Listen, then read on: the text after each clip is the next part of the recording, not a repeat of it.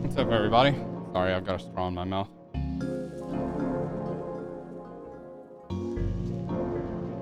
Fresh cut, fresh coffee, fresh water. We're out here. Updated OBS to version 30, and amazingly, nothing broke. Actually, really happy about that, and surprised too. Pleasantly surprised that nothing broke.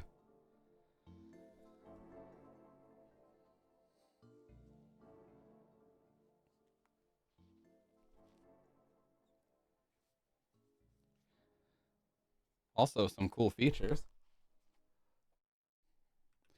Some cool features is now you can do full height dock. So what that is like, I always have my chat window attached as a browser dock. And what it does now is basically I can just make it full height and just attach it to the side of OBS. So it doesn't have to be its own separate window anymore. So that's really cool. So good features. And it didn't break anything that I already had going. What universe am I living in, dude? Because usually anytime you update OBS, it's guaranteed to fuck something up. Unbelievable. But yeah, fresh cut. I had Bridget go to work with the one guard. So I'm one buzzed everywhere, except for the very top and the bangs.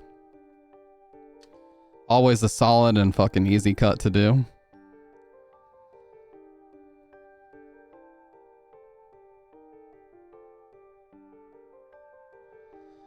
But I miss streaming.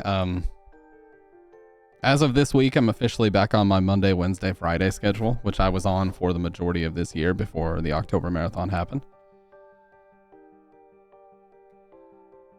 So we're going back to that because that worked really well. And until my schedule changes to Monday through Friday, I don't intend to change it again. I really like this streaming schedule, and I feel like it works out perfect for me. So if my schedule changes from Monday to Friday, that'll be one thing. Because at least Friday night, that'll be like my weekend night. But until then, I think I'm content with how it is.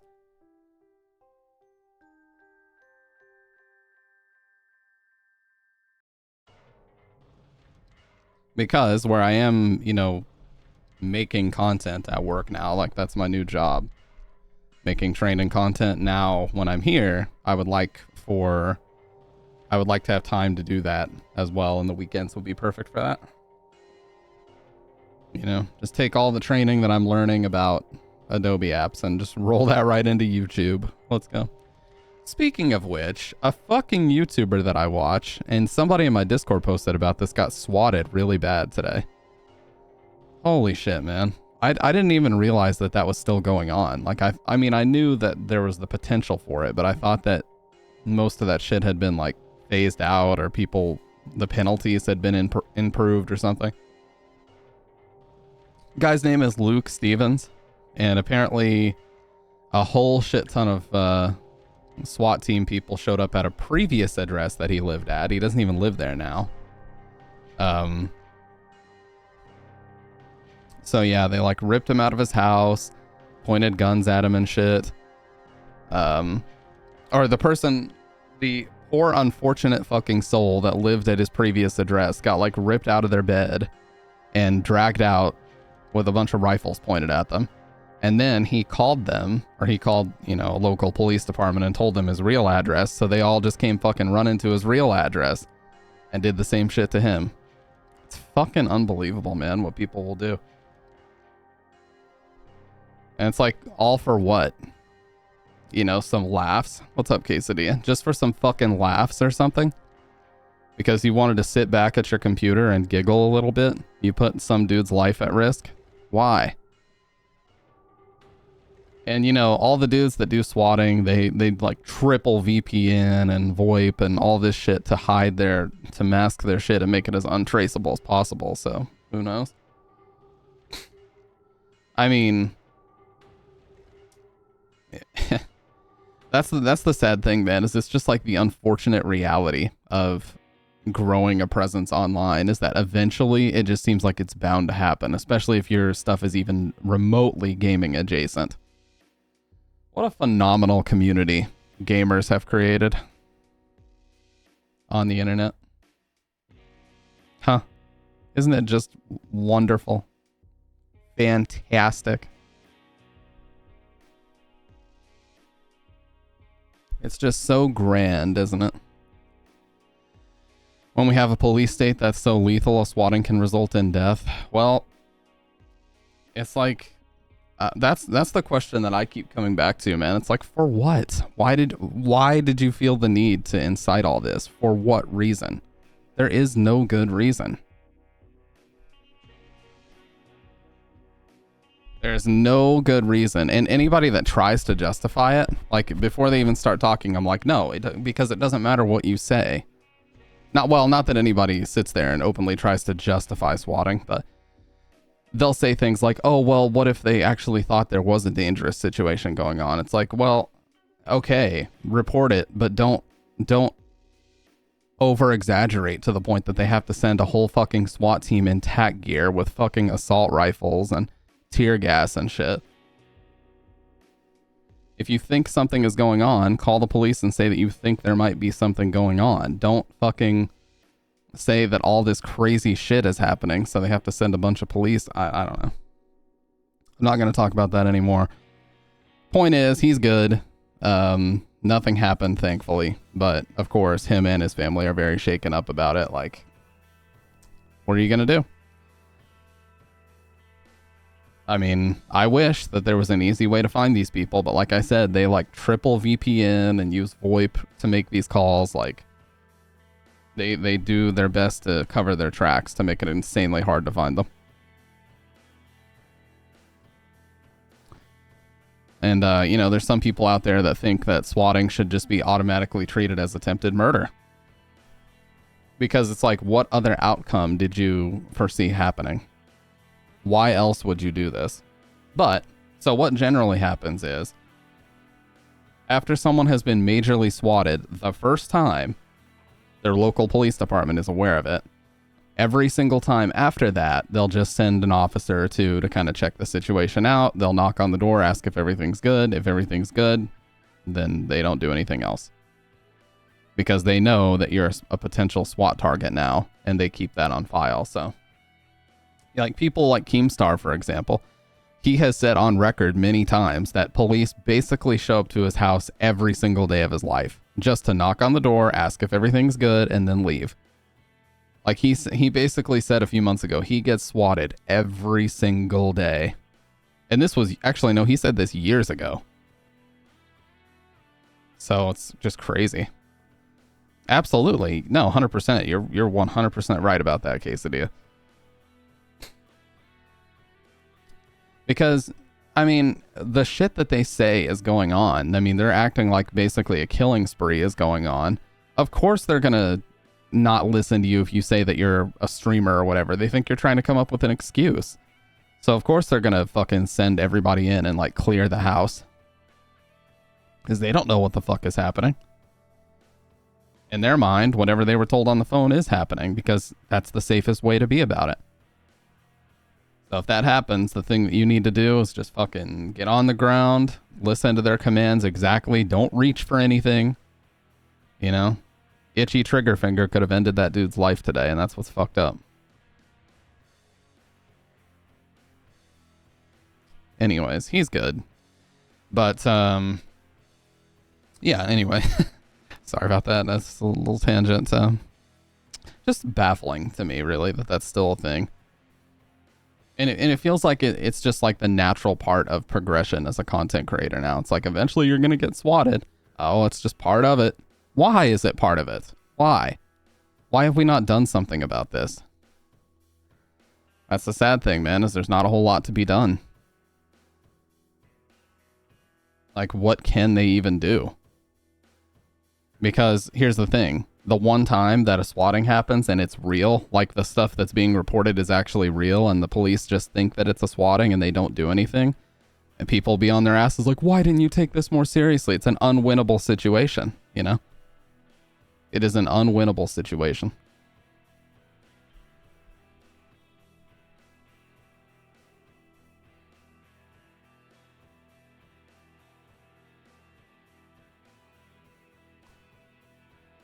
But anyways. Yeah. I'm really happy with this schedule. Monday, Wednesday, Friday. I cannot fucking believe that next week is Thanksgiving already. Like, holy shit. Feels like this week has just, or it feels like this year has just disappeared. Just coming into the conversation, but some, not all, or even most law enforcement agencies are becoming more and more aware of swatting practices. Yeah. Well, that's what, you know, the guy said. He was like, you know, the police have heard of this phenomenon. Like once they basically cleared the house and they were able to calm his kids down because he had like a 2-year-old and a toddler that were in the fucking house wondering what was going on. Once they got everybody to relax, they explained like, yes, we know about this phenomenon, but we still have to initially check to make sure everything is okay. That's just our policy, and that's just how it is. So it's like, even though they're aware of it, they still have to clear the house, make sure everything's good. And then once they're able to get 100% concrete confirmation that you are an online personality and that this is what happened, then they can just get it to the point where basically they just do a wellness check when something like that comes in. Like I said, people like Keemstar said years ago that they get swatted every single day of their life. Like a cop will knock on the door once a day to be like, hey, everything good? He's like, everything's good. And then they get in the cop car and they drive away.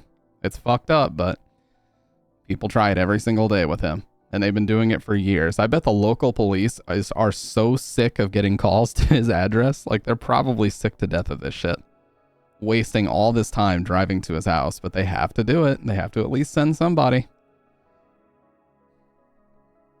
Yeah, exactly. He had people shoot at his house.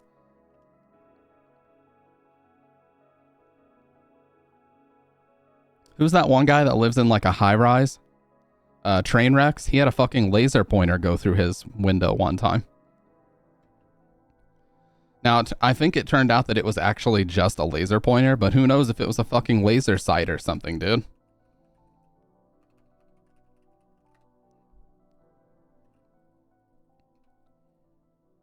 Look. He's sitting here streaming, and this shit happens. Wait, where's my...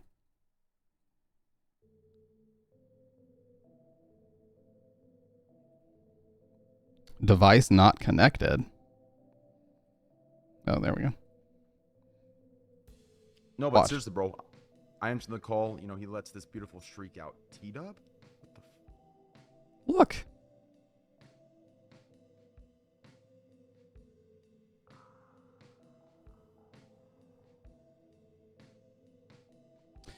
I think he went to Kick. He didn't stop streaming, he just went to Kick as a new streaming platform. But yeah, he's just sitting here streaming and a fucking green laser just shines through his window. Yeah, and the comment says, this is some genuinely scary shit. If it was someone trying to find his apartment, then they probably went around the building shining the lights until they saw that come up on his stream. Stay safe, dude. Holy shit. Yeah.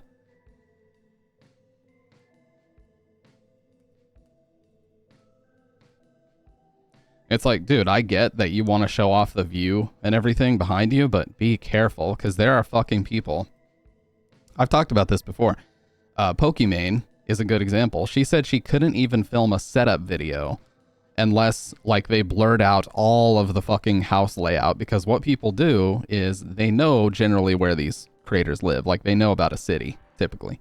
And so what they'll do is they will browse sold Zillow listings to find houses that were already sold, just to match up the layouts. Like, they'll match all the floor plan and exactly where the windows are and exactly where things are. Like, people do crazy shit, man. It's almost to the point of renting a studio to stream from is safety requirement. Yeah, I know. Like XQC. This dude has moved. How many times has he moved now? Fucking 10 times in the past, like, 5 years he's had to move. Because of situations like that. It's like literally nowhere he goes is safe. I think for a while he was streaming in like the basement of a studio space with a bunch of security there. That was like the safest he ever was. But the fact that that even has to happen is so crazy to me.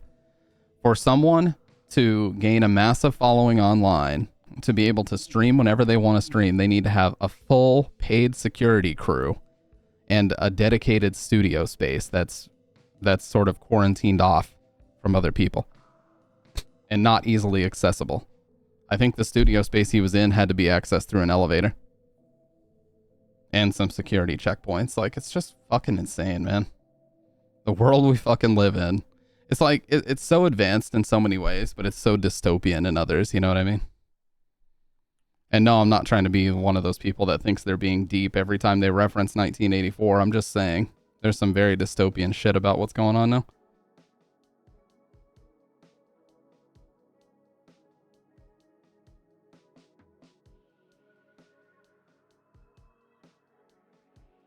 Not like one of those Twitter reply guys that just every single thing that happens, oh my god, this is just like 1984, guys, give me hearts, please.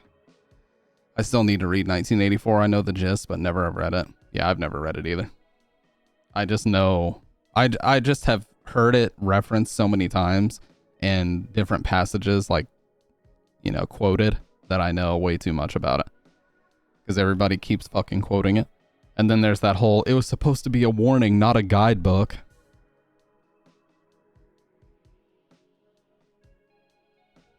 You know, it's funny though. What was that Pixar movie, Wall-E or whatever, where all the humans just sit in like floating chairs and they're really obese? People are also making the point that we're fast tracking ourselves to that because everybody's sitting at home. Everybody's ordering Uber Eats and DoorDash now. So we're just sitting at home eating fast food and gaining weight now for the most part. Obviously not everybody, but you know, a large portion of people in the US are doing that now.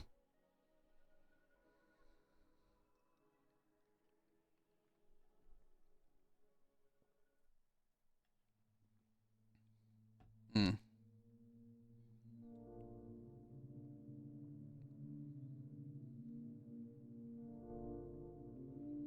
No, it feels really good to be back. I'm not gonna lie. When I was going through the October VODs, and I made it, I like to just scan through the VODs. I'll do like 2 minutes at the beginning, 2 minutes in the middle, 2 minutes at the end, just to make sure there's no like obvious video delays or audio fuck ups, anything that I may not have noticed. I'll just kind of skim through it really quick at different intervals. And I just like to do that for a couple minutes of VOD just to make sure there's nothing obvious. And if there is, I'll download the VOD and try to cut it out and fix it in Adobe Premiere. Everything was good. I didn't have any issues, but it was a little bit sad when I got to the last couple videos, like the Silent Hill 2, 3, 4 13-hour stream. That one was a little sad, just knowing that I was at the end of it. October every year it's kind of double-edged sword. Because as much as I love streaming, and I really do, it's the everyday that eventually builds and gets me. So by the time we're on like day 24 or 25, I can just see it in my face how exhausted I get. Because I don't take time off of work typically in October. That's a very busy time for us. Well, in my old position, it was a very busy time.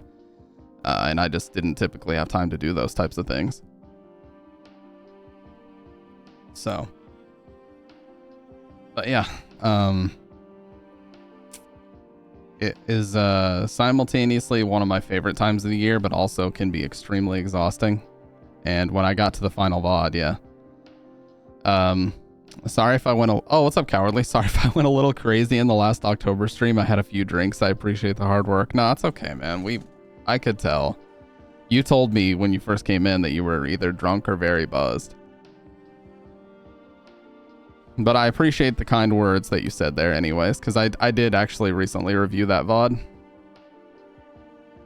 And saw what you said. You were still being very nice and respectful. You weren't like being belligerent or anything.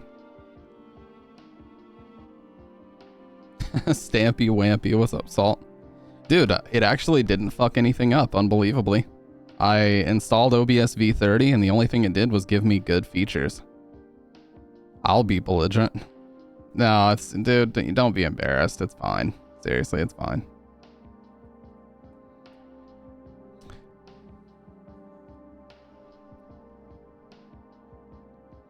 But yeah, kind of like what we were talking about in the Discord. I just wanted to touch on that really quick, Salt, like what Dave was talking about, where he said it's very easy to fall into the same grind, rinse, repeat shit where every day is the same. It's not supposed to be like this. Find ways to break the norm, find a new hobby, meet people, don't get sucked into your computer.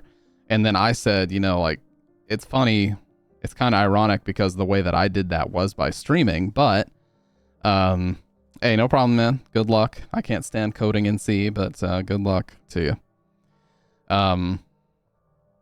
But yeah, and like I said, I know it's easier said than done, but the way that I always handle that type of mentality is I'm just like, look, if I don't do something, am I really just going to sit here and do nothing all day? And then once I start to think about that, I'm like, no, fuck that. And then I get up and I do the thing that I'm like dreading to do.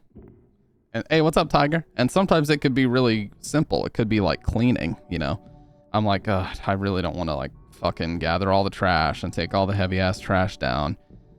But then when I sit there and I think of it, it's like, am I really just going to let it build and not do anything about it? Like, fuck that. I'm just going to go take it down and then I'm done. You know what I mean?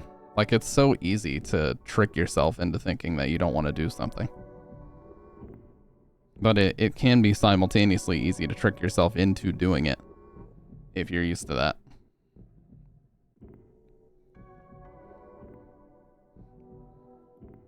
Got to replace the control arms on my car, so I got to order those and build up the motivation to do it too. Yeah. And I'm not gonna lie, there are some motivational speakers that get me up and out doing stuff, like Arnold Schwarzenegger. Anytime I listen to Arnold, or Arnie as people call him, anytime I listen to him talk about motivational speaking, I'm like, yeah, you know what? Fuck this. Ultimate Warrior, RIP. Ultimate Warrior, yeah, he has a YouTube channel where he does like a bunch of motivational speaking.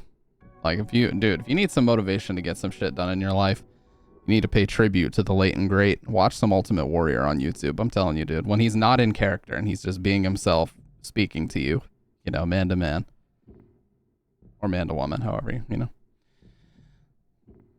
Finally got winter tires on my shit box. Sometimes you got to eat the frog. Exactly. Exactly. If I knew what that meant, I would 100% agree.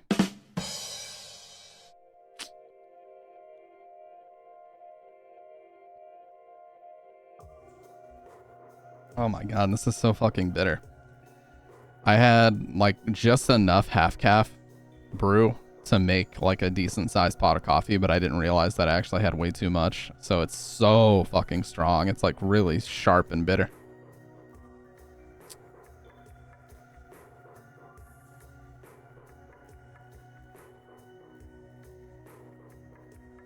But yeah, I had a friend who was asking me the other day, an IRL friend who was asking me how to...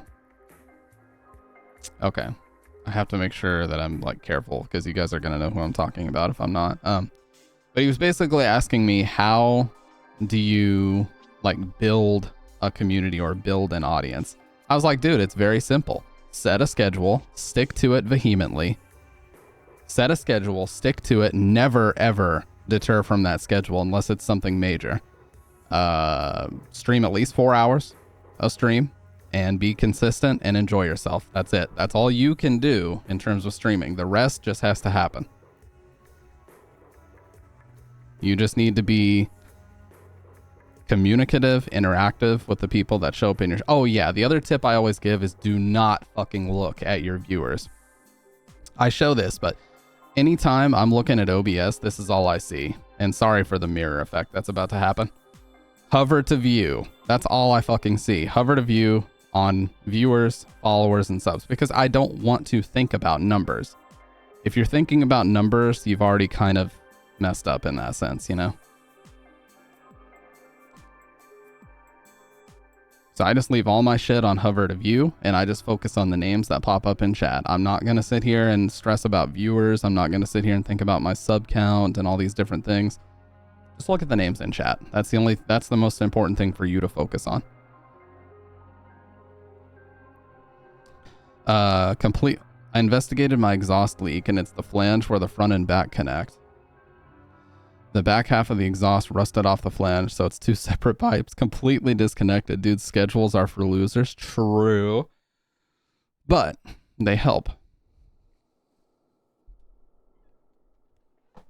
Because in streaming, one of the most important things you can do is build consistency.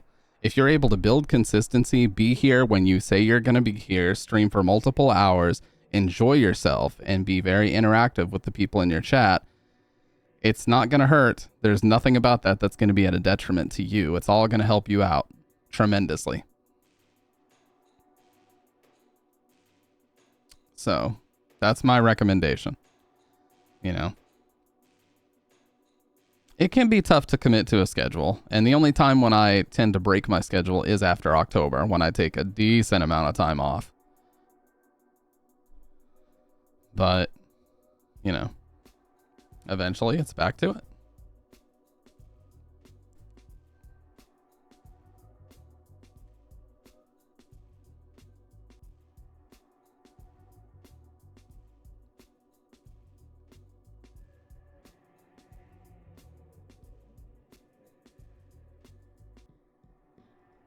So if we go back to when I really started doing this again, which would be late 2019, ending today, I have now streamed, I'm waiting for this to load in, I have now streamed 2,733 hours.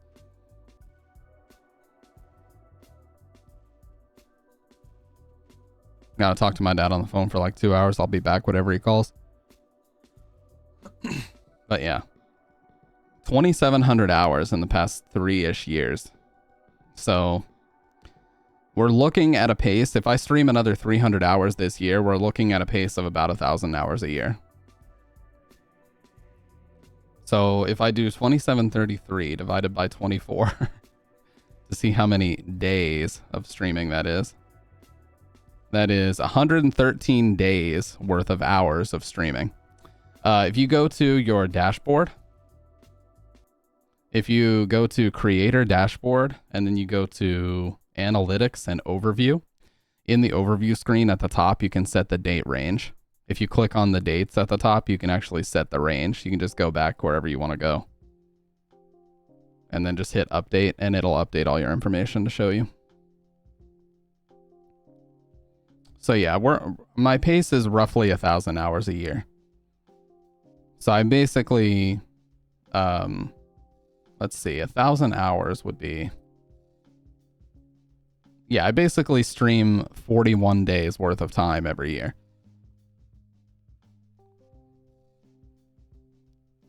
Well, I came back to streaming. So what happened was the pandemic was kind of looming in a sense, like in January of 2020, a lot of places started to lock down and a lot of people were just sitting at home, not doing a whole lot. And I was one of those people. So I was like, I used to stream a lot on Twitch. Let me get back into this. And I had not streamed at all in like 5 years. 2014 was my last legit stream. And it was like Street Fighter or fucking... No, I did like 2 Overwatch streams in 2016. Like when the game was brand new, I streamed a little bit. But that was it. Nothing actually serious. And then, like Christmas time 2019, I got a decent Christmas bonus from my job. And I was like, you know what? If I'm going to start taking this seriously, I need like good equipment. So I bought this exact mic that I'm still using to this day. I bought my first mixer, or my first audio interface, which was the Focusrite Scarlett Solo. And I bought the Cloud Lifter and this exact arm right here. This Rode PSA 1 arm that I'm not using anymore, but it's still in the desk clamp mount. So I bought all this shit, which I could still use easily. I ended up spending absurd amounts of money on old games when the pandemic hit. Started collecting games around then. I overpaid for old enterprise service. Yeah, but those servers are still more than usable, dude. But yeah, that's basically what I did. I invested in the audio part of it. And then over time, I would upgrade the audio interface. So I started with a Focusrite Scarlett Solo, no EQ, no anything like that. My audio sounded really bad. And then I switched to the Go XLR Mini, which gave me a lot more options. And then I switched to the full-size Go XLR, which I'm still using now. I'm using the full-size Go XLR chained together with a Roland Bridgecast line in, line out loop so that I can control my volume and your guys' volume independently. That's the Bridgecast's only function, is the volume mixing.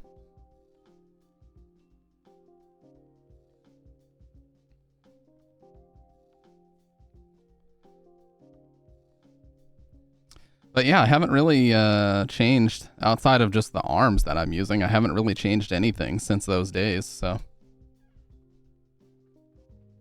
I've talked into this fucking mic for now, Jesus, almost 4 straight years I've talked into this thing.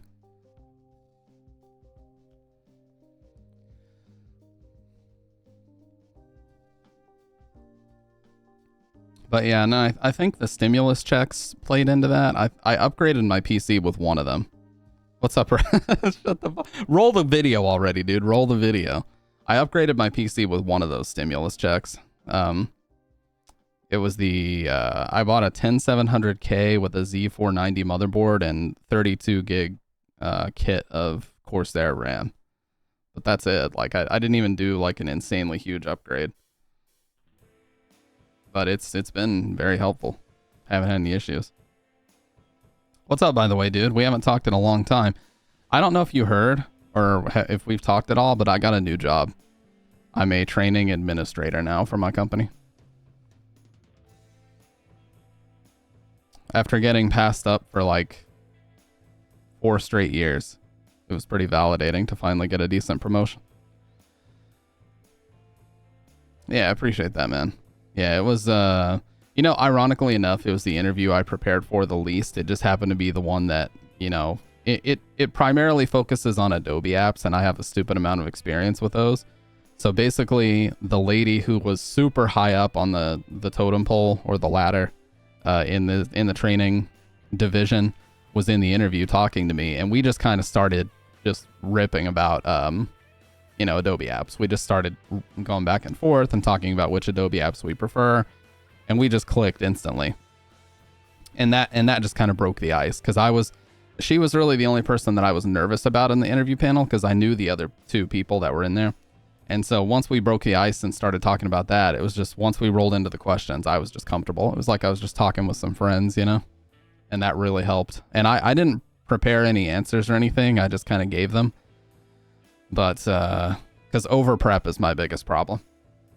I'll watch videos about like, interview tips and this, that, and the other. And I have so many of the tips bouncing around in my head that when they try to ask me a simple question, I can't get it out because I'm trying to consider, but if I say this, will they get the wrong idea and this, that, and the other? Yeah. Exactly what you just said. I easily get in my own head if I'm over prepped. So I have to make sure to just avoid that bullshit altogether. Just avoid that whole like area of the internet altogether. I can't remember shit enough to do interviews like that. Well, typically I do the prep like right before I go in, like literally 30 minutes before. And with remote interviews, you can do a lot of things. Like people will take paper notes and they'll mount the notebook on like a kickstand underneath their camera. And the people that are on the panel interview can't see that you're slowly flipping pages to try to, refer to your notes. So there's a lot of things you can do to really help yourself in a remote interview, but I don't operate well that way because I make it too obvious that I'm referring to notes.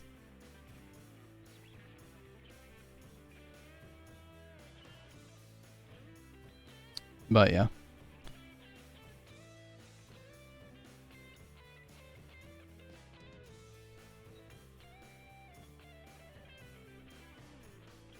Yeah, Rats, we did 163 hours in October. So enough actual hours for full 4-time work weeks on top of actually working full time and never missing a day all throughout October. Every year, man. Every year it gets fucking crazy. Even crazier. Yeah, the finale stream was actually was a lot of additional stress because with the way that the timing worked out, I had to finish that stream and then my interview was like 6 hours after finishing the stream. So I basically had to lay straight the fuck down, get some sleep. And then I woke up and did like, just like 15, 20 minutes of like, okay, what will I say if they ask me this and that and the other? And it was like just a couple, maybe 10 minutes, 15 minutes of prep. And then I just sat in front of the camera and waited for the meeting to start. Like I'll have a number I need to remember and then go look at something else and forget what the number was. I do that a lot if I'm trying to look for a specific like video or something. If I'm trying to look for a specific video to link somebody or I was going to talk about something, as soon as I get distracted, it's like, oh fuck, what was I looking for again? And then I have to backtrack through all my last like fucking 20 thoughts to get exactly where I was.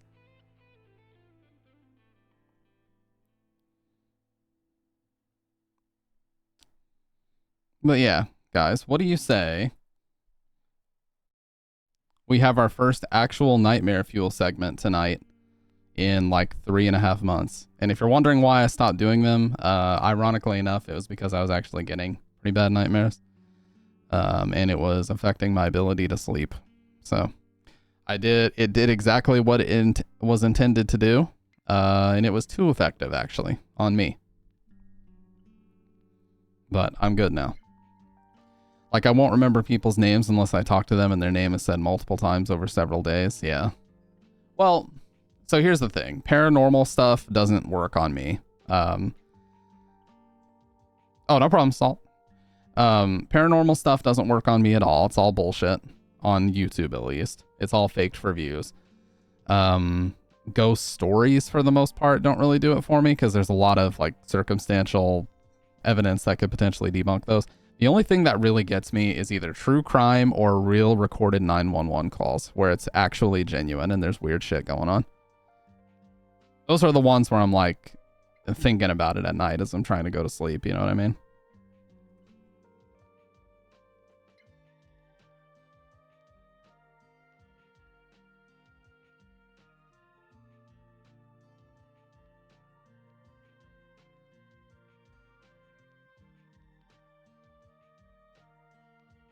Sorry, I just had to blow my nose. But yeah, that's the shit that gets me, like, actually makes me struggle to go to sleep. But when we were at the height of the nightmare fuel segments, like doing one every single night, it actually was a little bit easier just because I was used to the routine, you know? There was this story, Rats, I don't know if you heard about it or not, but apparently it was a real reported story to the police that someone was selling an old, what do they call it? Like a deep freeze, you know, like one of those freezers where you open the top and you put all the food in and you reach down inside of it. Somebody was selling one of those on Craigslist, and the dude went to the house that it was being sold from, and there was just a corpse right on the bed next to it. And then as soon as he saw the corpse and freaked out, he heard like stomping upstairs, like running down toward him, and he had to get out of the house and drive away as quick as possible. Jesus Christ, man. Fucking Craigslist. That's why I will never use Craigslist or Facebook Marketplace or any of that bullshit. I used Facebook Marketplace one time, and I regretted doing it because the person was adamant about so basically, I went through a phase where I was obsessed with collecting CRT TVs. I still have one, but there was a JVC that's like known as a really good consumer CRT. So I found someone locally that had one, and I asked them to meet me at a store, and they refused. Like they basically argued with me. They're like, "No, if I'm bringing it, I'm bringing it straight to your house." And I was like, "Well, all due respect, I really don't want you to know my address. So can we just meet at this place?" And they just refused. Like it was so weird. Like some people are just adamant that they come directly to your address. You remember that? So, fuck that. If you're on Facebook Marketplace or Craigslist or whatever, meet someone in a public place in broad daylight. You know, just fucking meet them in a Walmart parking lot or whatever, Kroger parking lot, some kind of open, obvious parking lot in broad daylight where there's lots of people around. That's where you need to meet people. And if they refuse to do that, immediately block them and just don't go any further.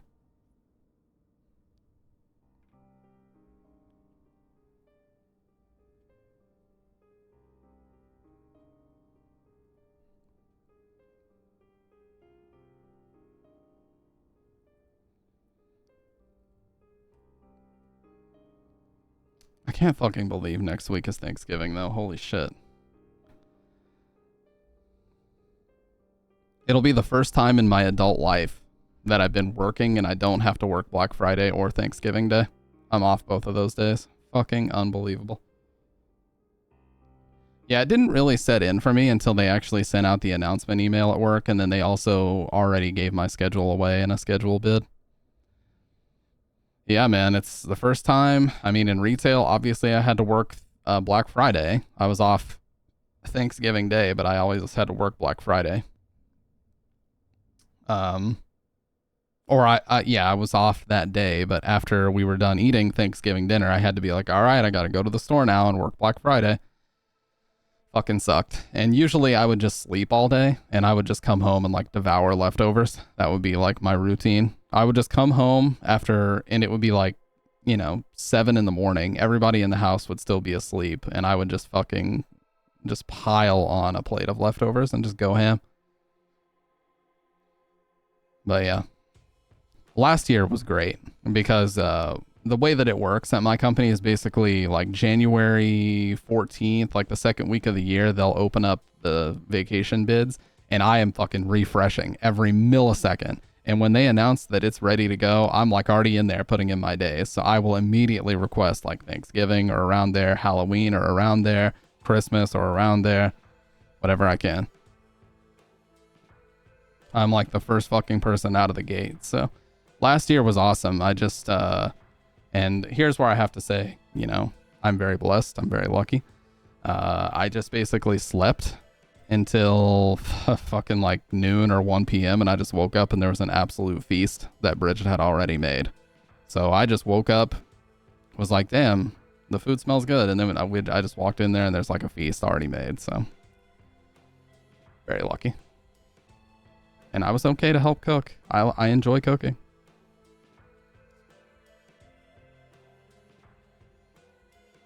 But I wasn't going to complain, you know what I'm saying? Also, I finally did play Biohazard, as in the very, very first Resident Evil on PlayStation 1. I had never actually completed that game from start to finish before. And honestly, I can say, after playing both it and Remake, I kind of prefer the PS1 version.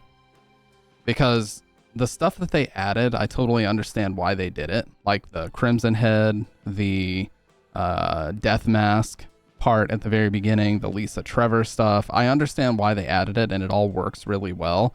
I just feel like it makes the game considerably harder, where the original Biohazard is already pretty difficult, especially once the hunters get introduced. That game gets pretty fucking hard.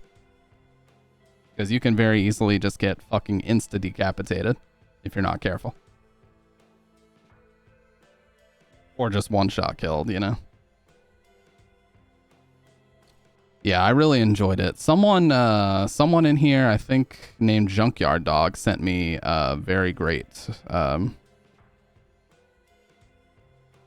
version. But yeah, unfortunately, Sony has not. They haven't made the original Biohazard available on digital just yet. Just the direct. It's either the director's cut or the DualShock edition, whichever version has fucked up music. That, for some reason, is the one version they decided to make available digitally for you to buy on PS3. So, but yeah. Yep, it is. Yep. The intro was colorized. So not black and white anymore. The intro was colorized. It has all the functions of director's cut without any of the music deletion or replacement. So it's kind of like the ultimate version. Yeah, it was great. It was perfect. Looked awesome. Performed great. Everything about it was great.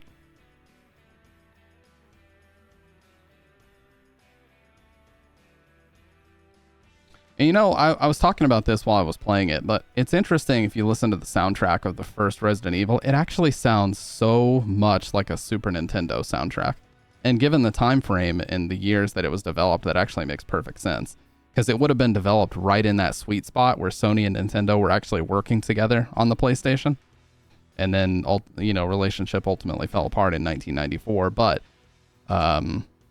you know, still. That's when it was primarily developed, is 94 and 95, so it makes sense that the music sounds very Super Nintendo-y. I mean, the save theme sounds a lot like Aquatic Ambience. The lab theme especially sounds like something from a Donkey Kong Country game or similar. A lot of the residence or cabin music sounds like it could be on Super Nintendo. And remember, wasn't Resident Evil like the spiritual successor to an NES game originally? Or was it a Super Nintendo game? I can't remember. But I watched a video about it recently. It was like the spiritual successor to a game that never got localized to the US, of course.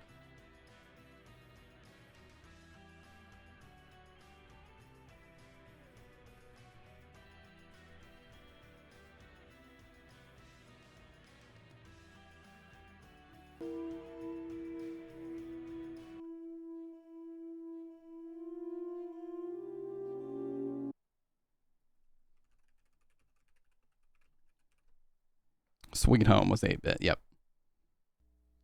Okay, so let's see.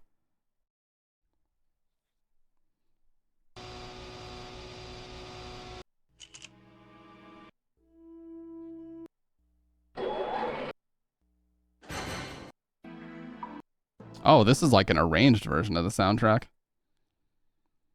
By the way, check out the new camera frame, dude. I'm doing it like the cool kids do. I actually have a rounded frame with a black, I've got a rounded frame with a drop shadow, dude. We're doing it.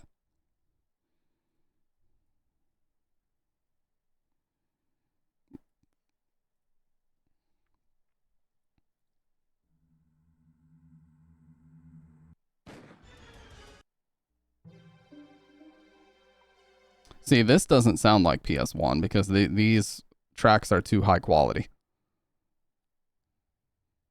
Everybody knows save room. More rooms. One unavailable video is hidden. But this sounds so much like a Super Nintendo song.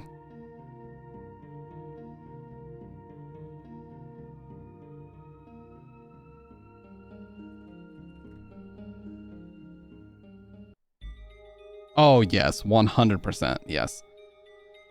Like, this just sounds like a slightly higher quality version of something that the Super Nintendo could produce. 100%.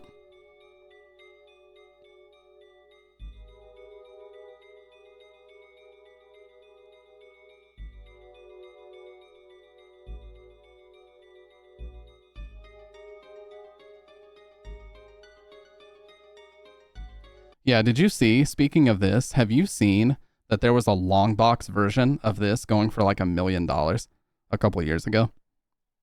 So there's a guy named Carl Jobst who was basically not necessarily the whistleblower. Other people had written articles about this, but basically Wata, or the company that was grading these sealed older 80s, 90s video games, they were basically collaborating with the auction houses to artificially inflate the prices to just absurd levels.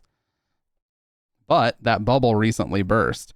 So there was a like Wata 98 point something A++ version of like Super Mario 64. There was a 98 plus. Basically, it's just a percentage grade. Like you send in a sealed copy and they'll grade it from 1 to 100%. The highest I think anything has ever gotten is a 98.9, and then they'll give it a letter grade and stuff like that. So there was a long box Resident Evil that sold for $1 million, and now it's on sale for like 50,000. So holy shit, the person who paid $1 million for that and thought that it was just going to keep going up, oh my god, they lost so much fucking money. They lost $950K at a minimum, and that's not even including auction fees or anything else.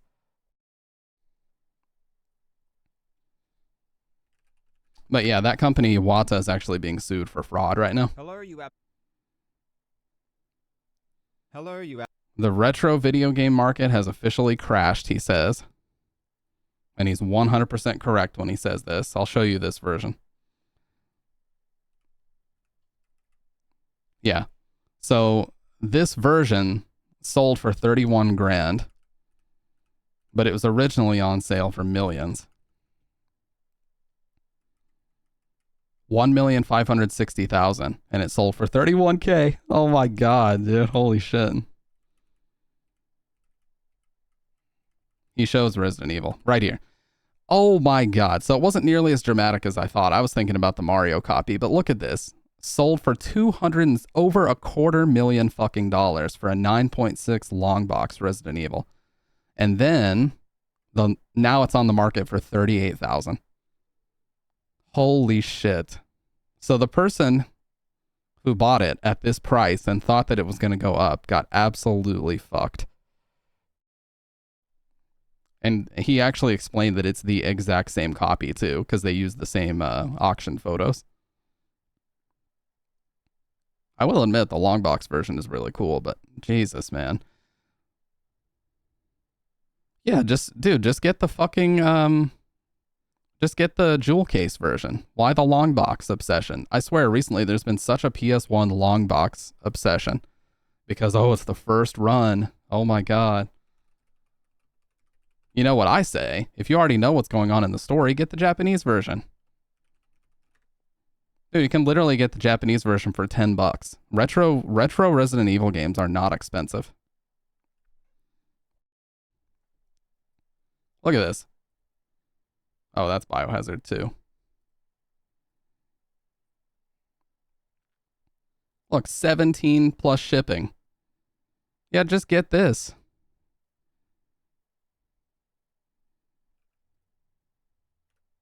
Oh. It's literally $17 plus shipping. And that's Biohazard 1 on PS1. Like, if you already know the story, just get that.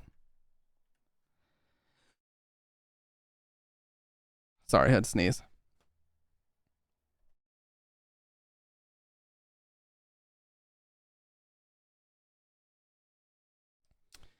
People do that with music CDs as well. I think it's just the novelty since a lot of people never saw long boxes in store. Yeah.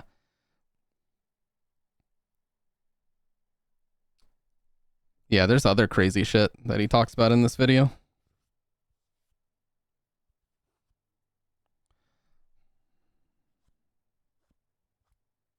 Saw some band recently ripped the Biohazard eye artwork for a promo. Oh no.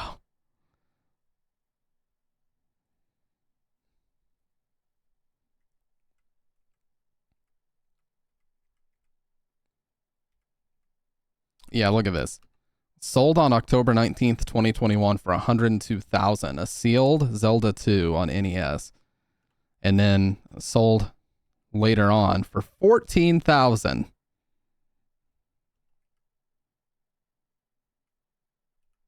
Russian Attack, which is not even that good of a game on NES. Sold for $43,000 and then recently for $7,800. Yeah, here's another long box obsession. Originally posted for $87,000 and purchased at that price too, no less. And then sold for a fraction of that. $17K. Oh, I bet this, yeah. $18,000. $6,600. So the reason why Final Fantasy VII is not too sought after in this version is because it's available digitally in so many places. We now have the Final Fantasy VII digital download that you can get on either PS3 or PS4 or PS5, to my knowledge. You can get Final Fantasy VII Ever Crisis, which is like a chibi mobile version of the game that recently got released. You can play the remake now, and it's available on PSP and PS Vita. PSP store is dead, but it's still available on PS Vita, and that store, to my knowledge, is still up. So it's just available in so many different places that they don't need to, like, the physical copy is not that sought after unless you're just an obsessed collector. There are plenty of ways to play Final Fantasy VII. Hey, what's up, Gravity? Yeah, I think, I'm very surprised, Rats. There are two things that just, like, permeate the hardcore music scene, which is skateboarding and horror. I'm always, I don't know why I'm surprised, but it's like skateboarding and horror are just the roots, it seems like, of a lot of hardcore music. Like, so many people will name themselves after slasher villains or different things like that, or they will wear masks, or like Slipknot started out, let's be clear, they started out as a more hardcore band in the 90s, and they did that. Once, by the time Volume 3 came out, they had gone completely fucking Rick Rubin mainstream, but before that, they were actually a pretty heavy band. And Jack Daniels, yeah. And then in the background of like almost every hardcore video that you see of people playing like a house show, like for example, the Jerome's Dream video with Orchid there, they've got fucking Powell Peralta banners hanging up around the house, and they've got skateboards up against the walls. They played in skate parks. Like, there's so much that skateboarding permeates, and also horror games, horror movies. Just everybody, it seems like, is a student of horror, and they borrow elements. Yeah, I do skate, Gravity. A lot of the younger kids into hardcore around here are maniacs for skating and graffiti. Yeah. And I mean, skateboarding is fucking everywhere, dude. I mean, there's even some shit like that show Mid-90s, or that movie Mid-90s that Jonah Hill made or whatever. He was even talking about how important skateboarding was to him growing up. It's like, without realizing it, it's just kind of become this thing that everybody references as a positive time in their life. It's just a very liberating thing, I find. Like, you learned how to primo. Dude, learning how to primo is fun, but landing primo can be a fucking nightmare. That's how you, like, tear all the shit inside your ankles. If you try to do something even simple and you land at primo, and your ankles just decide, hey, I'm just gonna fucking... Yeah, the ankle breaker for real. That's how you get the fucking double Achilles tear, dude. That's some scary shit. But yeah, it's just so liberating. Like, just put in some headphones and just push around like a big empty parking lot. Once you get up a decent amount of speed, all you really need to do is ride around, and it just feels so fucking fun. And every trick you learn, it just gets more and more fun. But yeah, horror especially. That one surprised me when I was younger, but not so much anymore. But like Usurp Synapse has a lot of like French horror movie samples in their songs. Like in Disinformation Fix, they have ones like 3 Clicks, or mono versus stereo. Or no, that's an Orchid song. What am I talking about? But yeah, 3 Clicks has like a French horror movie sample in the beginning. It's gotten very fun to watch the pit because I guess they're so used to getting fucked up skating. They're fearless around motherfuckers spin kicking, yeah, and doing the lariat and shit. The fucking double spinning lariat. Yeah, I tell you what, my dad used to always tell me that skating builds character, and he especially meant like slamming. He used to tell me that slamming builds character. I never broke anything, thankfully, but yeah. Oh, here's the saddest one in this video. Look at this. Poke Park Wii Pikachu's Adventure sold for $22,800, and then recently it sold for $600. Holy shit. It basically lost like 90% of its value. Point being, this company Wata was basically artificially inflating prices with this auction website. 312, now 38. Even the creator calls Sonic the Hedgehog selling for $430,000 a scam.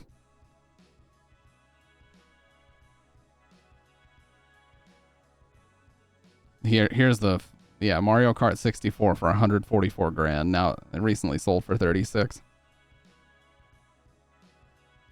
144 to 15. 156 to 14. Holy shit, dude.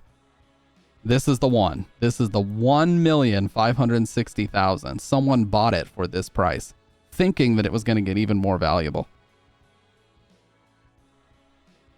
And look what it sold for. Oh, it looks like nobody ended up buying it. But the current bid is 75,000.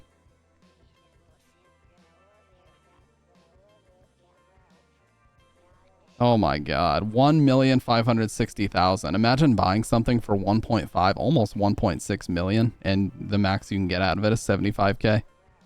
Holy shit.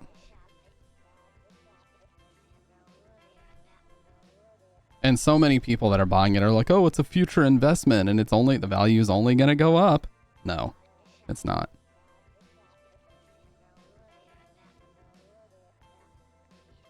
Yeah, 31,000 for an 8.5. Recently sold for 3,300. It's just unbelievable, dude.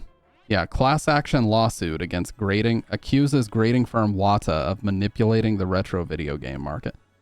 Company involved in $1 million sales of retro games reportedly hid its relationship with Heritage Auctions.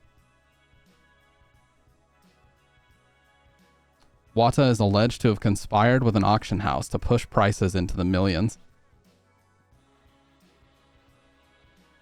Oh, absolutely. Yeah, it's if you pay that kind of money for a retro copy of a game like that, I mean, you're never going to open it.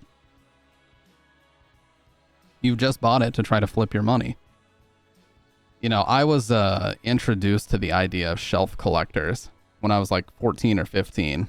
Like, I would see all these collectors on YouTube. Obviously not going to name any names, but there's like some big game collectors on YouTube. You guys probably know who they are. And they're like, oh, this is a sealed copy, so I can never open it. So you're telling me you bought it just to put it on your shelf and let it accumulate value over the years? They're like, no, it's super important. I'm just never going to open it. So it's just going to sit on your shelf? Like you don't intend to sell it. You don't intend to use it. So you bought it just to look at it? Kind of? Or just to have it in your collection? I mean, that's cool, but why, man? Why? You're not going to use it or sell it. What was the point of that?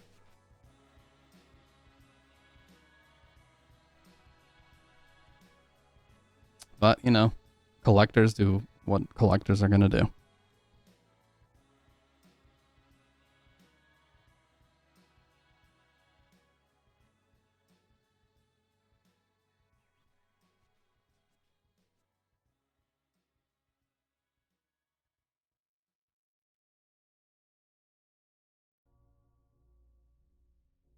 I heard a story recently where a couple did some work on their yard and found over 20 cans full of mint gold coins from the mid 1700s worth roughly 20 million.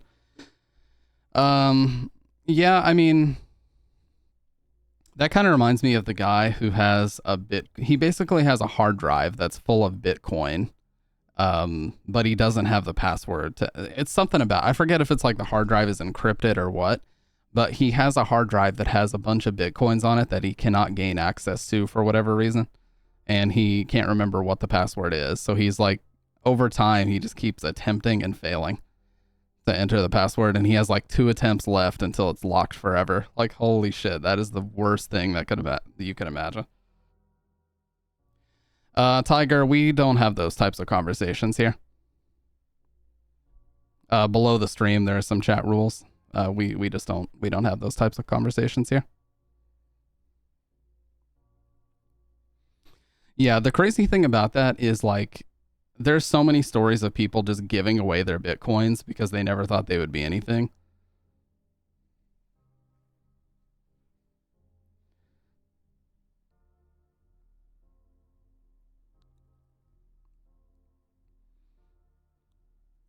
No, you're fine, Tiger. I'm just saying. But yeah, there's so many stories of people in like 2013 or 2014 giving away their Bitcoins because they never thought they would be anything. Dude, crypto is so fucking bizarre. Like, I've seen so many YouTubers. We all know who the most famous one is, but there was a YouTuber who basically posted, "I'm rich. Here's how crypto made me rich." And then less than a year later, they had lost all their money. And then they called the video, "I need your help." And they were asking for donations because they lost all their money to crypto. It's too fucking volatile, man. Too fucking volatile.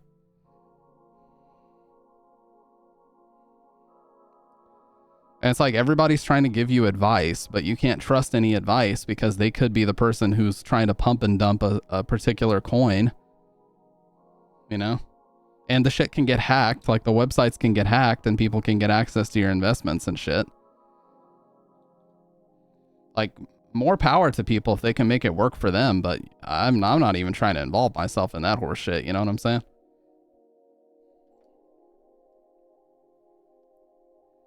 Like, stocks, I feel like, are pretty similar, very volatile. I mean, when the GameStop thing happened, holy shit.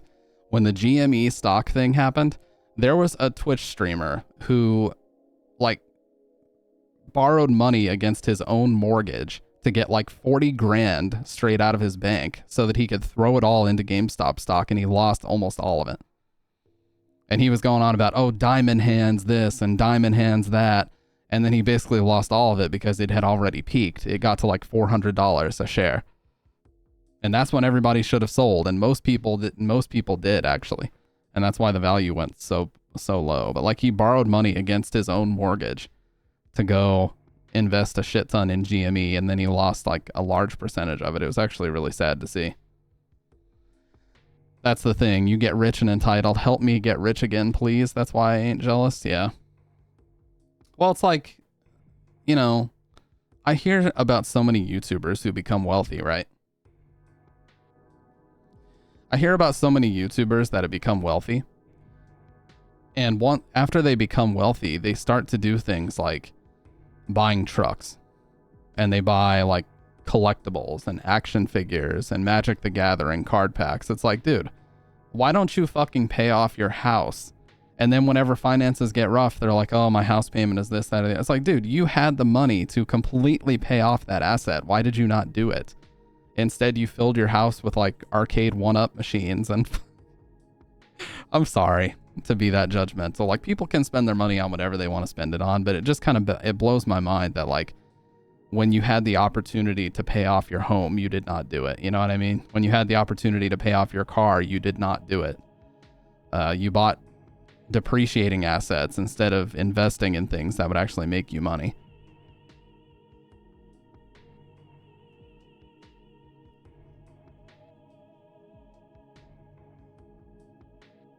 And I get that it's sort of that lottery mentality. I mean, we all know that people who win the lottery tend to go broke within like a year because they've never had access to that kind of money before. And so they just start spending. You know, they have all these things that they've always wanted to do, understandably. And so now that they have the financial freedom to do it, they just start spending and spending and spending, not realizing, A, that there are massive amounts of taxes involved, that those assets, in some cases, if it's like a house, are going to cost a ton of money to maintain. Like there was a lottery winner that bought like a $2 million mansion.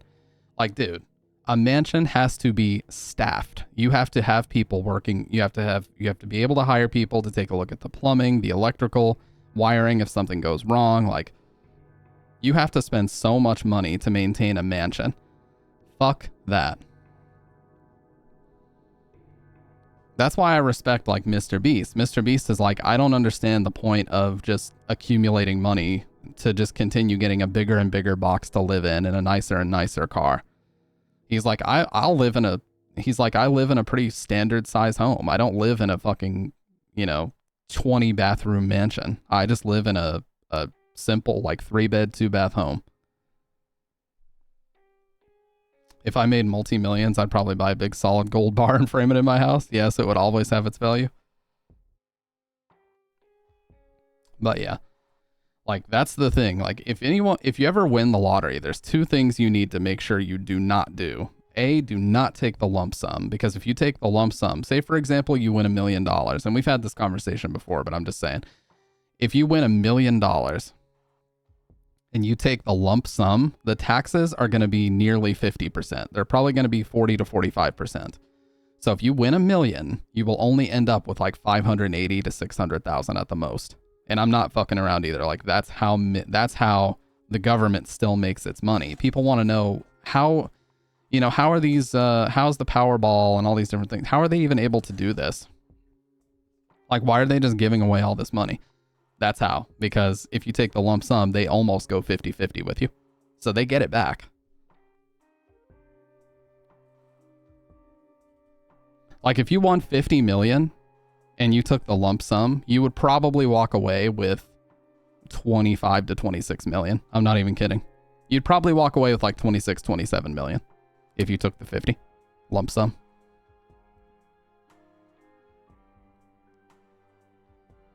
And your tax return the next year would be a fucking nightmare. Your tax return the next year would be an absolute fucking nightmare. Because you'd have to report all that, and then you'd probably get audited and all these different things. There's a lot of things that people don't consider. If you take the lump sum, you're like guaranteed to get audited. I would recommend take the payments. So you're getting, I don't know if it's like monthly payments, like once a month or twice a month. I don't know if it's bi-weekly or once a month. I think it's once a month. But it basically goes until the money runs out or until you die. So I would take the payments. And then, so here's the 3 things that I would recommend if you were to ever be lucky enough to win like more than $1 million. Take the payments, hire a CPA immediately, hire a personal accountant, certified personal accountant, or hire a tax attorney of some kind. Someone who is an expert with taxes and finances, hire them immediately.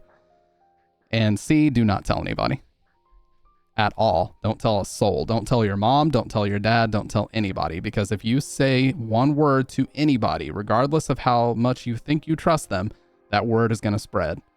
And every person you've ever met in your life is going to come banging at your door asking you for $1,000 here, $1,000 there. And it's just going to ruin your life because you can't trust anybody. So take the payments. Hire a CPA, personal accountant, hire a tax attorney of some kind, hire an expert in finances. Don't tell anybody, take the payments. Those are my 3 tips if you were to ever win. And don't quit your job either, because that'll be too obvious. No, I've not won. I'm just saying, like, I've watched a few videos of like, people on podcasts just having this type of conversations, and they just talk about, how wild it is that lottery winners go broke so fast. And it's because they want the lump sum of money. They don't hire financial experts. So by the time they have to do their taxes next year, they get audited and then they get ruined. And they spend money on things that cost them money instead of making them money. And yeah, it's tough to like compose yourself when you see like, holy shit, I have 26 million at my disposal or something. But like, you just got to take the payments, man. But yeah, there was a guy who won like a $20 million prize, and he did end up taking the lump sum. And that's basically what he did. Oh, what's up, Freak Sticks? Long time no see, dude. How you been, man? But yeah, that's basically what he did. Like, he yeah, you could do that too. If the amount is high enough that you want to do that, absolutely. Throw all that money into a savings account and let it build interest. Holy shit.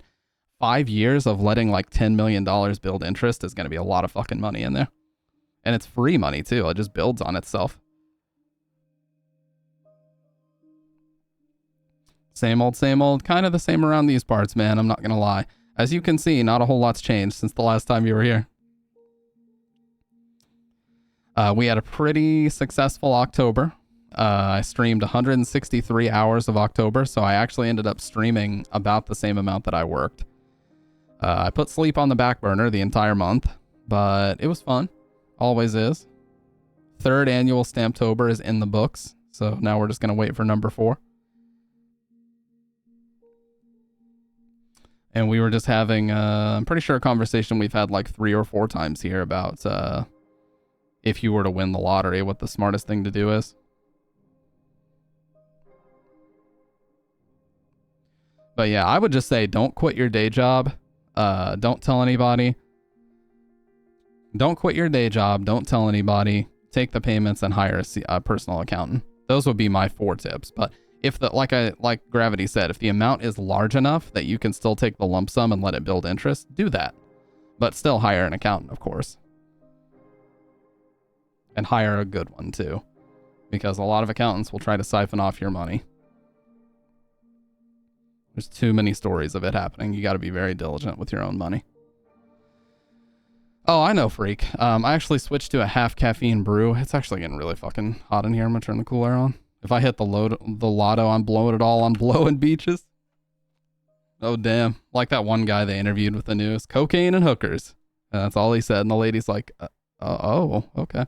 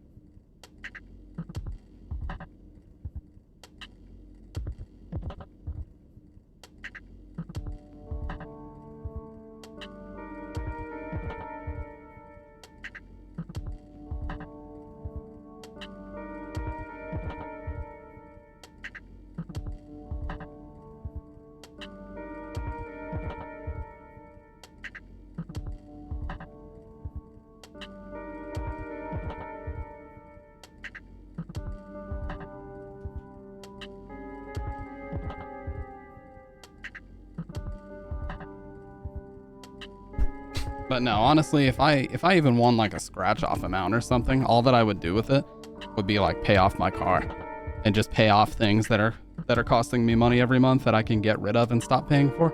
That's what I would do.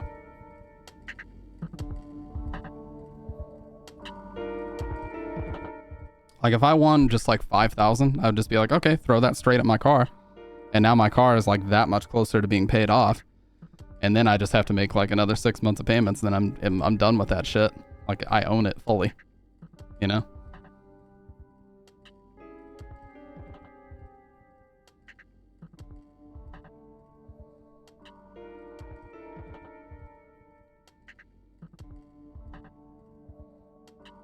Oh shit, what is it? What is going on with this helicopter, freak?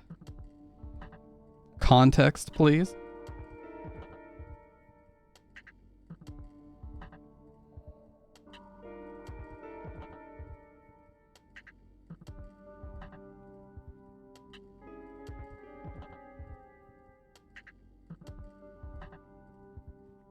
Also, I was genuinely concerned about Dr. Red, man. He's been streaming. He likes to do a follow-up marathon in November. I've been following the trimmer chopper, I like to call it. But yeah, he's doing a follow-up. He's doing a follow-up marathon called Docvember, and he has been doing ungodly amounts of hours, dude. Like insane amounts of hours.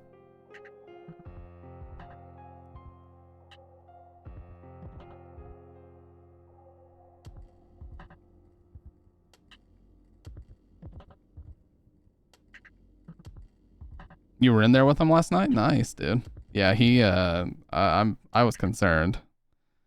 I mean, he's doing like 60 hours in 10 days. His very first stream, he ended up streaming like 16 hours of RE5 or RE2 remake. Insanity.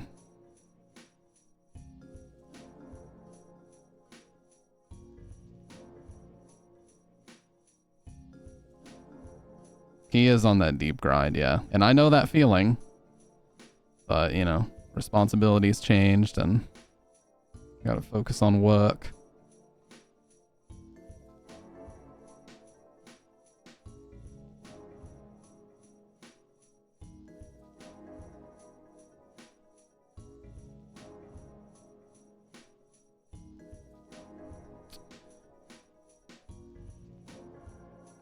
Yeah, I recently got a new position that's actually salaried.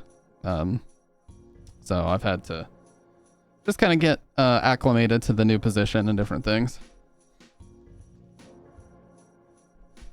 No, for sure. Yeah, I got a promotion recently, as in like the past 2 or 3 weeks, so it's been a little bit of an adjustment. That's why I haven't streamed as much. But once I get into the swing of the new schedule and the new position, my new responsibilities and shit, I think it'll be fine. It's not going to impact my ability to stream late at night. Like, there's never going to be a situation where I have to get on.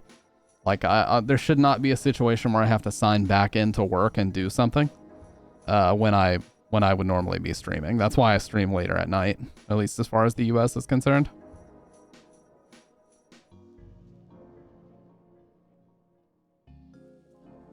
So you guys won't really notice much of a difference. It'll just be, you know, work shit.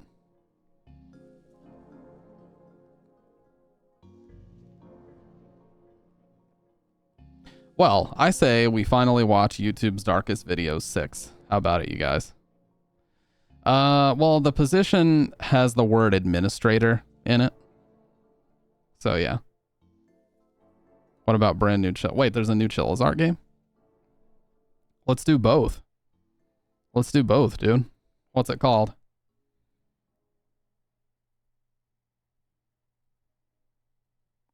The Kidnap. Oh, okay. Yeah, I appreciate that, freak. Dude, this guy is just fucking putting out games left and right, dude. Very positive. It's a Japanese horror game about a kidnapping incident. Dude, he has so many fucking games coming out now. Like Parasocial just came out a month ago, right?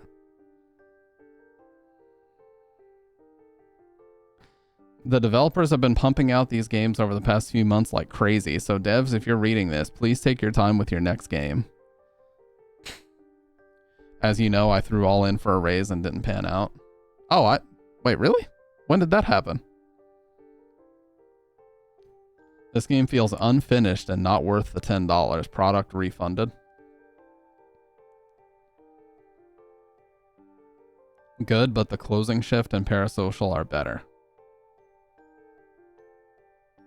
I've played every Chillazart game. This is marked very helpful. I've played every Chillazart game. All of them have always amused me a lot, but this one is really completely useless. Plot without any bite, bare and very called plot twists.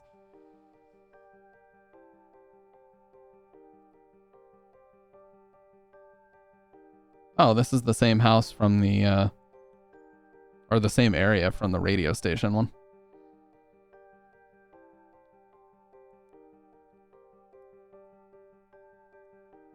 Yeah, we'll do both. We'll watch YouTube's Darkest Video 6 and we'll play it. I mean, fuck it. I was gonna play it no matter what, you know? Well, asking for a raise is extremely difficult, freak. Because, like... What's up, Mag? Are you still cat sitting? I need that money. I really do. I need that money to pay my bills. What's up, Mag? Yes, sir. Oh, so you just wanted to perform in Monkey. Frank can hear you as we speak. Frank is a beautiful boy. I wanted to give him ear scratches. We're gonna watch YouTube's Darkest Video 6, and then we're gonna play the newest Chillazart game. After. Updated the toil. Let me... Oh.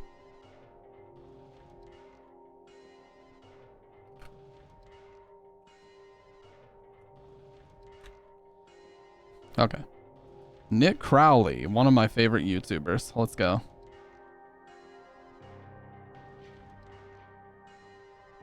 One of my favorite YouTubers. All right, guys, let me heat up my coffee. Stand up for a sec. What's up, Medicine Man? Actually, fuck it. Let's just get straight into it.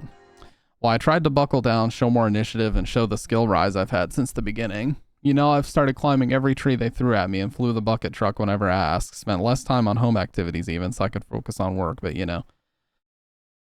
Yeah, man, like, asking for a raise is so difficult because companies don't want to give you any raises unless it comes with a promotion. So if you're not like up for a promotion, they'll just outright refuse. No, Nick Crowley, just, you know, he's not related to Alistair. Fortunately, no relation to Alistair.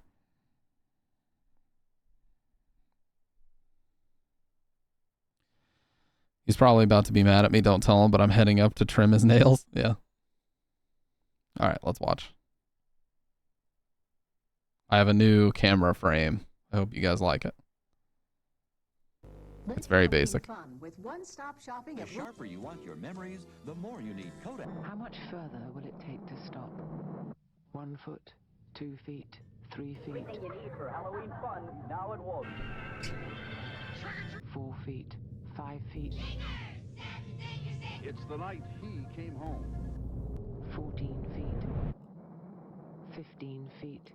Cigar 2, I'm at the corner.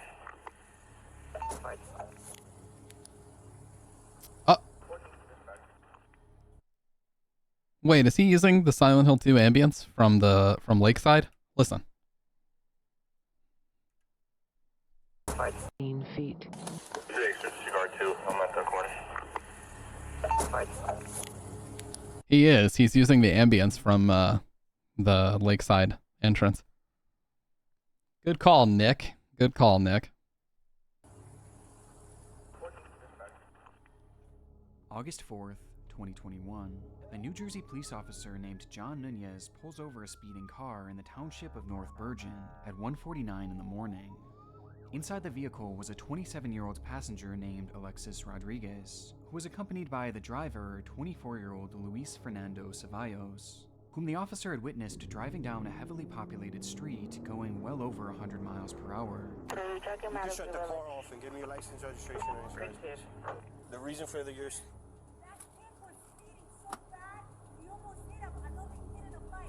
I know. That's why I stopped him. Yeah, that's why I'm stopping you for reckless driving, careless driving, speeding, and the lights you ran, okay? You were doing at least 100 on Kennedy Boulevard. All right, man? You almost struck my car because I was making a right turn. All right? Luis's driving was reckless, to say the least, apparently almost striking the officer's car and several... Is fuck the police an acceptable opinion to express in this stream? Well, you can express whatever opinion you want. You guys have the right to express whatever opinion you want as long as it doesn't, like, involve, you know, discrimination or any of the rules listed below. We just won't necessarily have a conversation about it. Others as he sped through town, breaking numerous traffic laws. Want to make the right turn? Lights turning yellow and woof. The next light on 66, red. Oh, this guy's gonna pull some shit. Despite this, Officer Nunez was sympathetic to the pair, as they were young and they were even on their first date. And despite there being grounds for a harsh punishment in a case like this, he made the decision to issue only 3 tickets, assuming that this whole situation would be enough of a learning lesson for Luis to never make the same mistake again. Absolutely not. Him that sorry, we're on a first date, being That's fine, but almost killing each other is not the way to start on a first date. before leaving the couple with some final words of advice. All right, man. Get home safe. Yeah, first date, let's drive 100 miles an hour. As the couple drives off to in a populated area. Romantic evening elsewhere, hopefully this time in a much safer manner. 16 feet. Okay. Not that he gives a shit about my criticism, but I think he's going a little overboard on this VHS effect. It's actually kind of like making me nauseous because everything looks like an out of focus camera.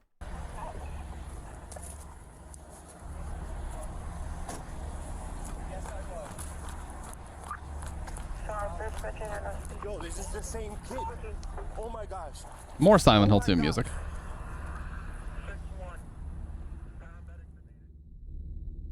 At approximately 2:13 that very same morning, Officer John Nunez would be called to the scene of a nearby accident, only to arrive and discover that the car involved in the wreck was the one that he had just let go, only a mere 10 minutes before.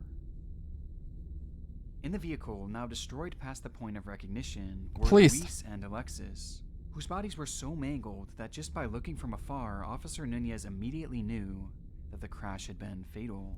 We're gonna need a crash team, sir. Crash team, we need a crash team. That's the same car I just had. Fatal. Oh my gosh. Oh my gosh. Yo, that's the same car, bro. That's the same car, man. The realization from the officer is devastating, as over the next 2 hours on the scene, you can hear him try and grapple with the situation, talking to fellow officers and even a paramedic, just trying to make sense of what had happened. That's the same car I just had, Sarge. What happened? That's the same car I just had, man. What did you have? That I stopped him for speeding. Are you okay? Yeah, I'm good. It's just, like, bro, I just told you, slow down, man. Like, you just stopped that car? Yeah, just hit him off with three. Like, oh, that was the same car? Yeah, I told him, like, bro, slow down. They're making me get checked out. But I'm fine, man. It sucks. Like, I just literally stopped him for the same thing. Like, yo, relax, slow down, bro. Yeah, he probably thinks he's responsible. But it's not your fault they get into an accident. And I had him stopped a couple minutes before. For speeding? Yeah. Based on the knowledge and news reports that have since been released, another driver had been backing his large semi-truck into a local business to make a delivery when suddenly the couple crashed into his vehicle. And as it turns out, this was far from a freak accident, as despite the warnings from Nunez, it appears that Luis took his words not as a lesson to be learned, but as further fuel for his ego, believing that he could get away with anything on the road. As evident by the fact that just 5 seconds before the crash, it was determined that Luis had been traveling at 124 miles per hour. Jesus, even man. faster than before he was pulled over. The entire clip is genuinely heartbreaking, and in the end, this deadly catastrophe serves as an all-too-important reminder to drive safely on the road, as the video has since been shared all across the internet, where it's since found a home here on the dark side of YouTube. 19 feet. 20 feet. Yeah, if you ever are in a car with somebody that obviously has a speeding problem, and trust me, I've known people that have speeding problems.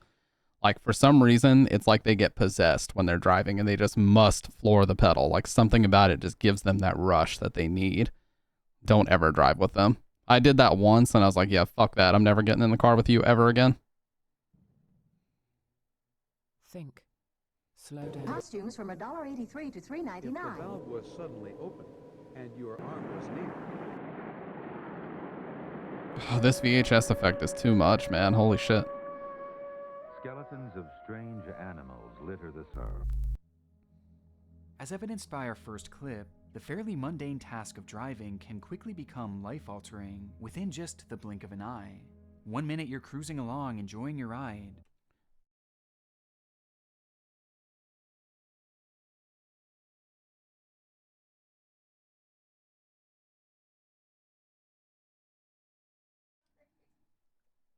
Had to get some headache medicine.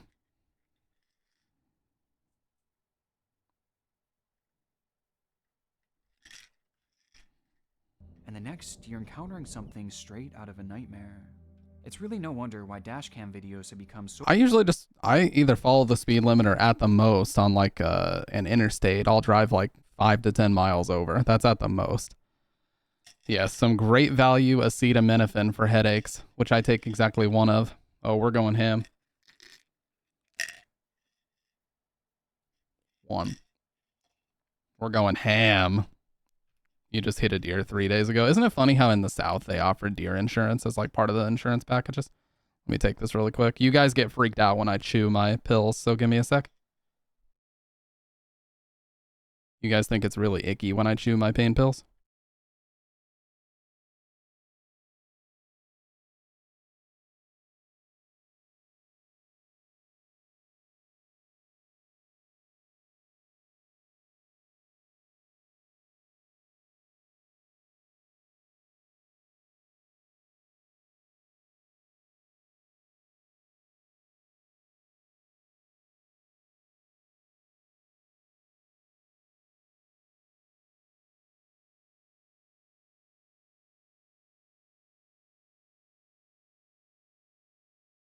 Trust me, I know you're not supposed to. Ugh.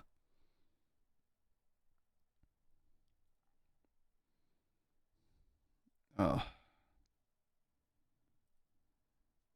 Oh, sorry.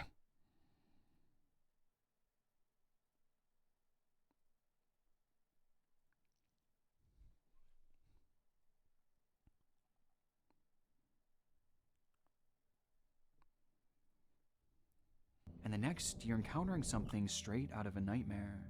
It's really no wonder why dashcam videos have become so popular throughout the horror space, showcasing horrific accidents, robberies, and all sorts of other disturbing moments.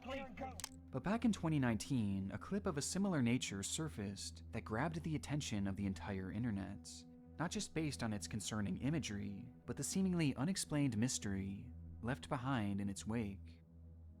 On the 30th of December 2019, a motorist was enjoying a drive on Highway 1 in San Francisco, California. The route took being in San Francisco was their first mistake. Just high kidding. above the sea with an open cliff face showing the vast beauty of the ocean.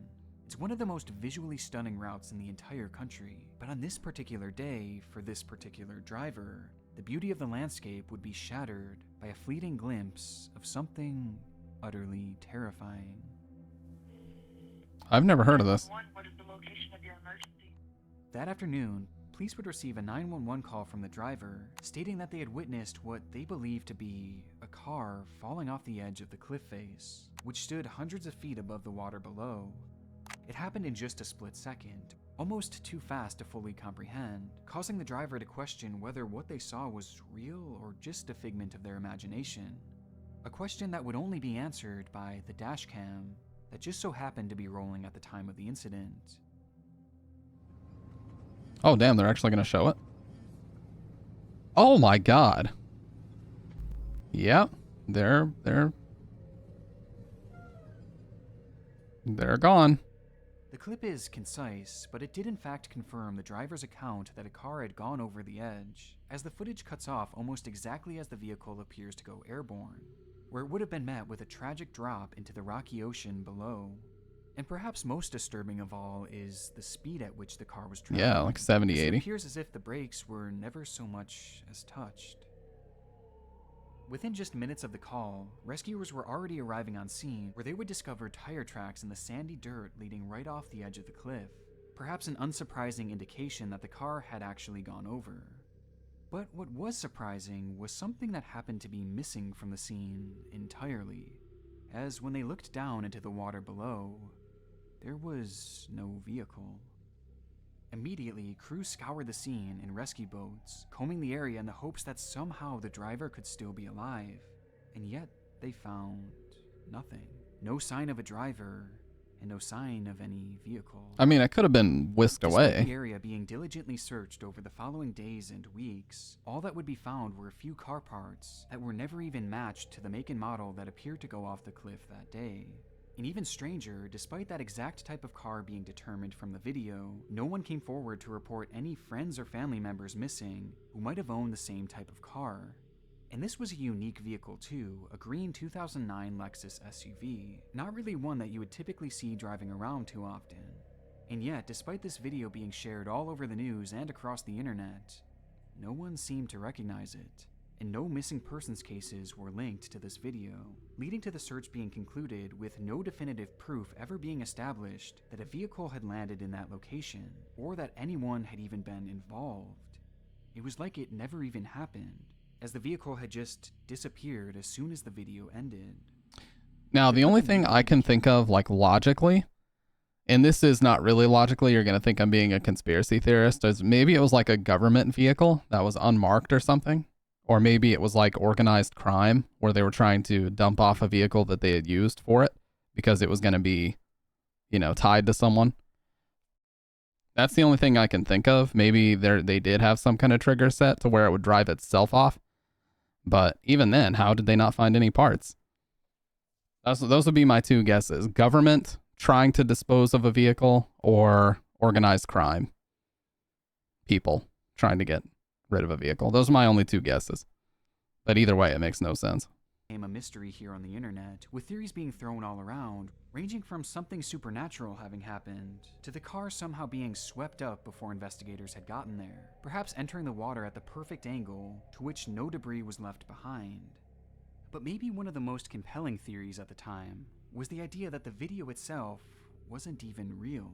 Oh. With experts even diving into this theory to see if they can find any proof that this was CGI. Yet their investigation found no evidence that this was the case. That looks extremely Despite convincing. this footage seemingly making no sense at all, this video was all too real, and was now left completely unexplainable, as the mystery would fall out of headlines and quickly be forgotten.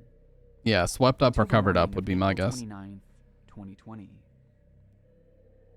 And that's the other thing. Just because it was reported that nothing was found doesn't mean that actually nothing was found. Like, things can be covered up. That's a good point, Freak. Things can be covered up.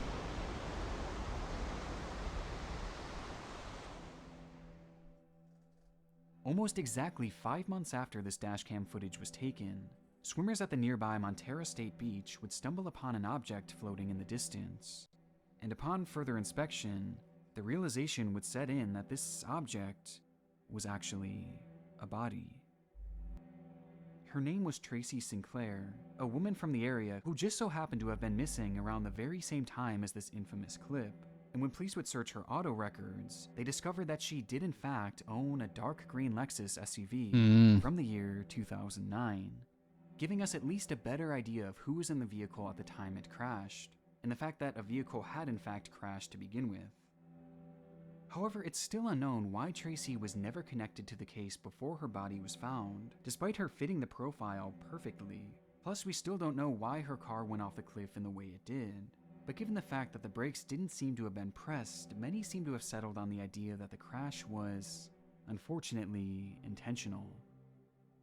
But perhaps the strangest part of this all is, to this day, that green Lexus has still never been recovered, nor have any of its parts, leading to the mystery lingering for many across the web who are still left unsatisfied by its conclusion. But for the family of Tracy Sinclair, I'm just glad that they can now take some solace in having some measure of closure to their dark, devastating loss. Yeah, I'm with you, Freak. I think swept up or covered up in one way or the other. Would be like trying to The passers. Before we get into our next video, as you guys already know, this channel... What, that's what he looks like? I've never seen this dude before. I just know his face, but he has a mask on in his profile picture. Damn, what a Giga Chad. And the spooky, which is why I am so excited to be joining Mr. Ballin and Ballin. Alright, guys, you know, warm up the wrist, press right arrow until the ad is over. Let's go. Bottom is dark and virtually lifeless. That's how you do it. Above, there's just empty sky. Our next case takes us to what would best be described as an environmental anomaly. As hidden within the outskirts of Mitsero, Cyprus, exists a body of water known simply as the Red Lake. As the name would suggest, this small secluded lake consists of red water that varies in shade throughout the year. In some instances, it appears bright red. Yeah, Mr. while in Ballin others is a it great almost YouTuber. looks blood-like. This anomaly is caused by various blends of minerals found within the soil, as well as runoff from a nearby abandoned mine, which was once used to extract iron ore and gold back in the 50s. Not only did this cause the water to change its shade permanently, but it also turned it highly toxic, and swimming here is strictly prohibited due to the danger that the water poses, with some going as far as to even call it an acid lake. This hasn't stopped curious tourists from visiting the area, however, and as a matter of fact, the dark allure... Well, knowing how dangerous it is, I'm sure a TikToker will go there soon and do a fucking cannonball into it. ...of this deadly lake seems to only drive curiosity, leading it to become a semi-popular location for extreme tourism. And those brave enough to journey out there have gifted us some truly stunning footage. Oh, whoa, it's so clear. Drone footage. Like this video from YouTuber 2 Wheels 4 Rotors, which shows a stunning overview of this deep red lake from the vantage point of a remote-controlled drone, providing us with a full view of the lake's beauty. But while most choose to view the water from afar, others prefer a closer look, as some have even been brave enough to make the venture down to the shores themselves, with the one video that stands out above the rest belonging to YouTuber Sarah Funk, So I discovered that there is a red lake called Mitisero. It's about 20 kilometers from Nicosia. Most people don't even know it exists. We're gonna go check it out. In 2017, the well-known vlogger and her boyfriend traveled to Cyprus with the goal of making it to the water's edge, documenting the entire adventure and showcasing just how remote the area is. Why how do people difficult do it these is to things? access, while giving their commentary on the frightening landscape. This is what like murder episodes are made out of, okay? Because it's always like a young American couple went on vacation to Cyprus. They went to see a red lake where nobody went, but they figured out why. And like it just never see us again. It smells so bad here. It's like so gross. It just like feels like death. You know what I mean? Eventually, their trek takes them all the way down to the shoreline. In where Sarah flip-flops, no stands less. dangerously close, In taking a fucking flip-flops, guys. First of all, the fumes might fuck you up. You could breathe in some very noxious fumes here that could fuck your brain or your lungs up. Why do people do these things? For clout, man. Photo of the deep red water. But though both of these You're videos too are close. interesting in their own unique ways, it would be a stretch to call them dark. And for years upon their release, they really weren't, as it wouldn't be until 2019 when it would be revealed just how disturbing these videos actually were. Yeah, Life Straw, one of the filters. Put that water into a pure or Brita filter. Year, Red Lake and its surrounding area were pummeled by relentless rainstorms, leaving much of the region flooded, including the nearby mineshaft. And within that mineshaft, a traveler would discover the decomposed remains of a woman, whose body had been flushed out by the rain, dislodging her corpse from a shallow grave she was placed in. And she wasn't the only one either, as after that discovery, the mine would be searched thoroughly, where yet another woman's body would be found, with both women having passed away due to strangulation, indicating that perhaps this was the work of a serial killer. And so Holy the entire shit. area within and around the mine would be searched from top to bottom, looking for clues or even more bodies. Though it wouldn't be until investigators turned their attention to Red Lake that they would uncover the true extent of the killer's work.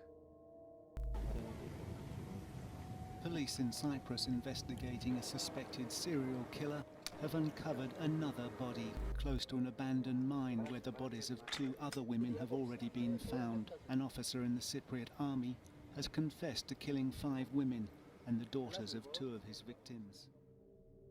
Within the water, 5 more bodies would be found, Bless. 3 of which belonging to adult women that too had been strangled to death, just like the previous 2 found in the mineshaft.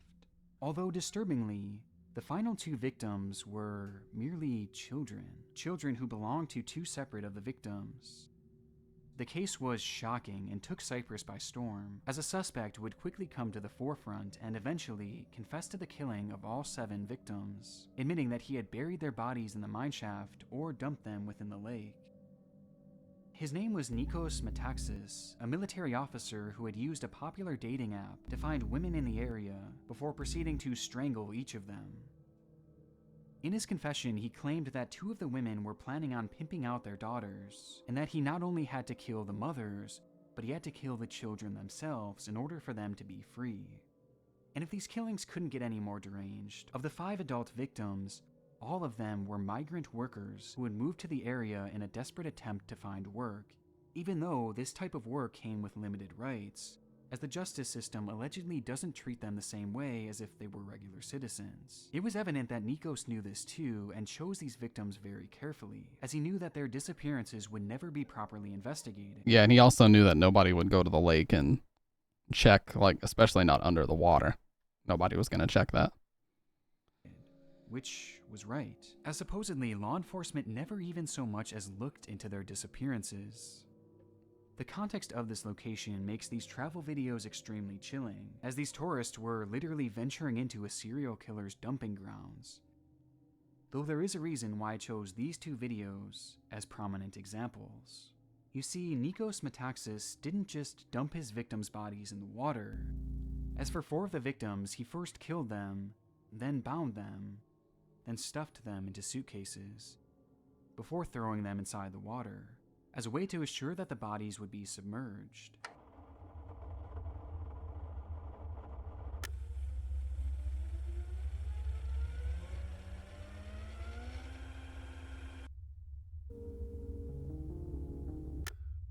Though years later, one just so happened to wash up to shore. Oh my god, you can actually You can see. see it from a distance in 2 wheels, 4 rotors video, as his drone flies directly over top of it. Though this isn't nearly as shocking as Sarah Funk's video. Can you see it in hers too? Yep. She crouches by the water's edge, just feet away from it. With neither of these two creators having any clue that in these moments they were actually videotaping the trapped remains of a lost soul. By the end of the investigation, all 7 victims were uncovered and finally given a proper burial, with their names being Mary Rose Tiburcio, Arian Palanas Lozano, Asmita Kadaka Bista, Eleno Natalia Buena, Maricar Valdez Ariquila, Livia Florentina Buena, and Sierra Ariquila. The case was officially closed in June of 2019, when Nikos was sentenced to 5 consecutive life terms, and will thankfully never see the outside of a prison again. However, his actions have left a permanent dark stain on the work of unknowing creators all across YouTube. Yeah, how did they react to this? Boy, but as the moon rose, he turned into a... As the cap came free, the rushing water grabbed the diver and... I wonder if that lady actually reacted to that when she found out. I'd like to check her channel to find out, but we'll do that later. Hallo und guten Tag aus Berlin. Ja, wir haben es tatsächlich auf uns genommen. It was July 24th, 2010, a day in which seemingly the entire country of Germany was ready to celebrate, as it was time yet again for another long-awaited Love Parade. This music festival had run off and on dating all the way back to 1989, where it's hosted some of the most popular musical acts in all of the world, as well as millions and millions of people. And it had grown to be so popular that during the event in 2008, an unbelievable 1.69 million people had been in attendance for what was essentially one of the largest parties on the entire planet. And the 2010 festival was set to be no different, with event organizers expecting a turnout of millions and millions of people. This amount of people coming together for any event is always going to be a logistical and public safety nightmare. Though despite event organizers and officials from the city it was being hosted in expressing their concerns over the size of the venue and its ability to fit so many people, the event was greenlit anyway, and it was determined that should anything go awry, there were proper channels for guests to evacuate in a quick and safe manner. No, And goes so out the on window that when it July actually hits morning, the fan. Thousands began lining up to experience this one-of-a-kind music festival. To control the crowd flow, the venue offered 2 large entry points that would lead the incoming crowd through a large tunnel which converged into a single main ramp. This ramp would then take the He's not a festival fan of nail trim. Are any cats though? from the venue itself, where the party was already getting started. And to help with crowd strain, an additional smaller exit ramp was set up to help manage the high volume of people. And based on the footage found here on YouTube, it seems that at the beginning, people had been flowing in and out of the area with little to no issues, with most enjoying the moment knowing that they were part of history. Though very quickly, a problem would arise, as after just a few hours, the venue itself was supposedly filled to capacity. As a result, law enforcement set up a corridor blocking each of the entrances, as well as a third located on the ramp leading into the venue, in an attempt to stop the crowd from entering the festival. Though this didn't stop the crowd from growing outside the main entrances, as after just minutes, hundreds of thousands of people had gathered, each of whom were desperately trying to get in, pushing their way towards the first and second Too many fucking people, man. As this was happening, the third corridor was also facing immense strain, as hundreds of thousands of people were attempting to leave the venue through that main ramp, meaning that at all 3 barricades stood countless patrons, all attempting to go in converging directions. Due to this strain, the first corridor would be dissolved, which was followed by law enforcement's decision to remove the second corridor as well, meaning that in an instant, all of these people were now rushing in directly towards each other. And worst of all, despite being allowed into the tunnel, that third corridor remained closed, leading to those walking through the entrance being met by another police barricade, as well as hundreds of thousands of people who were attempting to go the opposite way. It was the perfect storm. And now, each of these massive crowds were colliding, with everyone trying to force their way through in their own directions within this hopeless mass of humanity. Across YouTube, you can find various clips showcasing the commotion of that day. Some taken from afar, some were taken by those who didn't even know anything was wrong.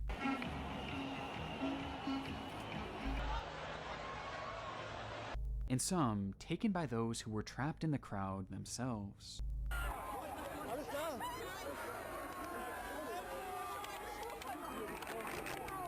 Jesus, man. People are packed like fucking With the crowd sardines. pushing now from all directions, there was just no stopping the force, Yeah. leading to them being squeezed and slowly suffocated, with the pressure being so great that some had their entire rib cages completely crushed in. Holy shit.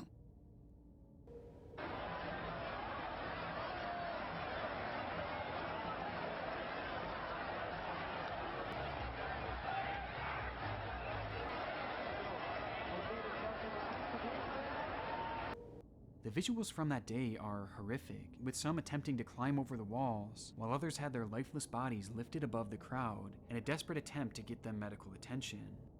But it was helpless, with the terror also being captured by survivors who would give accounts of what they experienced within that massive crush of people. I saw one girl they were trying to resuscitate and she had broken legs. Her boyfriend was near her, but there was nothing he could do. They put a cover over her head in the end. This is the first time I had ever seen people die. I saw 25 people piled on top of one another, a huge heap. The people couldn't get any air. I saw the dead in there. The number of people I saw lying on the floor was ridiculous. They had stamp marks on their faces. It wasn't until I saw people being resuscitated that I understood how serious this was. I don't even know if they were alive or Like, dead. you guys know in America, we have Black Friday, right? Black Friday, when it was, of course, now it's primarily online after the pandemic, but when it was in person, trampling happened all the time. People died because they fell near the entrance of a store and people would just run on top of them. And there'd be like hundreds and hundreds of people that would just stomp on their heads and stomp on their backs and it would like crush their ribs and shit. Imagine that, but on a grand scale. That's what happened here. Like, multiply it by several tens of thousands of people, and that's what fucking happened here. And to me, the power of this crowd is best shown within the CCTV footage that was overlooking the entire entrance ramp, as you can see people being pushed around from all different directions in a disturbingly unnatural manner, almost like waves in an ocean. In the uncontrollable frenzy, 652 people were left injured, with 21 sadly passing away, many of whom had died right there within the sea of people. In a following investigation, claims were made bashing the police on the scene for their response to the disaster, while the then mayor of Duisburg, the city where the event was held, named Adolf Saucerland, received heavy criticism and even death threats for greenlighting the event, with Adolf later going on to be impeached from office and lose his position entirely. And of course, the event organizers themselves faced extreme backlash, especially once it was revealed that the venue wasn't even filled at the time, and could have easily fit hundreds of thousands more inside, making the third barrier which ultimately caused this entire human crush completely unnecessary. Though in the end... Hey, no problem, Freak. Hey, we appreciate you hanging out and saying hi. It's been a long time, but it's nice to see you, man. And hope everything goes well tomorrow. So we'll see you around, and I'll still be in the Discord if you wanna chat in there. As always, I'll be in there. So appreciate you hanging out and have a good one. No one took responsibility for the tragedy, and no parties were formally convicted of any crimes. Of course not. Drink? Oh, it can happen this Halloween. They are the children of the... No one knew.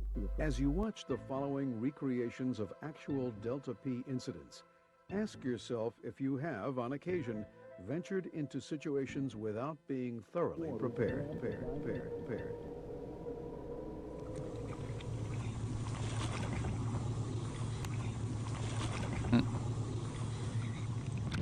4.9, absolutely. Sorry. Trying to move my Discord over to this window so I'm not leaking anything.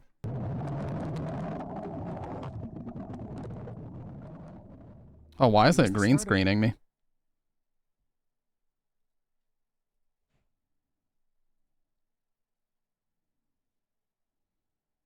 Why is it green screening me out, dude?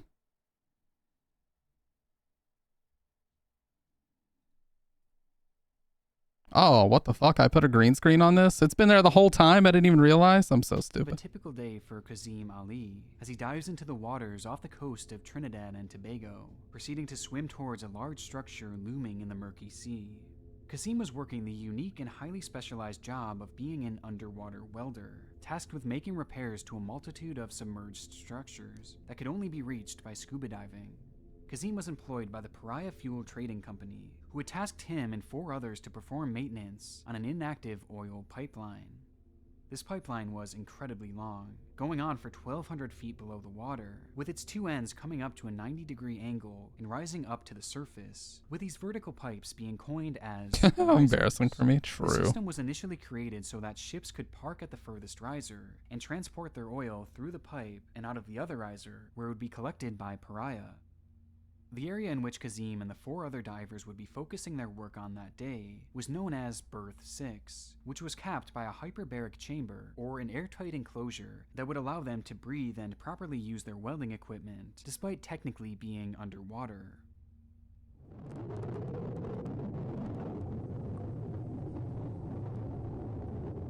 Dude, I got flashbanged so much with my monitor like this.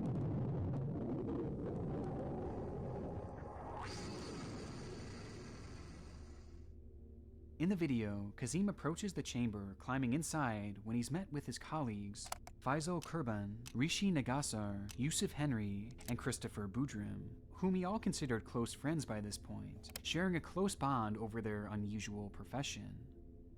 Once inside, the crew would remove their scuba gear, as they were now able to breathe the fresh air from the chamber, before going on to start their work on the pipe.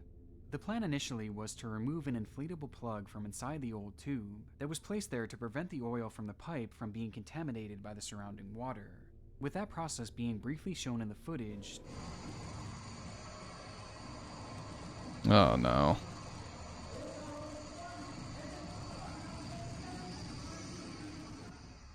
Until suddenly,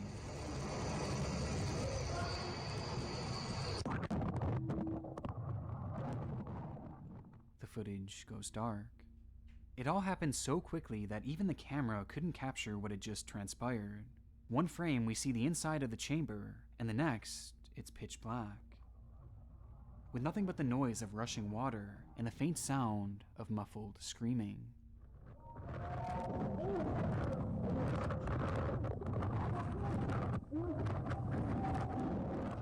Until finally we hear a voice, revealing in part the extent of the situation that had just unfolded.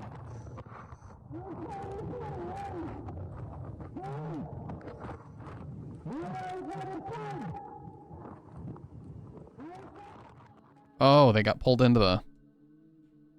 As the plug was removed from the pipe, in a time less than even a split second, the changing of pressure caused an instant suction in a phenomenon known as delta P, which proceeded to pull all the contents within the chamber inside of the tube, meaning that all the equipment, the air tanks, the tools, and the divers themselves were sucked into the pipe and were now being pulled at an impossible speed through the 1,200-foot-long tube system. Now this pipe was incredibly narrow, at only 36 inches in diameter, and as we hear Kazim being dragged throughout the tunnel, he and the others are repeatedly being struck by their heavy equipment.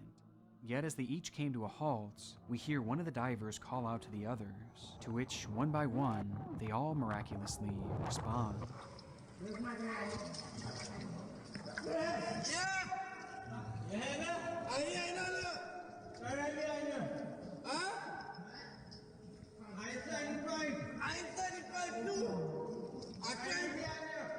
I'm trying to come up.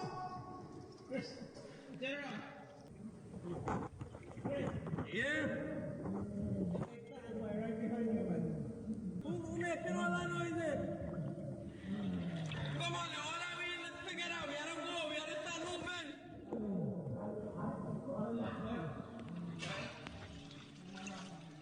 Jesus Christ, man. Not only had the 5 survived the event, but they were all conscious and had managed to stop within an air pocket, meaning that at the right angle they could still breathe.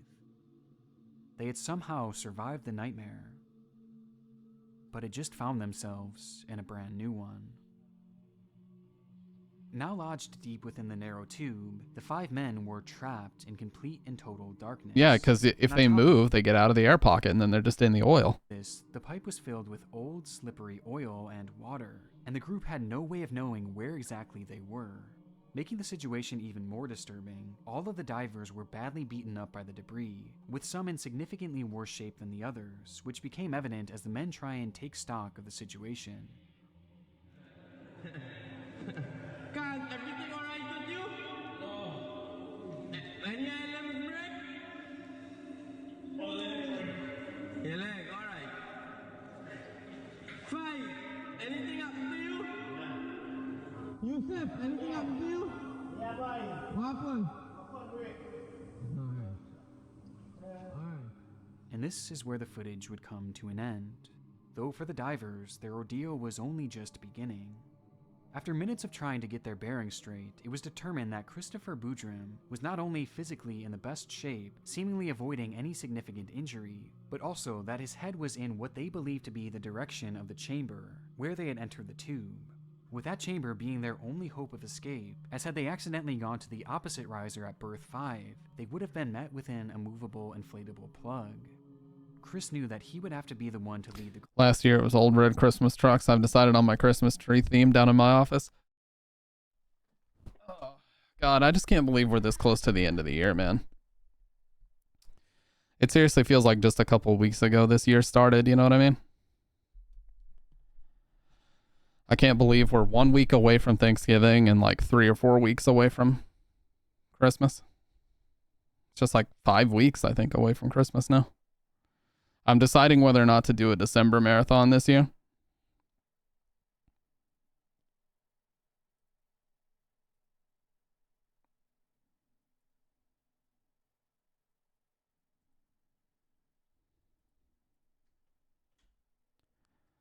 Just depends on what's going on with my new work schedule and stuff. But yeah, let's finish the video and then we'll see what else we're going to get into tonight. Group out.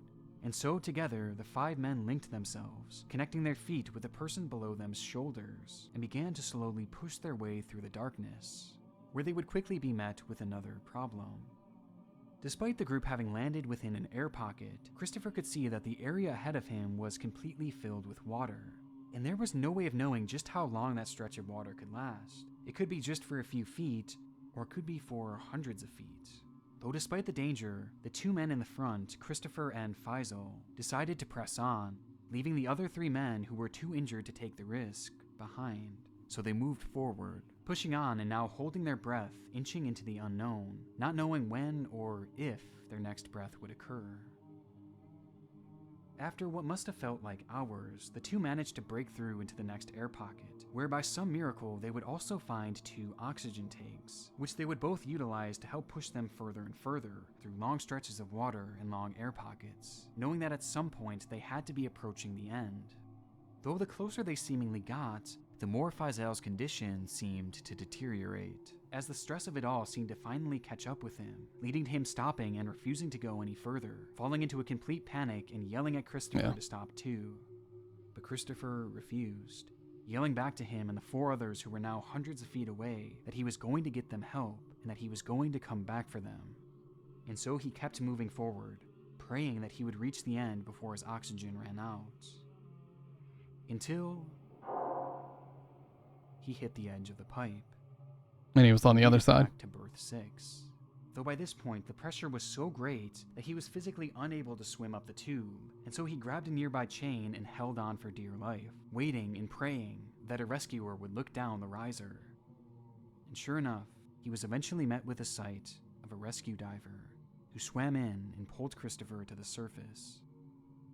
Somehow, Christopher had survived, escaping one of the most claustrophobic and disturbing situations you could ever imagine. And with the rescuers on the scene, knowing that his friends were still alive, this case was headed for the most improbable happy ending possible. Though there was one glaring problem. Despite Pariah having a rescue crew on scene, saving the life of Christopher, they would come to the conclusion that it was too dangerous to send anyone back in the tube. What? Despite knowing that 4 of the other divers were still trapped inside and were very much alive. And so you might be asking, if they weren't going to dive in, then what was their backup plan? They didn't have one. well, there was none. Wow. And after just 12 hours of waiting around, Pariah began preparing death notices for all 4 Oh, of the workers. They're just not going to do CEO anything? even sending a message out on WhatsApp to his colleagues, stating that they were alerting the press that the rescue effort was going to be considered a recovery effort from now on, accepting that the divers had perished. But this wasn't actually true, as all the while you could hear the faint sound of banging coming from the pipe, indicating that the divers were not only alive, but were desperately fighting for their lives, hitting the sides of the pipe so that anyone could hear them, but nothing was done to help them. And so, trapped in that tight, claustrophobic, pitch-black, oil-filled pipe, those 4 divers were left to die slowly. All the while, they likely held on hope for a rescue that was never so much as considered. The sounds of their banging were heard all throughout the day and all throughout the night, until eventually 2 full days later, when the pipe fell silent. Their 4 bodies would be fished out 5 days later, with Christopher being the sole If they survivor. fished them out 5 days later, why didn't they do that the first couple of days? Like, I don't even know. I guarantee everybody in the comments is like livid about this, just like I am, but what the fuck is their problem? Of the incident.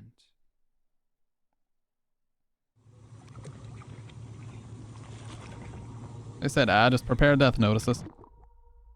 This whole tragedy is by far one of the most disturbing I've ever encountered. And the sheer terror of this moment when the men were initially sucked in, and the realization that they had been pulled into the pipe, is only made more horrific once you know the fate of these trapped men. The ones who were severely injured never had a chance to begin with, because the company in charge of their safety literally abandoned them. Christopher became so devastated by the lack of action that he himself even attempted to re-enter the pipe in order to rescue his friends. But he was held back and restrained, as it seemed to be Pariah's plan all along to just wait for the men to die. In the end, Pariah did face legal pushback for the incident itself, as well as the apparent lack of effort in saving the men. Though eventually they would be cleared of any wrongdoings. Of course. The goal of this video is to make you aware of the potential for differential pressure situations. Because when it's gotcha, it's gotcha. Candies of every kind. Bubblegum, lollipops. A time for children. Party. Well, that's not surprising at all. Big company avoids any legal ramifications for their workers dying. What a shock. Holy shit, man. I want to see what everybody else is saying. The pipe incident made me physically sick to my stomach. The fact the company did nothing despite the men clearly being alive for days is just disgusting. Pretty sure they let them die because it's easier to say it was an act of God instead of properly managed equipment. If they survived, it would have been a crazy lawsuit. Letting them die was an act of saving their asses. That's true. Yeah.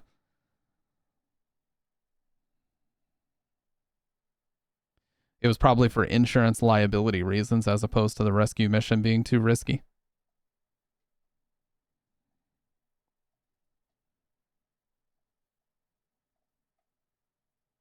Yeah, exactly. I mean, imagine if they survived, all of them would have come back with a lawsuit saying, holy shit, this equipment was not properly managed. We could have died.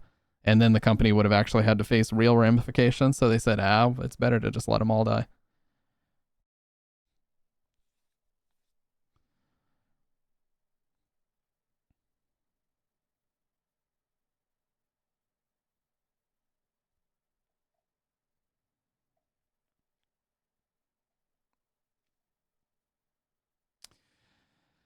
I don't even know what to say, man. Every one of these videos kind of leaves me with that feeling too.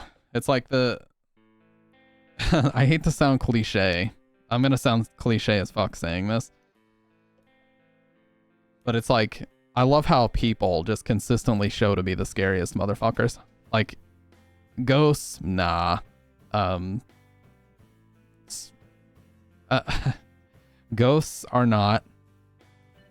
I don't know, fucking werewolves, vampires, anything that you could possibly think of that's based in like a mythos is not as scary as the fucked up decisions that people in positions of power make like that. I know it sounds really cliche me saying that, and it's not anything that anyone else hasn't come to the conclusion of, but wow.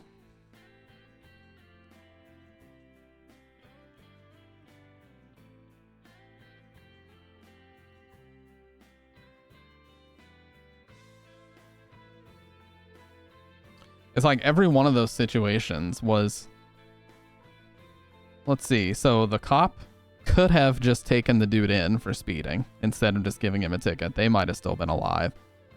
Obviously not that anybody would know that. And then what was the second one? The Red Lake. Oh, the dash cam footage was crazy too. That definitely seemed like some type of cover up. I don't know, man.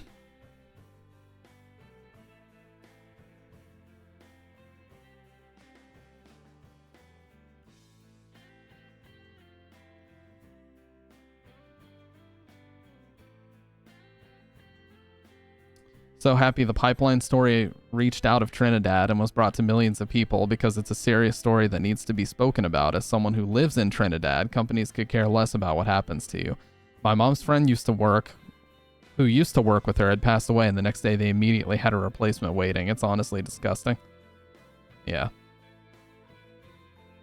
The pipe incident is yet another reminder that corporations do not care about you. The decision to end your life in pain and fear and unable to breathe is a business move for them. Yeah, true. It's nothing but a business transaction to them. They don't care what happens to you. They don't care what the ramifications are. As long as they can stay clear and not take a financial hit, they're happy.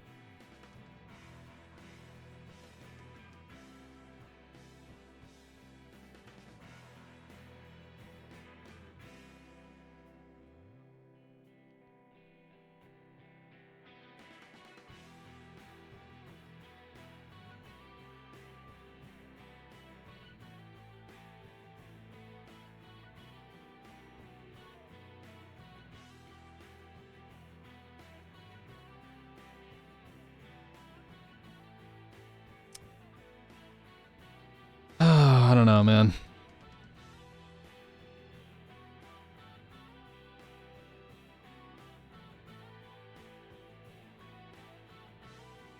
The crazy thing is, like, the pipeline thing is even crazier too, because, like, how did they not?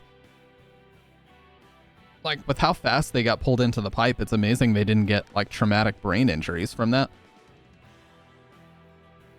Because it's not like they were wearing a bunch of protective headgear. Like, with how fast they got pulled into that pipe, it's crazy that they didn't all just have traumatic brain injuries and not even able to think. Imagine if that happened. Imagine if you got a concussion in that situation and you couldn't even think straight. Like, you'd be so fucked up that you couldn't even, like, you wouldn't even know what happened.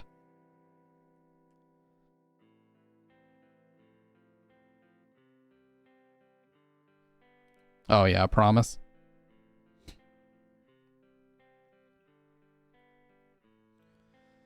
Yeah, it's crazy, man.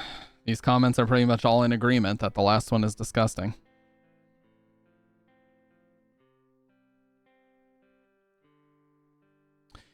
What makes me the most angry about the Pariah Pipeline incident is the lady with the glasses shown at the end in the courtroom has the audacity to say something along the lines of, "In this field of work, people die all the time," in response to Chris.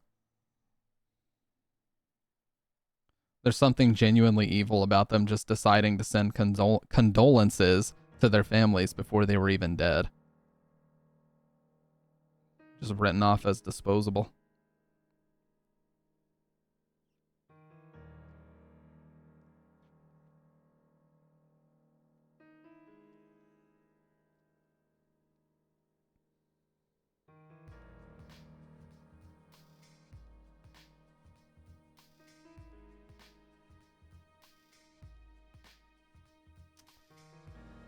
Oh, man.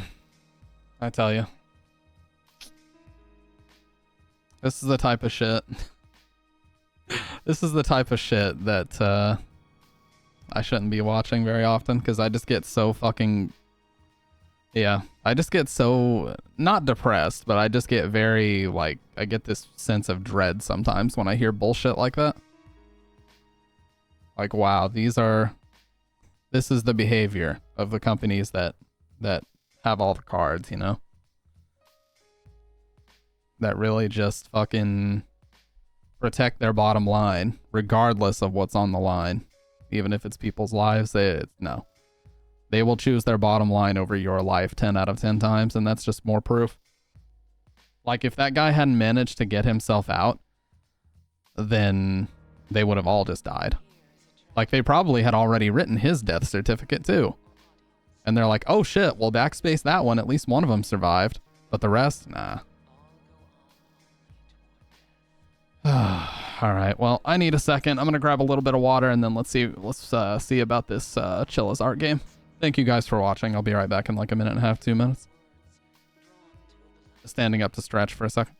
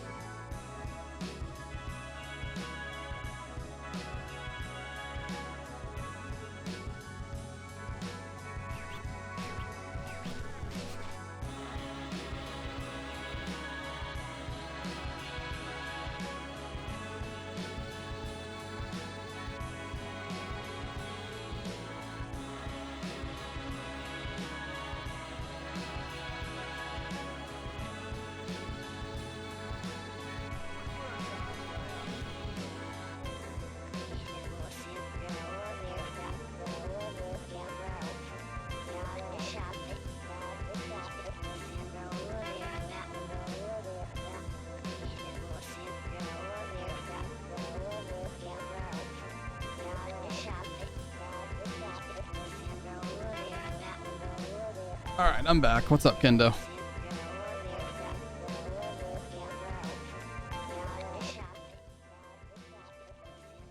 We need a new Be Right Back screen, huh? Oh, the reverse will.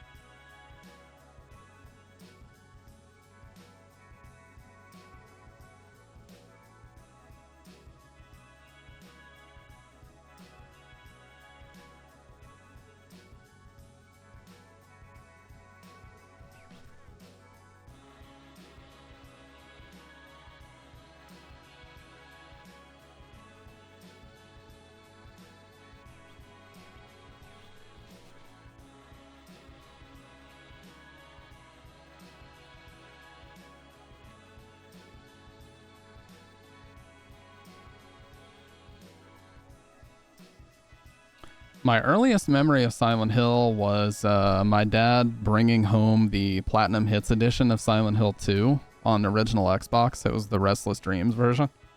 And just looking at the manual and the back of the game and being freaked out by it. So that was probably 2003. 2002. Actually, I think it was 2002. Yeah. I was like 7 years old or something like that. I was either 6 or 7. That was also around the same time that we got the first Fatal Frame game. Also on original Xbox. We were an Xbox household until like 2003 when we finally got a PS2. But yeah, for the most part, we played everything on original Xbox for a while. Earliest memory, getting scared shit of it. Scared shit less, you mean? Because you'd be accurate either way.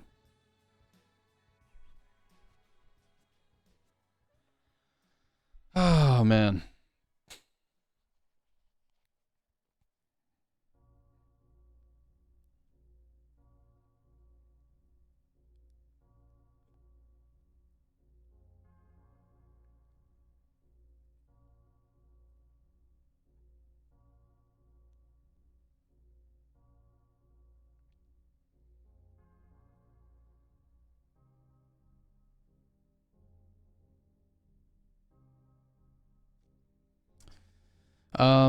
But yeah, I kind of talked about that in my Silent Hill community needs to stop video. By the way,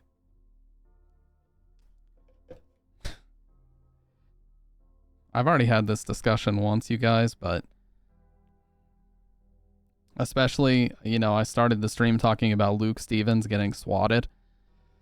I don't know if I really want to go down that path, because it seems to be that that's just a rite of passage to being a YouTuber these days, is just that is eventually going to happen. So, you know, I have a bunch of these videos that I want to upload, but I don't know if I want to open that door. So, call that what you will. Whatever you want to call it, that's fine. But I just don't know if I want to go down that path, you know what I mean?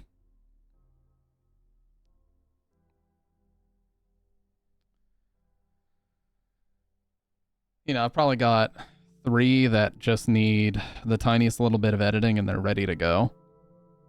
And then a solid title and a solid thumbnail. And then I'm working on a video about Ascension and about a Dead Rising 1 remake, like making the case for a Dead Rising 1 remake right now. I don't know. And, you know, the sad part is, like, whenever this happens, especially to people that are, like, the most level-headed, nicest people imaginable, at least on the internet, you're just like, what even is the point? Like, so that's what you're working toward?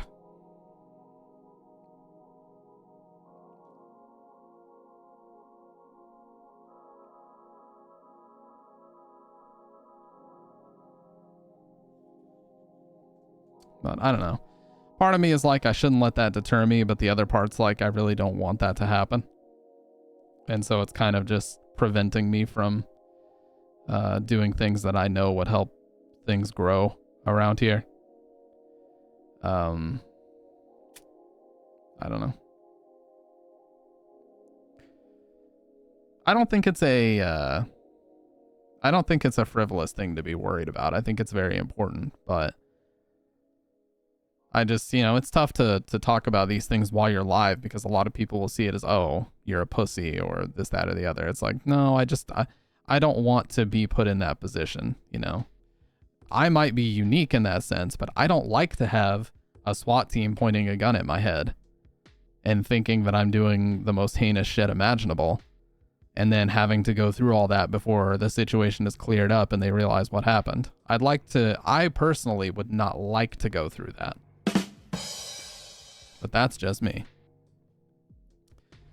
Why am I a pussy? Missed that part. Well, I was talking about how I have YouTube videos that are ready to upload, but I don't know if I want to open that door because a YouTuber that I watch who strictly talks about video games was swatted today.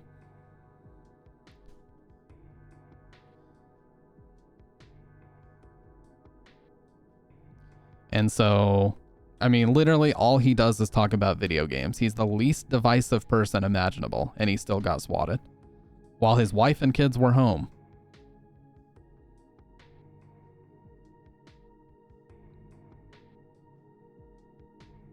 Yes, open it. You got us on the back.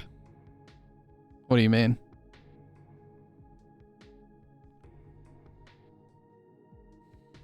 So, I don't know, man.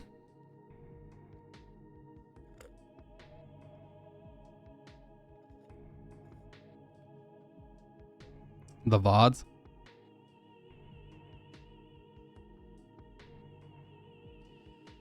But yeah, I don't know. That's just a conversation that I feel like is never going to be comfortable to have. Because whether people like it or not, like, it's just the sad reality. Like, what a great community of gaming content creators we've curated, that this is just a natural part of your progression as a creator. Like,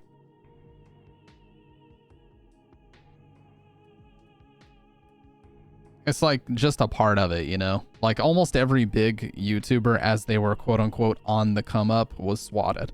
Isn't that just awesome? And they're mostly gaming content creators too. Isn't it just fucking great that that type of thing happens? Like, what the fuck, man?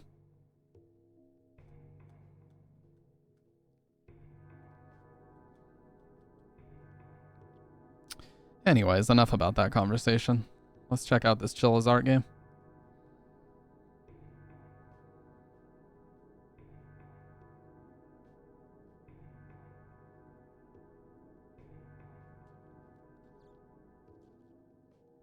No, I'm not even saying that I'm on the come up.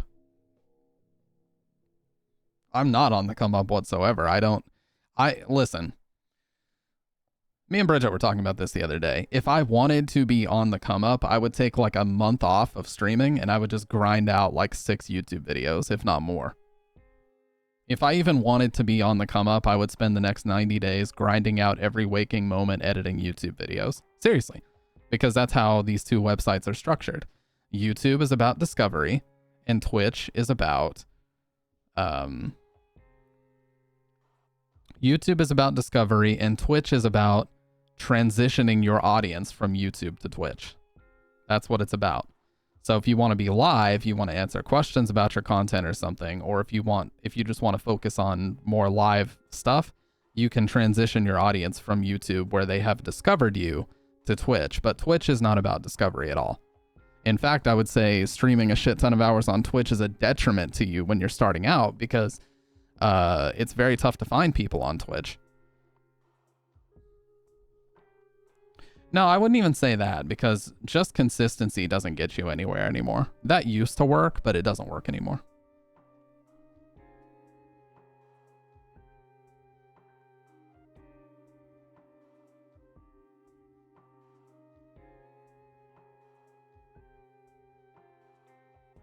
Game's installing. Give me a sec, you guys.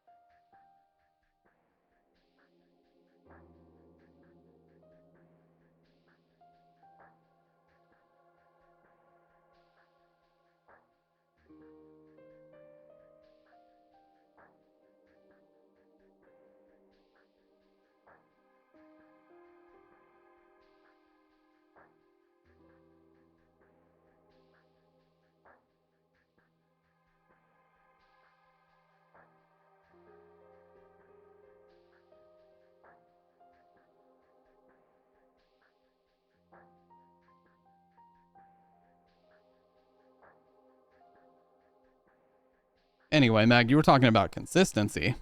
I think, consistency is a big part of Twitch, of course.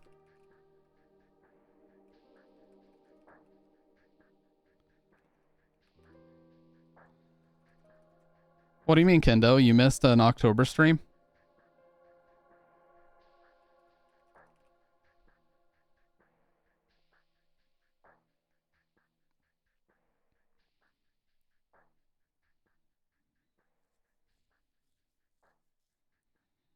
Dude, I can't expect you to be here literally every day. Come on now.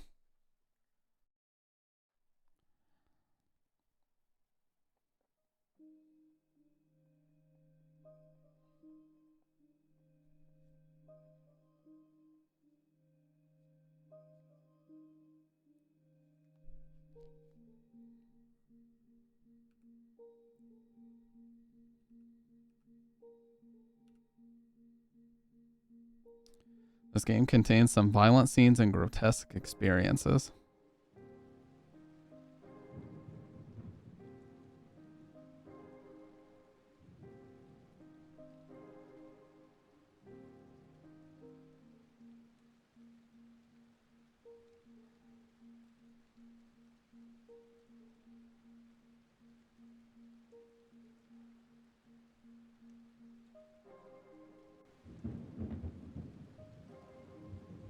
Okay.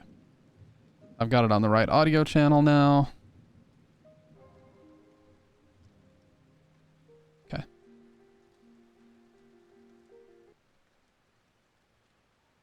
So there are some people in the Steam reviews that seem to think this is really bad. So we'll see if they're right.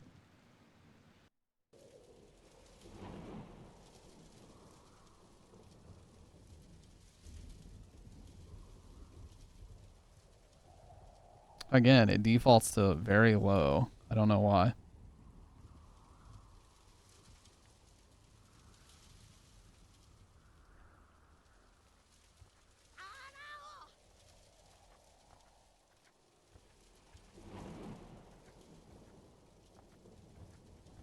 Gotta be a nightmare, right?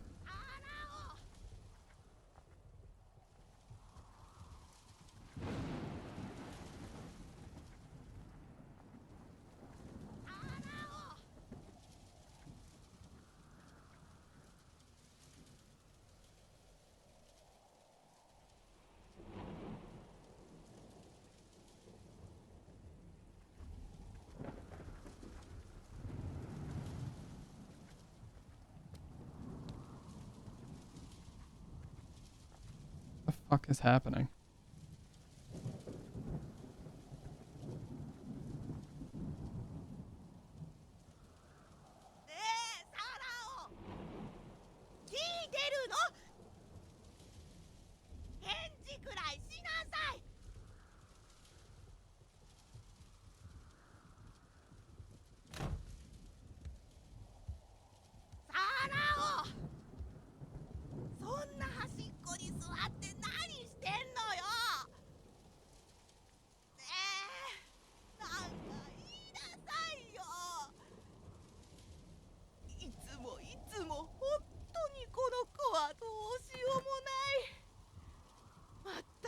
Fuck is happening?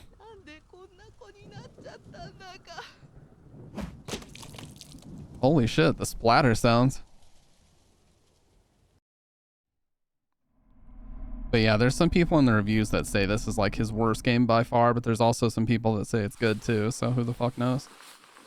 Renya, elementary school boy.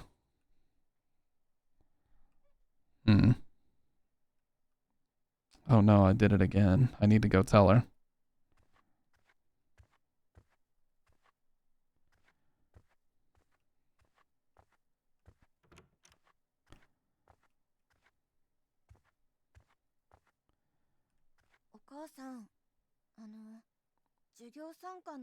About the open class day.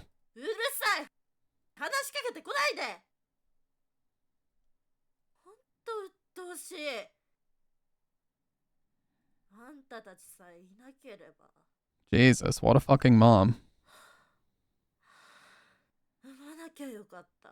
Already saying I should not have given birth to you.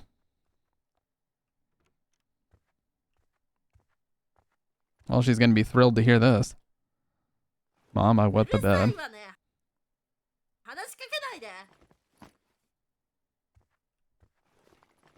And she's packing her shit too.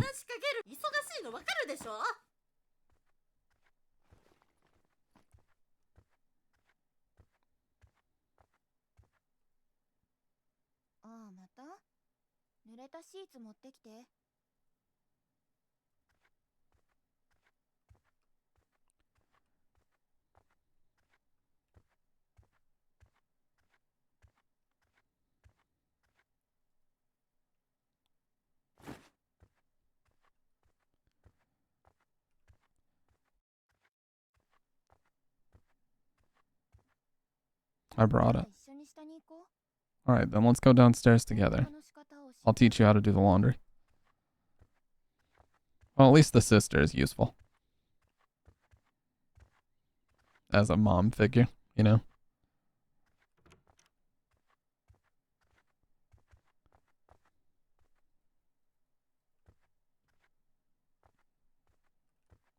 Oh, she's just gonna follow me. Damn, this is a really nice house. Yeah, I will say, I think Chillizard is putting out way too many games in a short period of time. And that's a criticism that other people have given him too. Like, I think he needs to chill out. No pun intended, but I think he needs to chill out for a little bit, you know?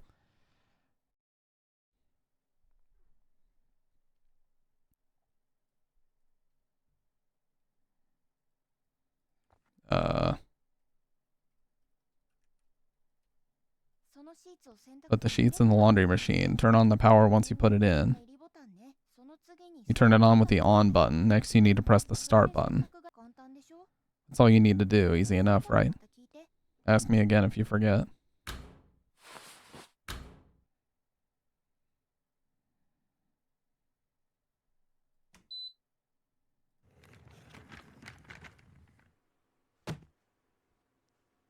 And there she goes. Did you get how to do it? From now on, you're responsible for the laundry, okay? Huh? What about Mom? He said the thing? What did I say?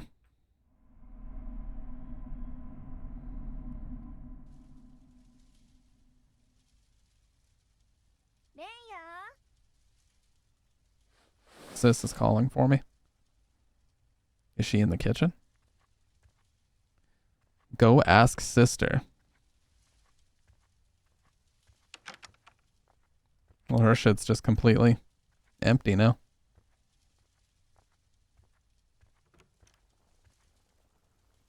This is the sister's room? Looks like nobody lives here.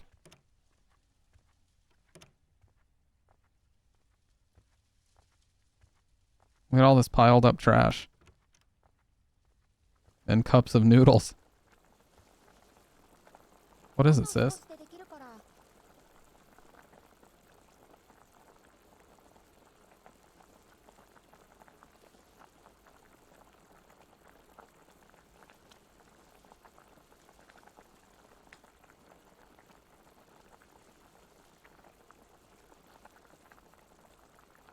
You're just hating? Well, what's new, Meg? What's new? Give me just a sec, you guys. I gotta check on something.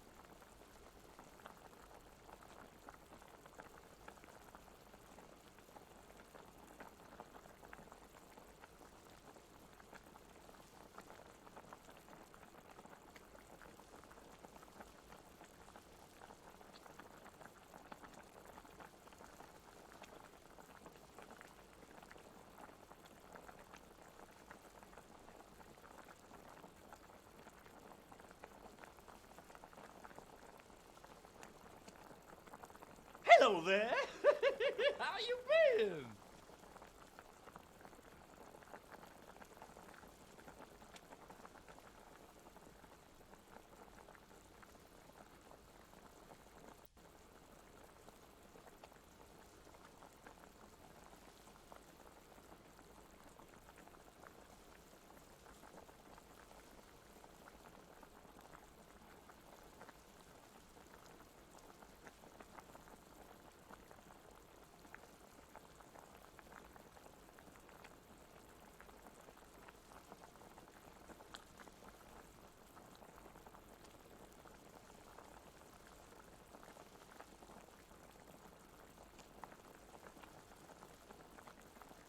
All right, sorry about that, guys. I was just checking on something. I'm good now. She's been saying food is almost ready for 10 minutes.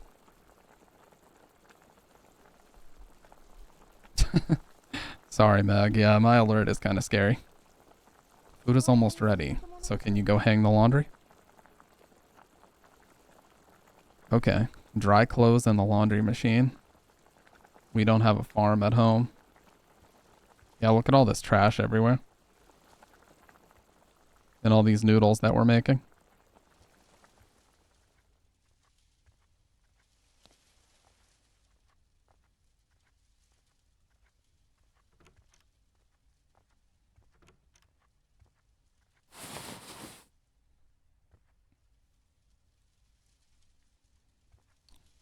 Because the mom fucking left.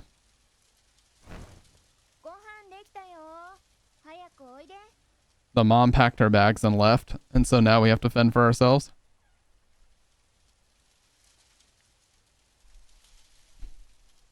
At least that's what it seems like.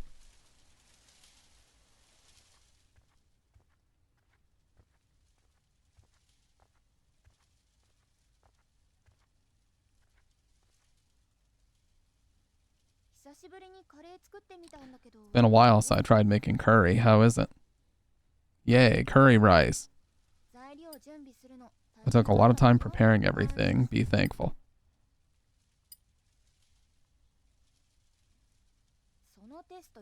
You better not spill anything on those exam sheets. Exam sheets? Whoa, you got a 100 on everything. You're amazing, sis.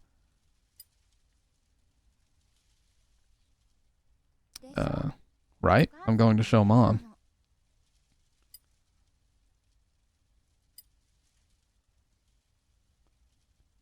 Is mom going to come home? Of course she's coming back. I'm sure she's going to be amazed when she sees these.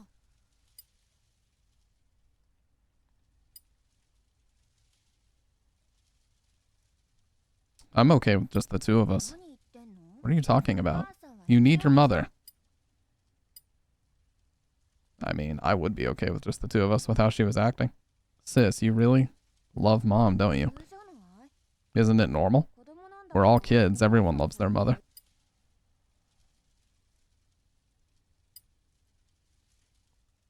But I'm here too, sis. So basically the plot so far, Salt, is we're a kid and his sister. And the mom was being very pissy and apparently packed her bags and left. And now the house is full of trash and we're eating instant noodles most of the time. Hey, no problem, Dr. Red. I would spill everything on it for her telling me not to do it.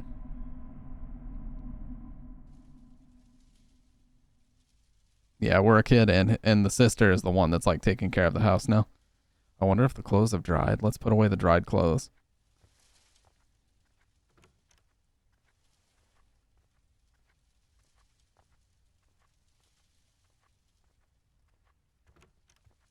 She's not in here.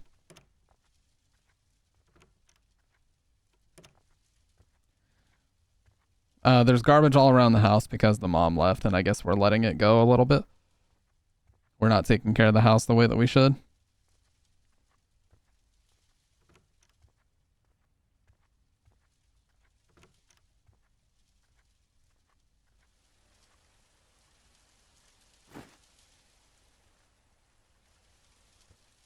Put dried clothes in the drawer. The sister leave too?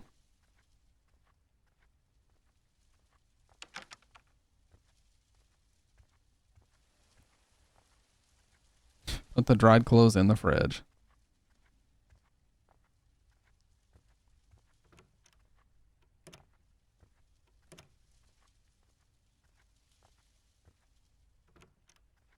So Mummy left some garbage in is bad, so we clean house. Well, she just left us here, and me and my sister are trying to fend for ourselves, I guess is the idea. I don't know why we're not taking the trash out.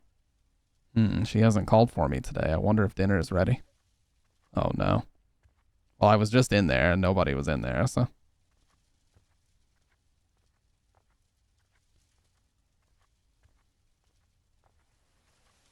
She's not cooking today. Where'd she go?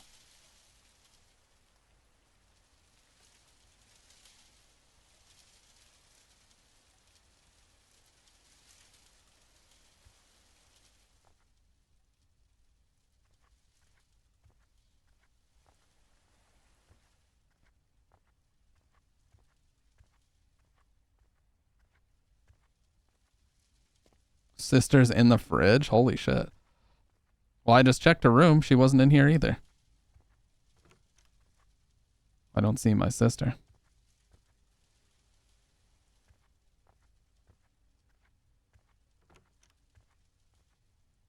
Not here either.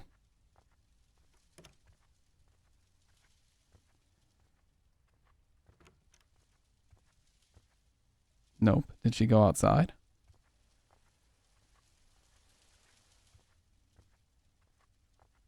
Her shoes aren't here. I wonder where she's gone at this time of day. It's raining pretty hard. Why at a time like this? I need to find her. Dismemberment? Sister's in the fridge? Holy shit, dude.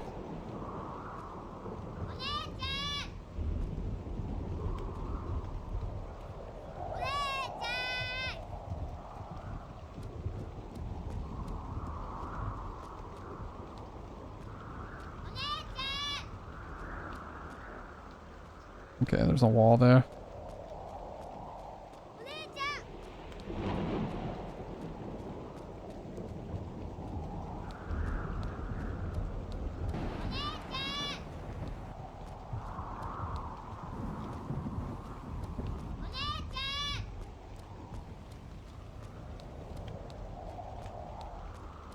You ever have a hard time going to sleep and also a hard time waking up because work sucks and you just wish days were longer so we don't have to work 3/4 of it?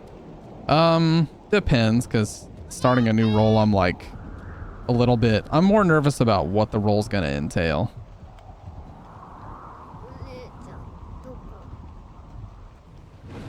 Sis, where are you? So she's just gonna disappear as well?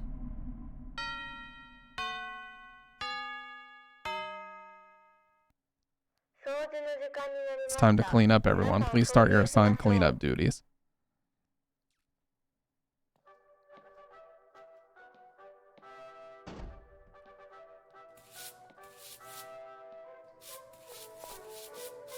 I missed 6 hours at school, TBH. You know what? Honestly, I have to disagree. I did not like school whatsoever. I was fine with school, but I disliked it far more than I dislike work.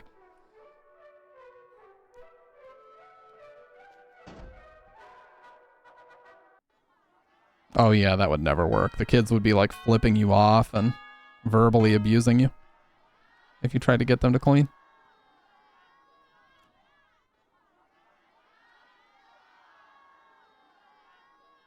This is so weird.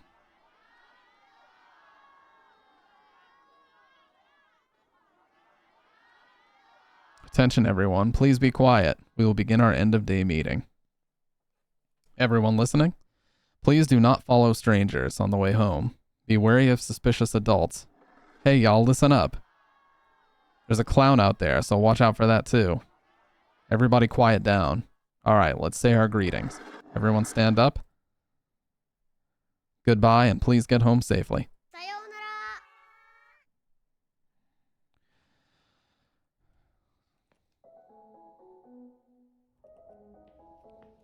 We were talking about walking home together. Where'd the three of them go? Find Keiji, Kohime, and Masahiro. Mitsuki. My mom and my sister make dinner together for us, and it's always delicious. I wonder what today's dinner is. Ambagu steak. I sure hope so. You ever play that one game where you're the little Japanese kid in the raincoat walking home? It's called Walk or something? I don't think so, no.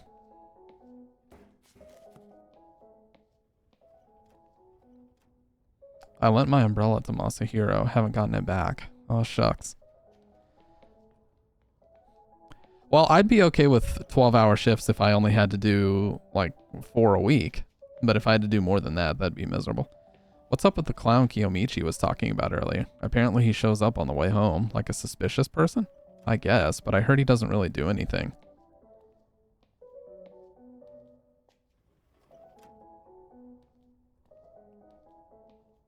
Oh, damn. This looks a lot like the school from Persona 4. What do you want? It's nothing. You know about the clown rumor? I don't know. Kiyomichi was saying earlier, but once you see the clown, he apparently follows you home and breaks in without permission. Scary, isn't it? Oh, there's the dude. There's Masahiro. Hey, go give this umbrella back to Asaka. Why don't you go return it yourself? Don't be like that. I'm not very good with Asaka. It's not that she scares me or anything. Alright.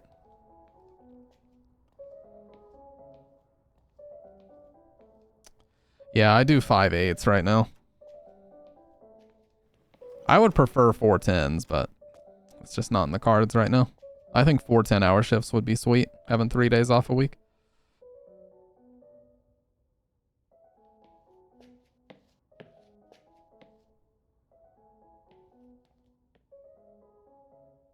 Asaka, I got your umbrella back. From Masahiro? I can't believe it. Who would make someone else return something they borrowed? I don't even get a thank you. Can you rip one into him? Sure.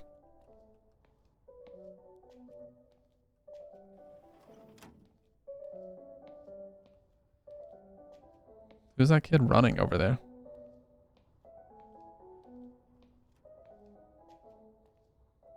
Ew, stinks. Run away.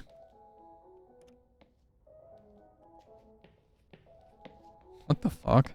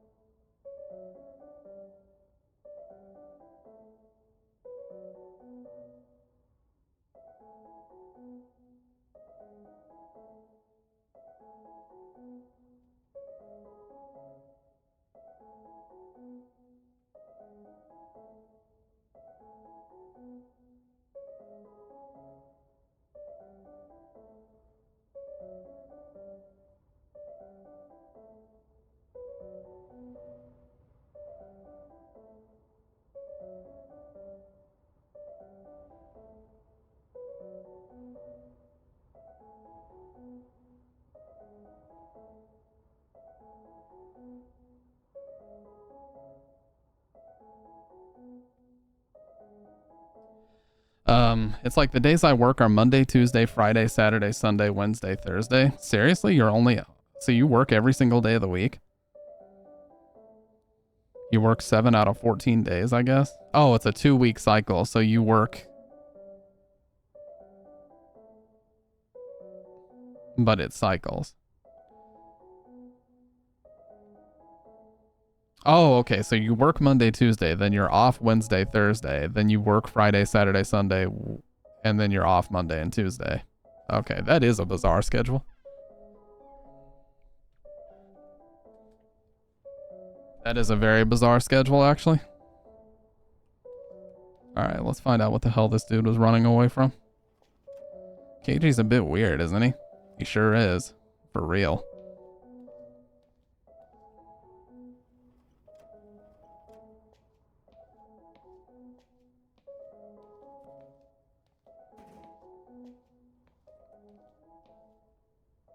Not now Shige?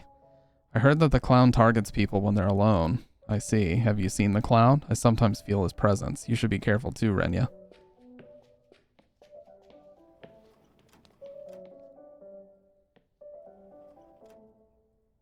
If you stay around Keiji, you're gonna get the Keiji virus. I call it the K virus.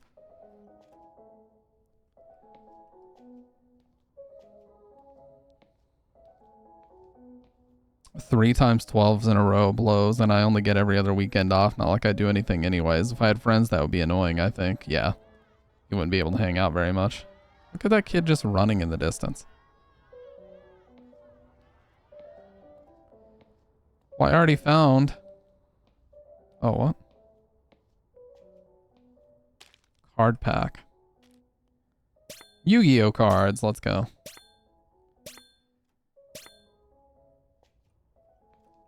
It does actually have that Forbidden Siren vibe going on. Kiyomichi calls me weird. Am I weird? You're not weird. I appreciate that. Let's head home once Kohime and Masahiro are ready.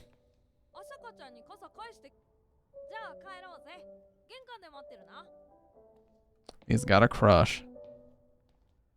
We gotta find Kohime.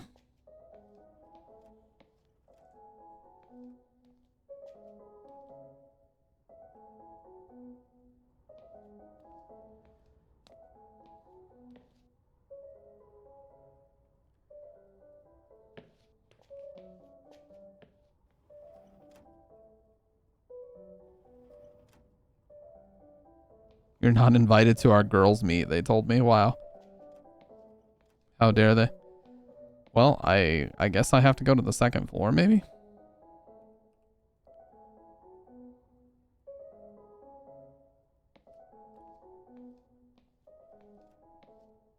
No. Where's Kohime then?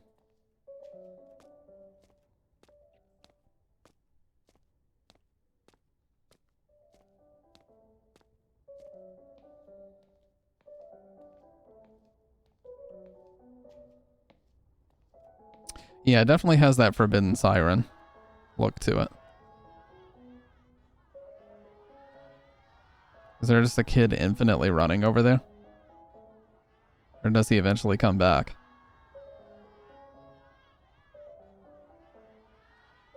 Okay, so he does come back. Maybe we gotta wait on him.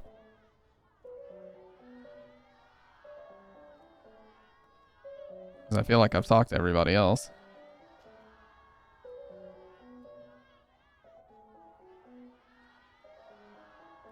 No, dude.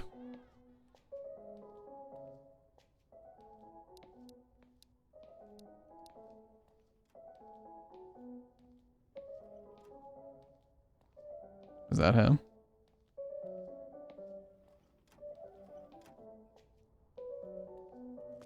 No, this is now Shige, right? Yeah, he's just running in circles, dude.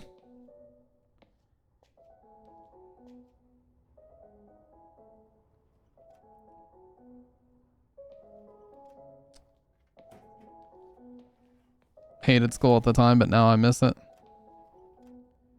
I've noticed your sister hasn't come to school at all. Is everything okay? I have no idea. Is that so? Well, I'm here to listen if there's anything wrong, okay? Yeah, that's kind of how it always goes, though. Like, by the time you make it to your last year in school, you wish that there was more time, you know?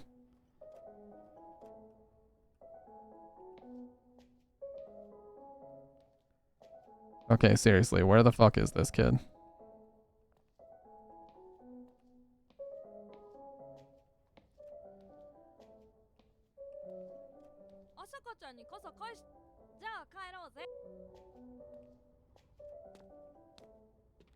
Is he out here?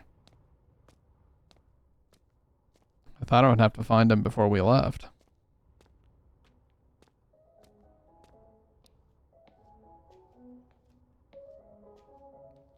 You can't even talk to any of these kids.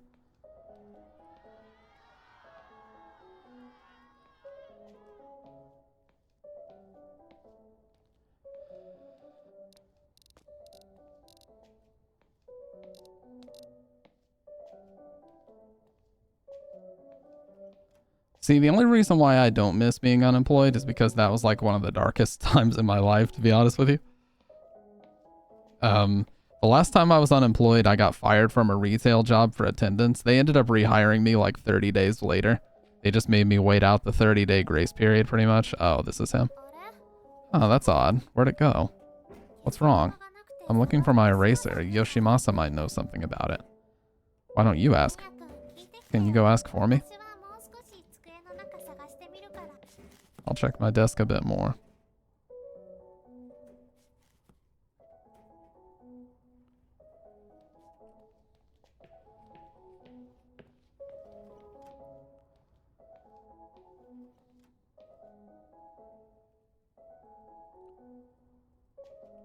Well, if I was being paid to not do anything, that'd be cool. Are you looking for Kohime's eraser? Yep. I remember seeing you lending it to Kiyomichi, who sits next to Kohime during class.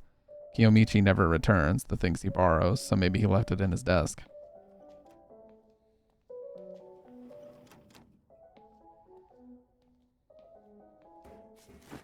It's Kohime's eraser. Let's return it. I found it.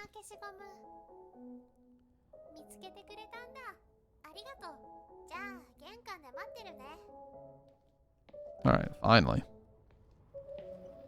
Oh, that's when you streamed briefly? Yeah, see, if I was getting paid to do nothing, that'd be one thing, but I was not making any money.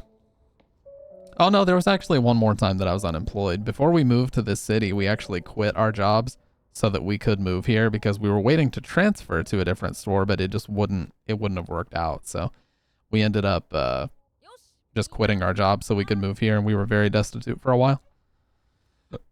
Doesn't matter now because we got through it, but yeah, I got laid off because the place closed, so I got severance, which was like a few weeks pay or something, and then also got unemployment for a year. Yeah, that would have been a lot different if I was getting unemployment. All right, everyone's here. Let's go home.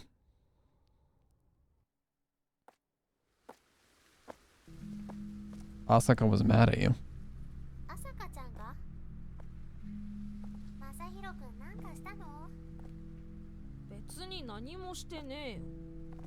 What are you guys doing? What are they doing?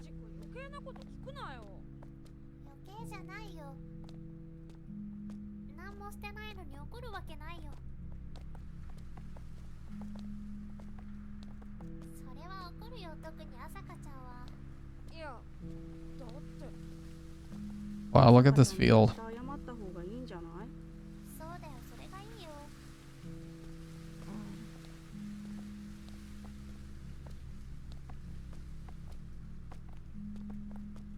Basically, I paid what I got paid when I was working, but I also blew all my money for stupid shit. I mean, I saved up a bunch, but I essentially lost $8,000 when we moved, so all the money I had saved is gone. Yeah. Yeah, it's, that's the thing, man. Because that's kind of what happened to us, too, because we did a payout on something, and so we had like a few $1,000s, and we used that to get by the first few months, but I also did buy some dumb shit with it. You're not wearing your outside shoes.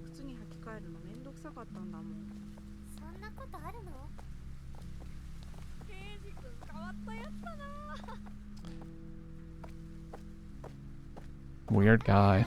Yeah, so funny.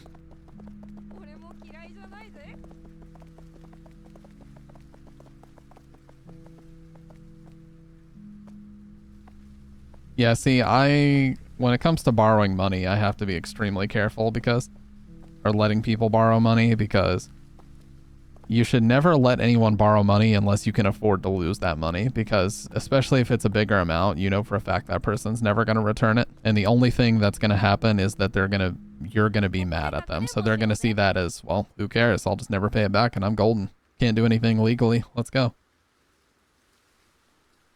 Let's play hide and seek there. All right, let's do it. Yeah, let's all play. No going outside the park, okay?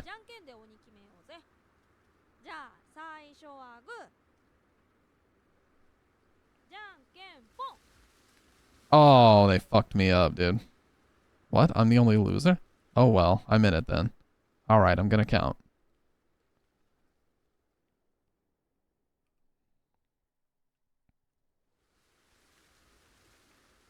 Are you ready?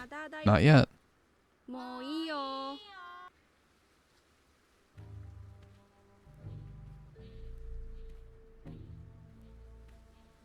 It's dramatic music. I like this wind effect, though. This is something that has not at all been in his games before. Look at this freak.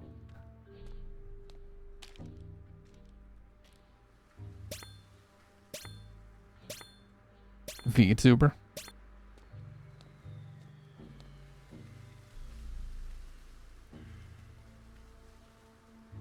I found you, Kohime.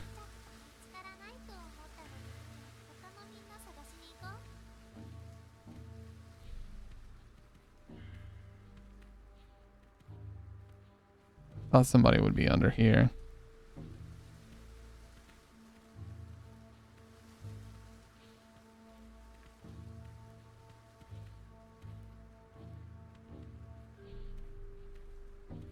Yeah, see, and I love... Oh, Jesus, this dude went hard. It was tough to get up this tree.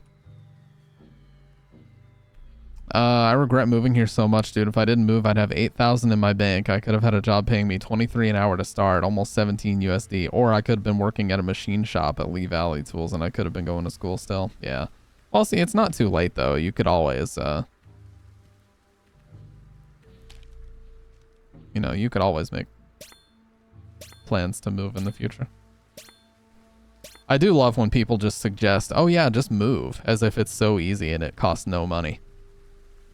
You know, I've had some people, when I was in my original hometown, a bunch of people gave me that advice. They're like, oh yeah, just move to a bigger area. It's like, oh, wouldn't that be nice if I could just afford to do that at the drop of a fucking hat? I'm a grass, I'm not cagey. Huh? Sorry. Oh, I'm the last one. Yippee. Let's do it one more time. What's up with this guy? Yeah, let's not.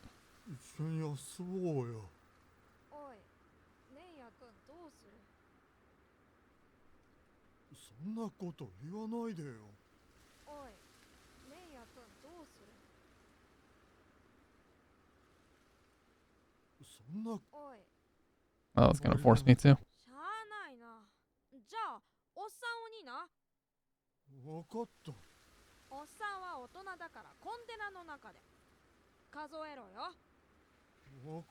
Yeah, and we all fucking run away. Let's all fucking run away at high speeds. Yeah, let's go. Lock his ass in there. Let's go. Good thinking.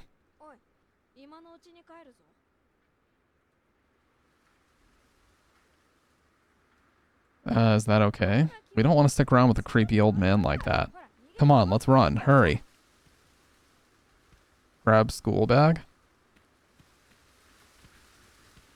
Uh-oh.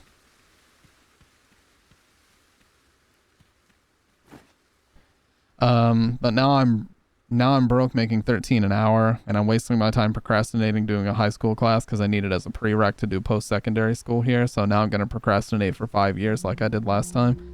Anyway, sorry, I'm just venting the same shit I always vent again, ruminating it. No, it's fine, dude. Don't worry about it. I think we're clear. I think we lost that old man. Was that okay? What? Then why don't you go and talk to that guy alone? Why would I? Then let's head home. Oh, this is the same music from Missing Children.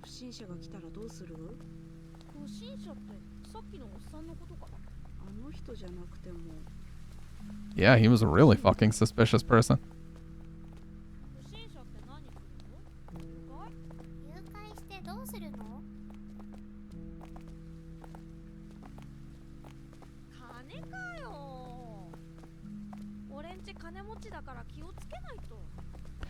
Yeah, this is a big improvement in some areas. The grass and the windy grass and the windy trees are a big improvement in this game. Hey, Renya needs to stop by the shop. I didn't say that.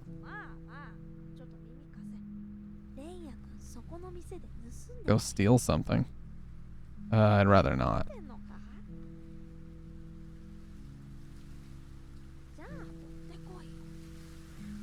I'm running out of food at home. I guess I gotta. Steal chips, steal cup ramen, steal drink.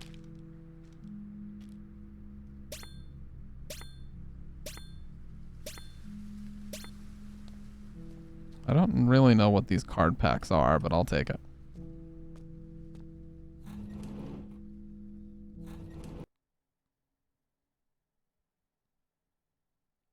Let's try to grab some stuff without getting spotted by Granny.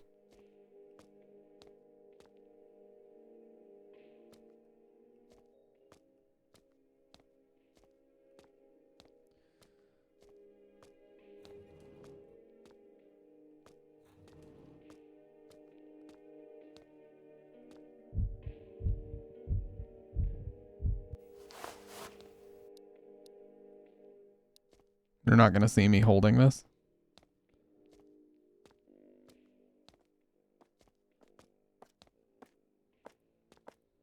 And here's this fucking guy again.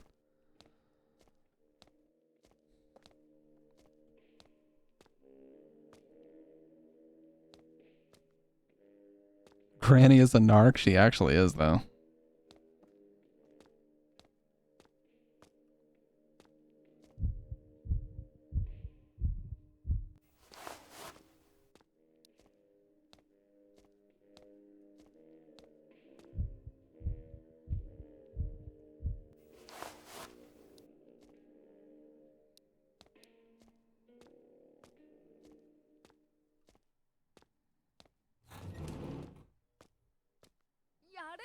I knew you had it in you.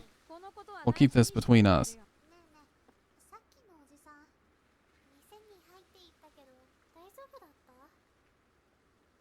I'm fine.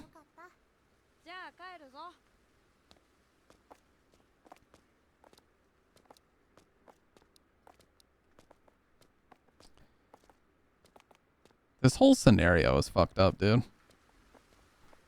We have no idea where our mom or sister are. The whole house is just turning into a trash pile. This is my house. You seem kind of depressed recently, don't you? Let me know if I can help with anything.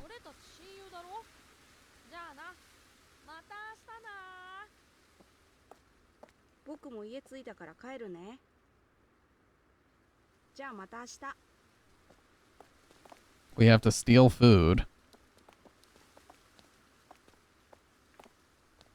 Oh. Cool, and now we're by ourselves. Oh, she's still with us.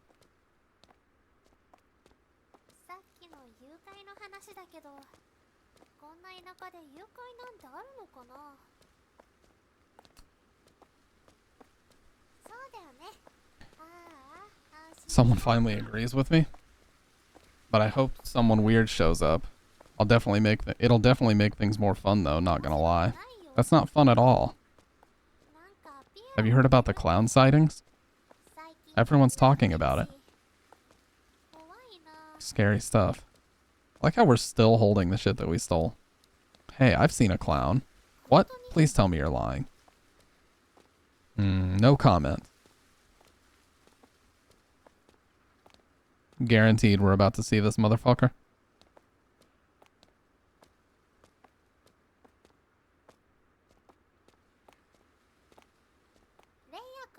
Hey, about your sister. I haven't seen her recently. What happened? I don't know. She suddenly disappeared. I think so. My mom apparently works at a child guidance center. She takes care of some elementary school kids just like us. If you need anything, just come over to my house. All right.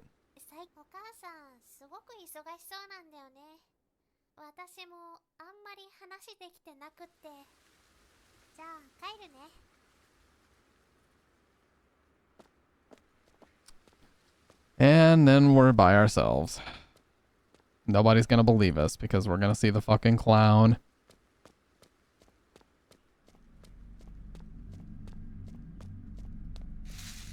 Oh, Jesus. Yep, there he is. Speaking of kidnapping, you want to kidnap someone?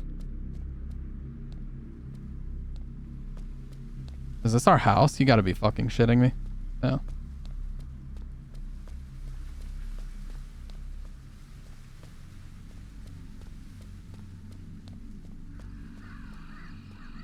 Oh, that truck. Fuck that. Fuck that. I'm home. I have to wash my hands first. Oh, dude, this actually has me a little bit nervous. I'm not gonna lie. Oh, there's gonna be such a jump scare here in a second. I should put the snacks on the table. Oh, I'm like stressed to turn around now.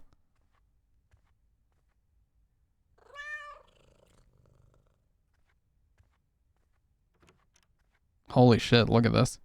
Look at all the flies. Let's go change clothes.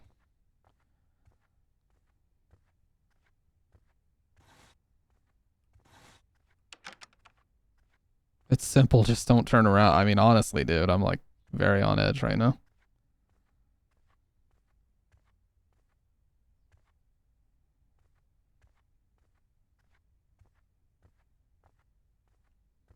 First of all, lock all of the doors. Why is this door? Okay, I thought the door was cracked.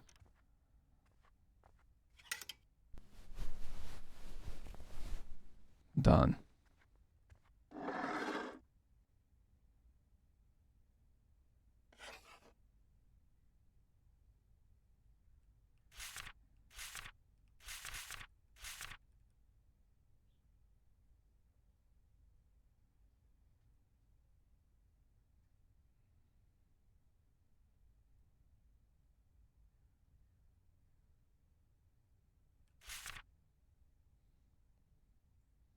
Oh, we're writing, I don't know if it's katakana, hiragana, or kanji.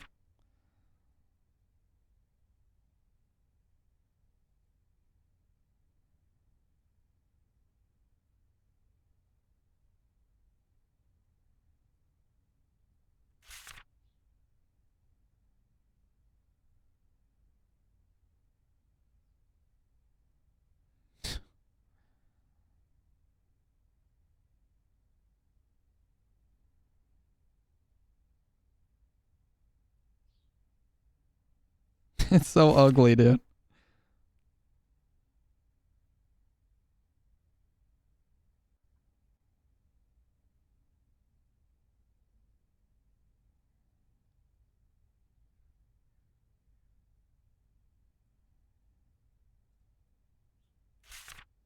Okay, how far does this go on for, dude? Seriously.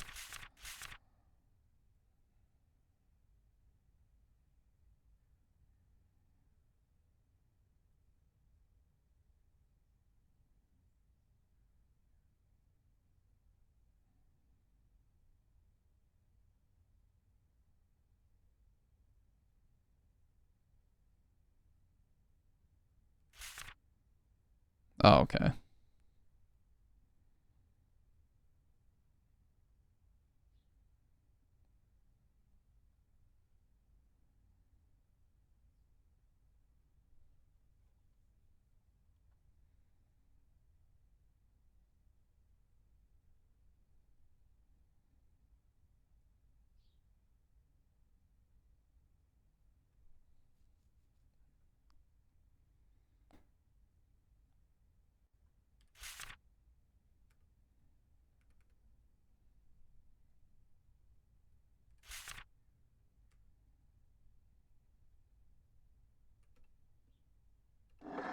Fuck all this.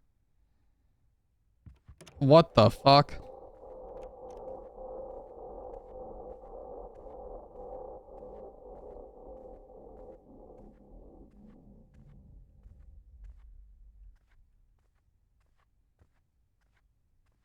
I should feed the fish. When was the last time I fed them?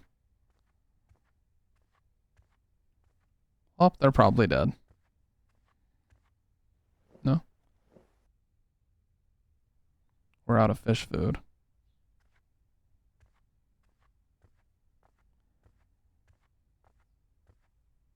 A few of them are dead. Are they semen? Oh. He said it.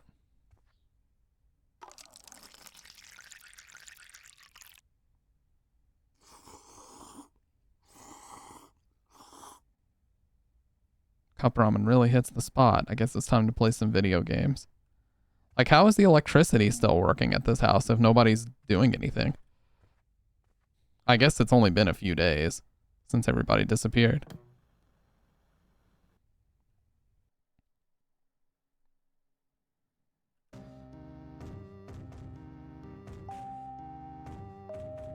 No, it hasn't been a full month yet, I don't think.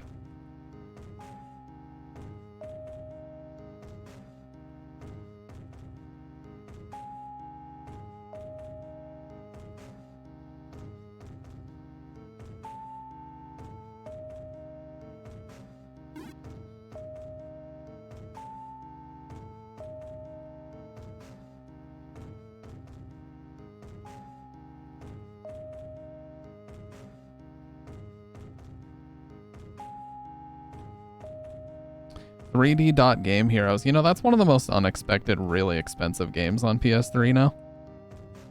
My dad still has that game. I just never expected it to be that expensive.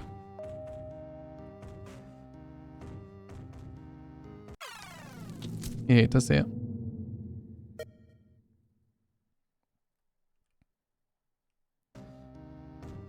I'm guessing I have to find those papers.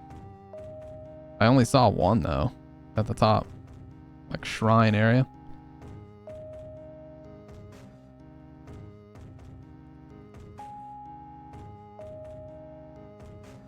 Oh shit. Came out of nowhere.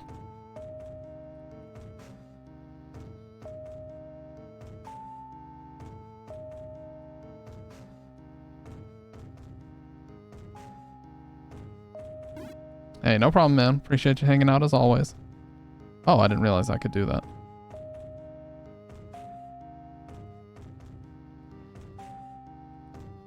Nah, it's no problem, dude. I get it.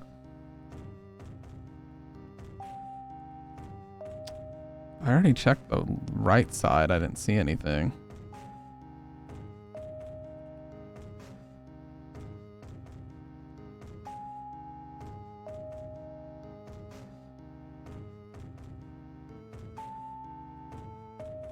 Oh, shit.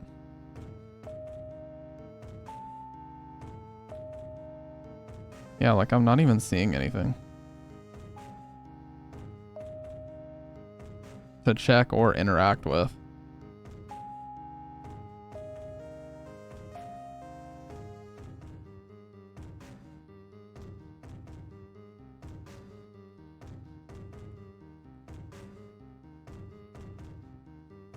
Nope.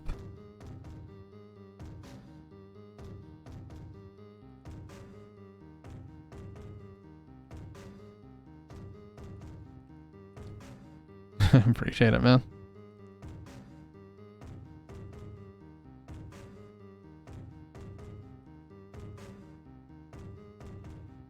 Yeah, like I legit don't know what I'm supposed to do here.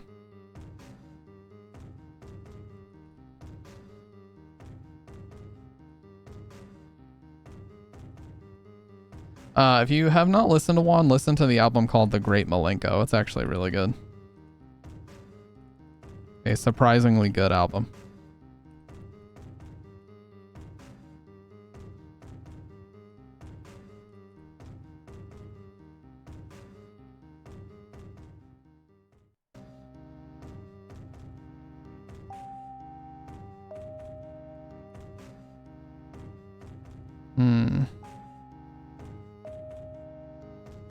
Like I'm trying to interact with everything and it just won't let me.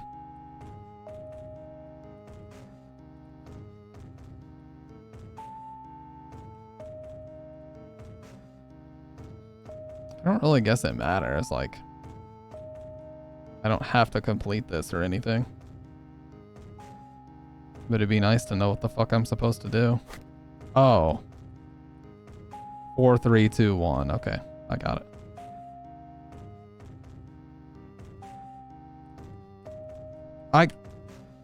I got trapped for a second. Oh, look at him descending upon me, dude. No.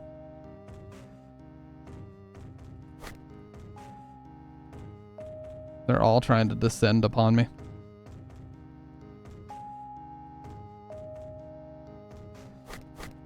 Oh, shit. No! Okay.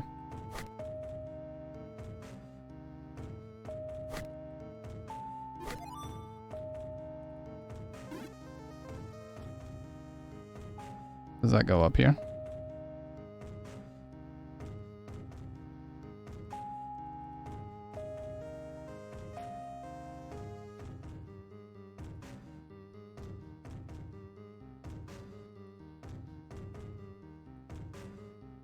Maybe this cave.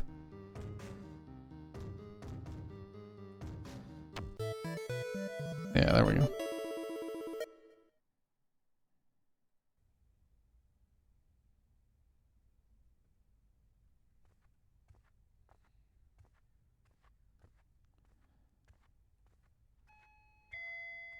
That's special. Oh, Jesus Christ.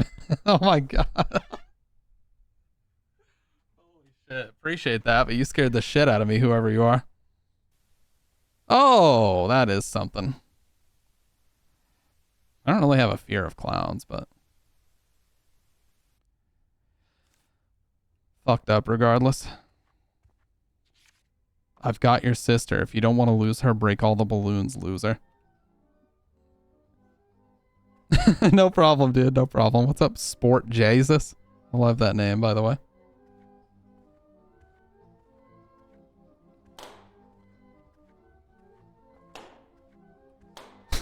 It's so loud in my ears, man. Sprite. Okay. Hey, no problem. What? You're literally in here?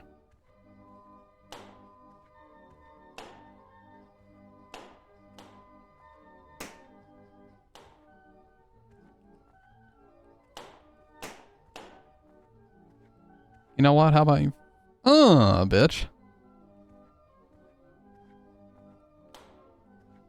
Do you agree with me, Sprite, that it seems like it seems like Charizard is releasing far too many games nowadays?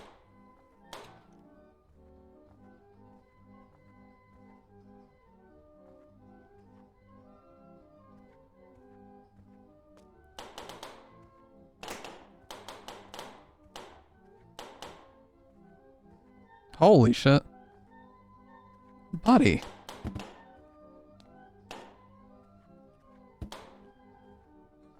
But yeah, I don't have a fear of clowns or anything, but I'd imagine if I did, this game would be fucking me up right now. Seeing lots of games makes me overstimulated sometimes, but it's good.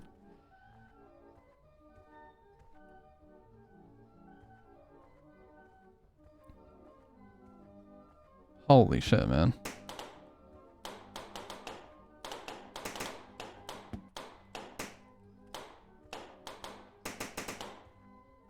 Oh my God, it's literally full. No.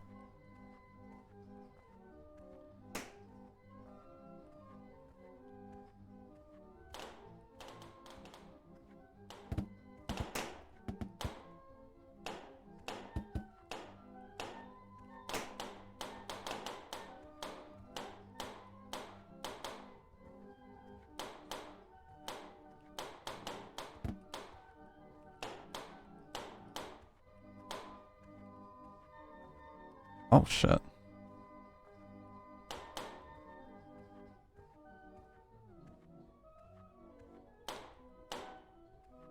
That's not it.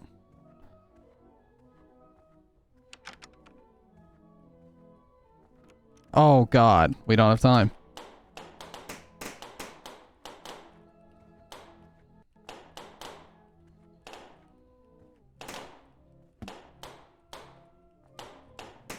Clutch.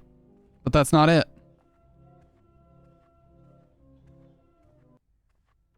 Oh no.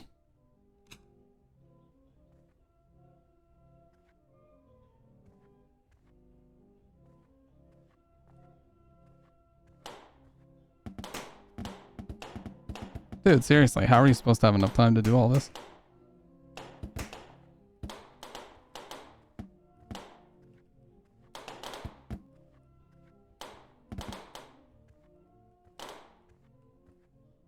Moreover, how did this dipshit have enough time to do it?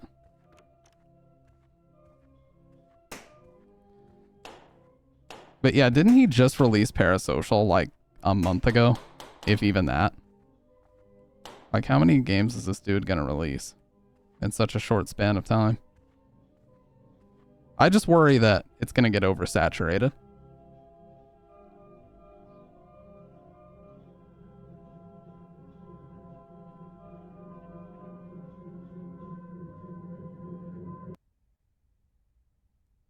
That was a nightmare, right? Surely. Come on, reveal that it was a nightmare. Come on.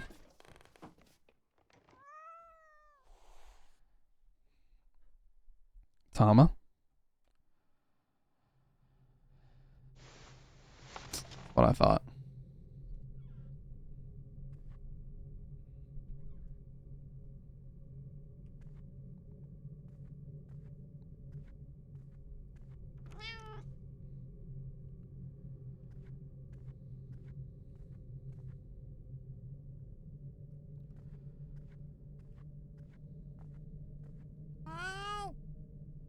Tom, are you there?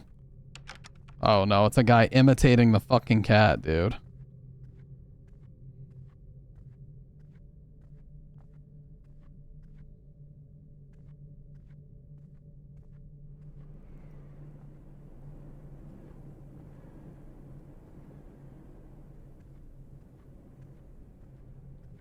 Oh Jesus. Something stuck.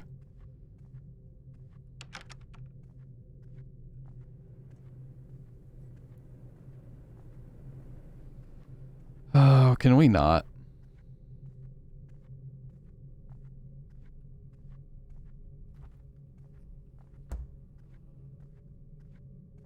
This whole situation is just beyond fucked up. This is one of the more fucked up situations that's been in any of these games.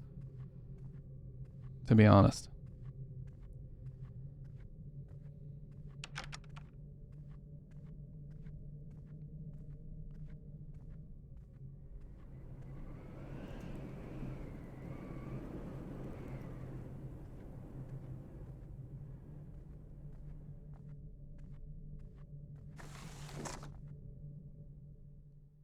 The guy's gonna be in there.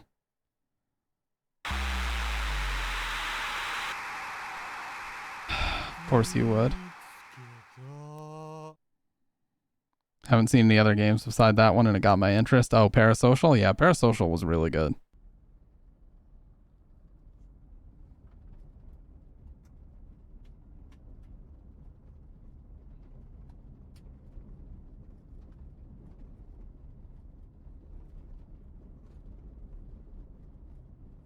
Who are you? Sis?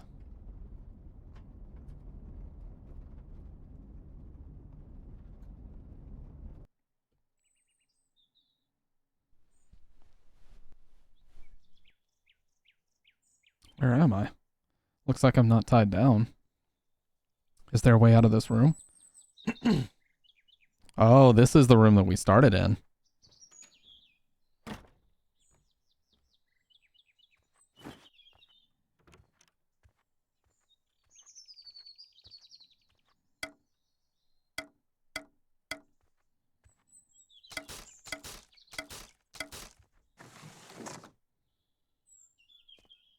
Oh, well, that was easy.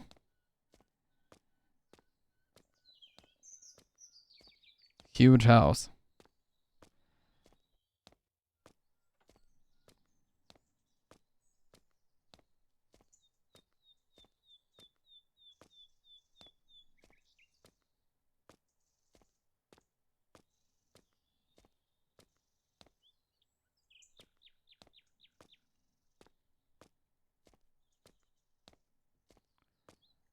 Hmm.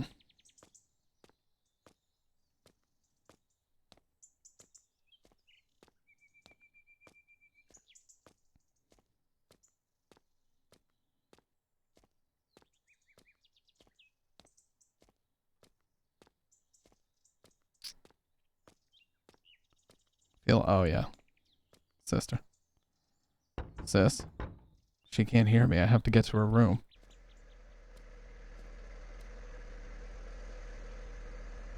Oh no, he's back.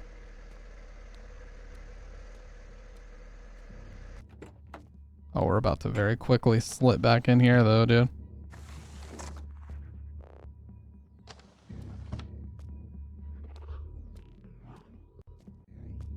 Wait, why can I not?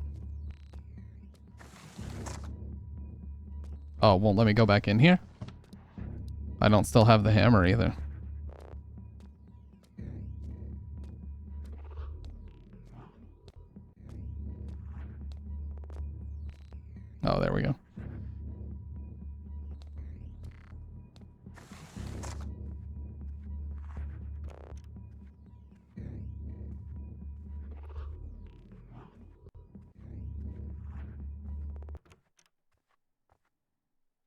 Sis, let's get out of here. What do you think you're doing? I'm the one who asked Mister to kidnap me. And I had him kidnap you too. It was all my plan to get Mom to look at us, care for us. It's the perfect plan to get Mom to love me again. Jesus, what a dysfunctional family. What a dysfunctional fucking family, dude.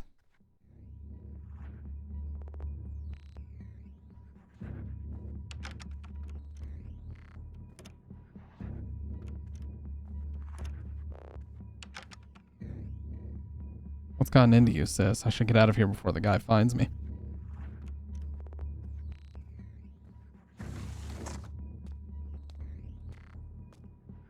For real, dude. What a fucking dysfunctional ass family.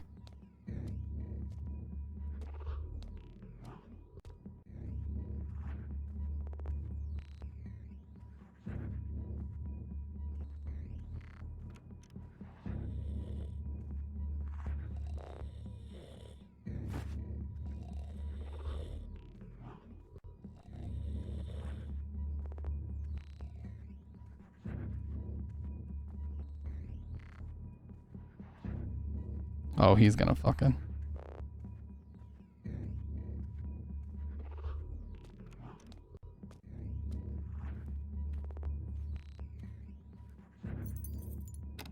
Here he comes.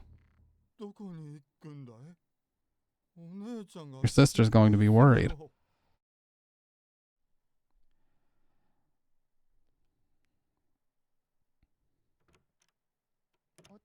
Just relax.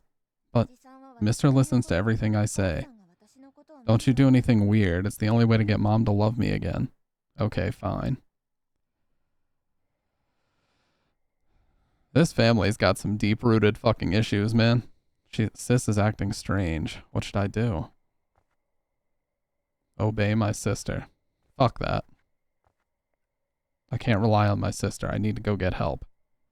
Should I really go? Okay, well, here's the ending choice.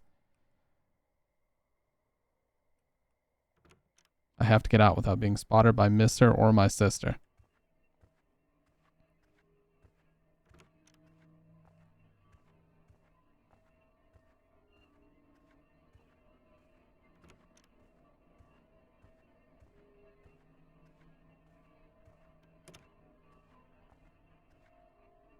Let's just obey.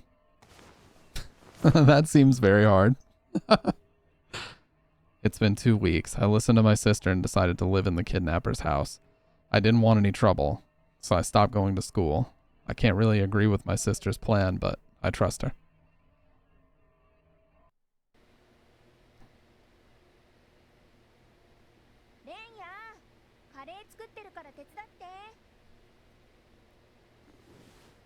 This cannot be a good ending.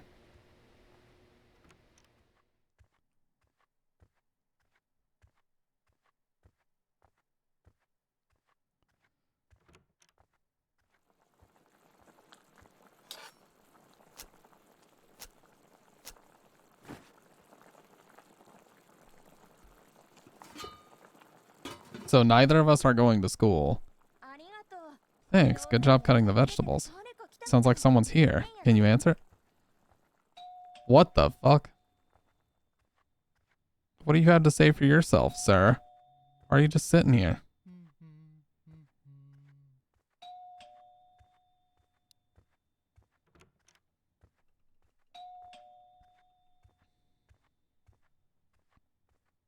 Police? This is the police. Okay. I spoke to the police about the whole situation. I didn't want anyone to get in trouble, but they didn't take my words seriously because I'm just a child. The mister ended up getting arrested as a kidnapper, and the police seemed to be contacting our mother.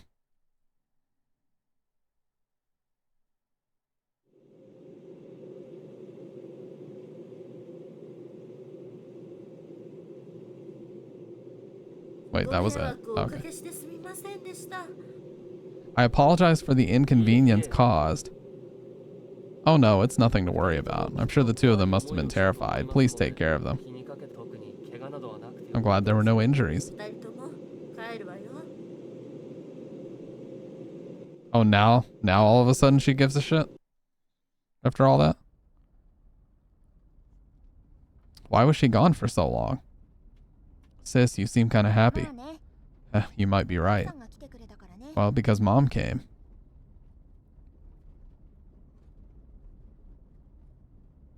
Yeah, they didn't take me seriously because I'm just a child.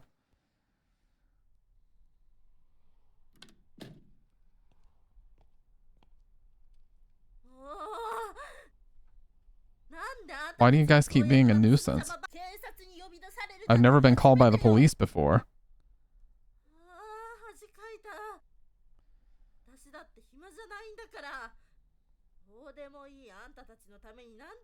Oh my god.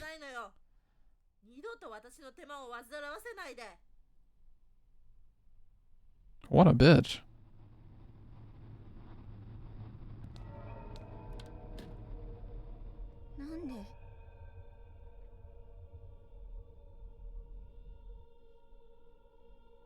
Well, obviously that was a bad ending.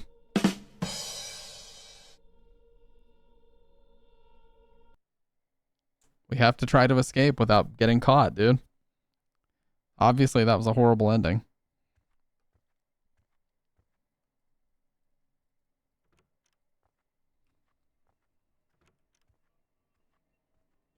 Man, it's really dark too.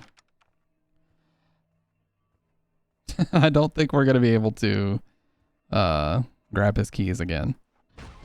Oh, what? Come on, dude. No, dude. I didn't get a chance to move 3 steps. What the fuck? Well, I'm not listening to her. My sister's gone fucking psycho. I'm not listening to her. She's done finally fucking lost it.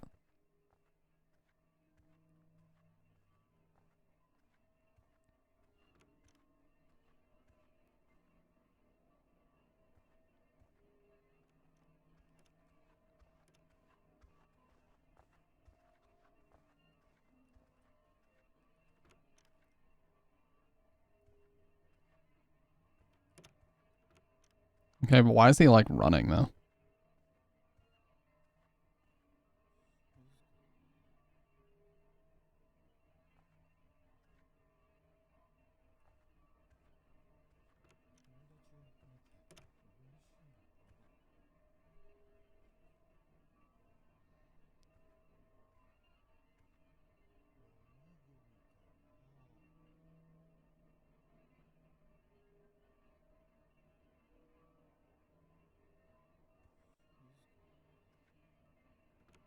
Is he really just gonna stand there?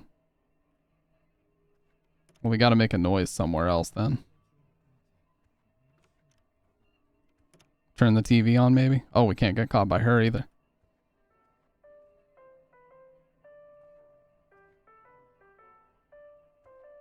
There has to be a way to distract them.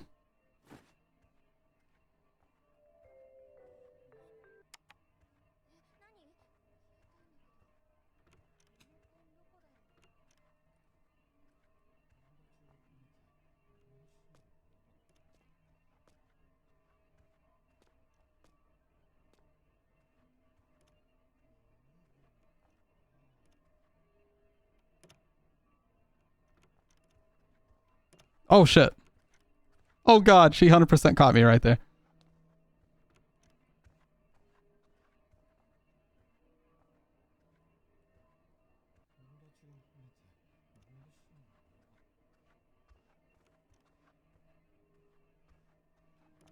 Fuck me.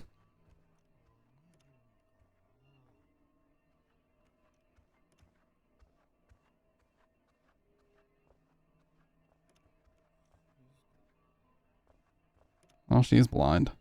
Hello there. Oh my god. How you been? Oh my god.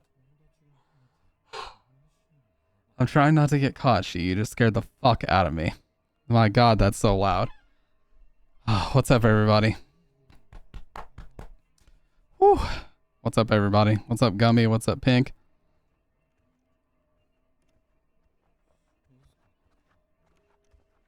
Oh, it's over. It is fucking over. So, our sister, for some reason, wanted us to get kidnapped. because our mom fucking abandoned us, and the sister thinks that us getting kidnapped is somehow going to make the mom love us again. But the dude that kidnapped us is an actual fucking freak.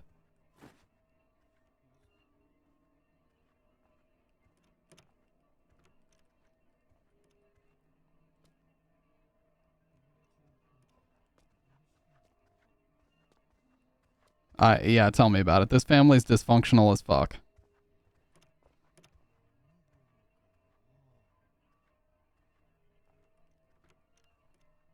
I have to distract this guy somehow. I have the key to the front gate.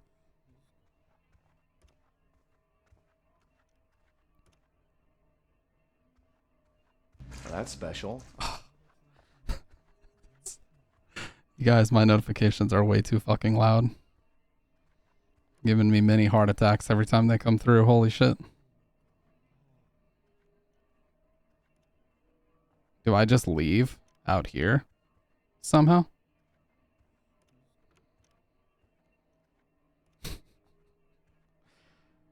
It's fucking... Why would I make my own notifications so loud? Like, what a dumb fuck.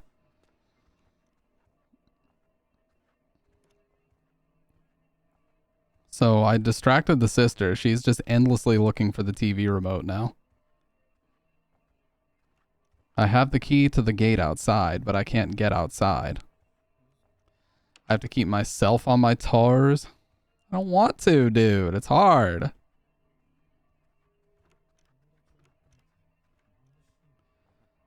Exactly, yeah. You just got to make sure it's still functioning. It's like, oh, okay, well, it's still working for the foreseeable future, so me losing a few years off my life was totally worth it for that experiment.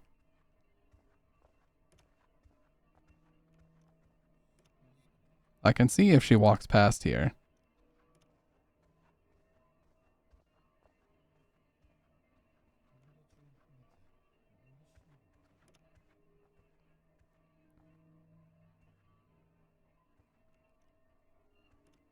What is this guy doing?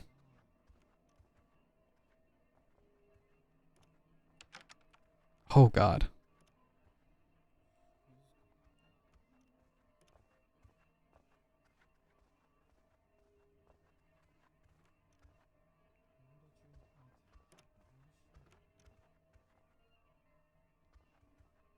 He is just standing there menacingly.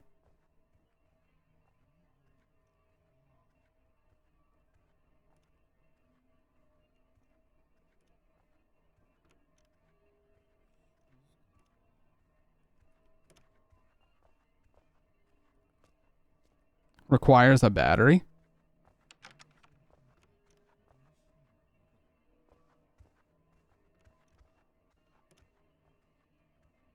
Where do I get one?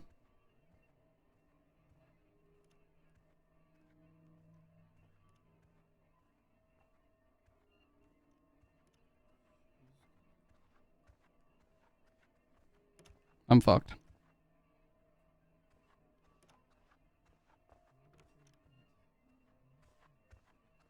Never mind, I'm a god gamer.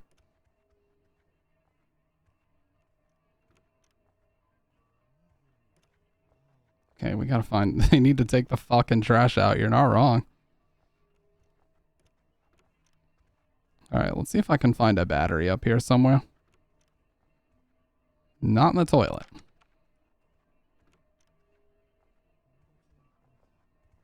Well, I had the TV remote. Wouldn't there have been a battery in there I could have borrowed?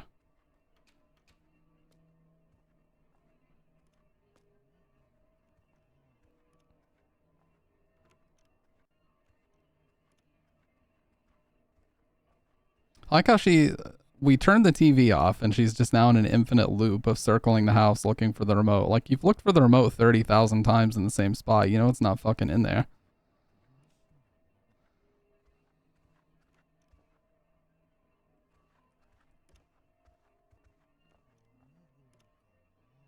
Just gotta wait for her to pass. And then when we know we have time, we're gonna make a break for it. Yeah, she's just quadruple checking. Gotta quintuple check sometimes.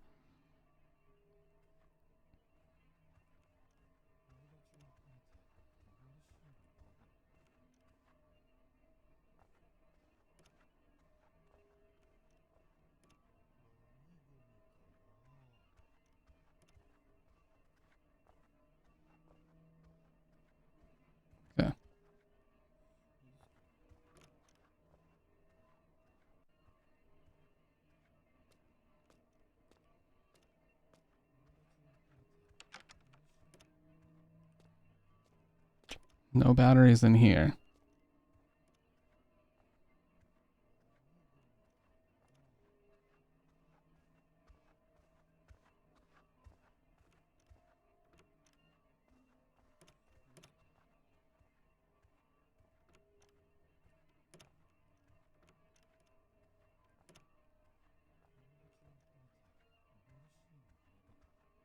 Oh.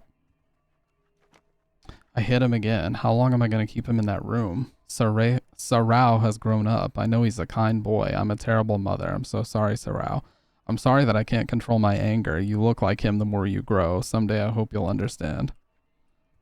No, dude. I needed a battery, not a fucking memo.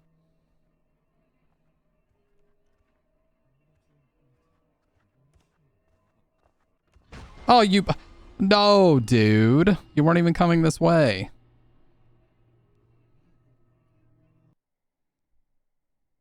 I was pretty clenched right there, I'm not gonna lie.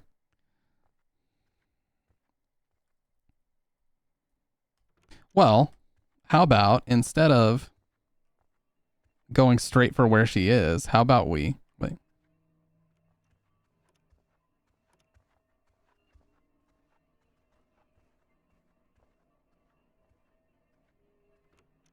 How about we look for the battery first?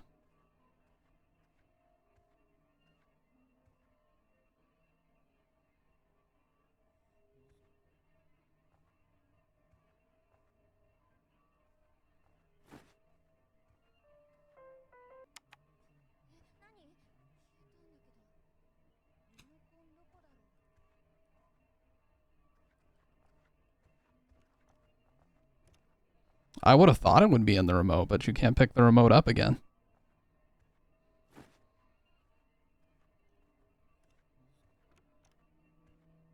Maybe the fan?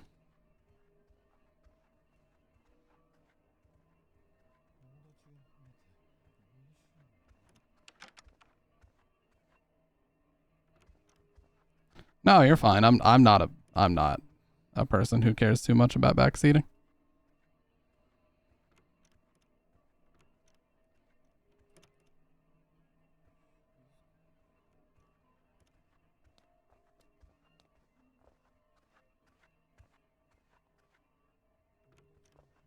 Well, you have to turn off the TV because that's the only way to get the that's the only way to get the keys. Yeah.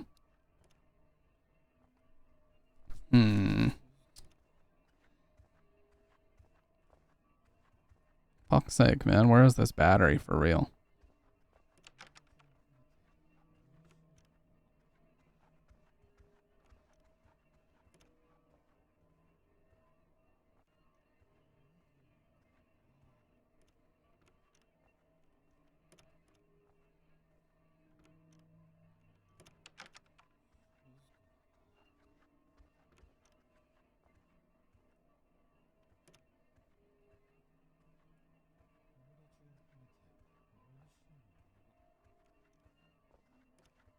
I thought I checked everything up here, but let's check it again just to be safe. Because if I can find a battery, I can distract that guy.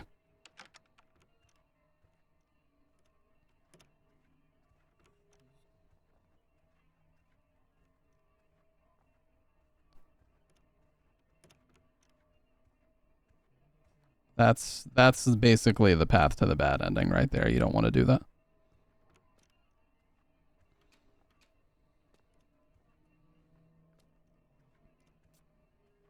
What were you actually playing, She? I forgot to ask you. I also didn't do a shout out just yet. I don't think I have a mod here that can do it either, unfortunately. You know what? We're safe on the second floor. I'll do it. Okay. Ain't nobody gonna check the second floor. Ah, Osu. Classic.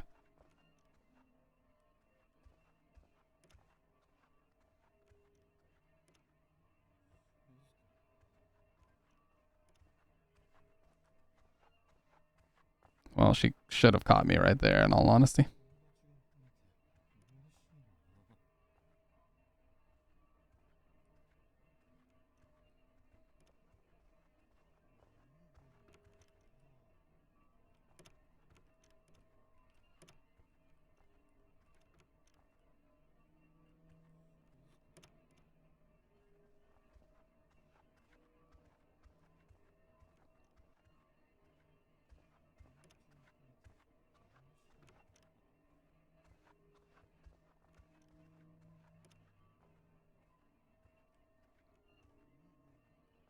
Where the fuck is this battery?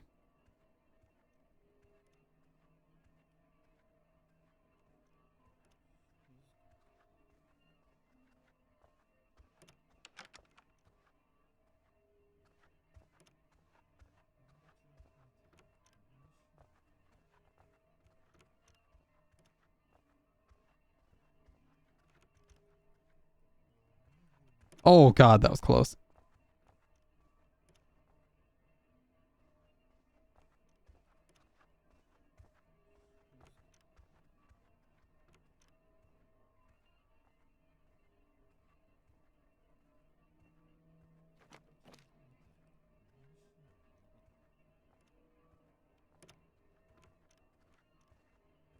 Nope. Oh god. I'm way too on edge for this, dude. Where the fuck? We've got to find this battery.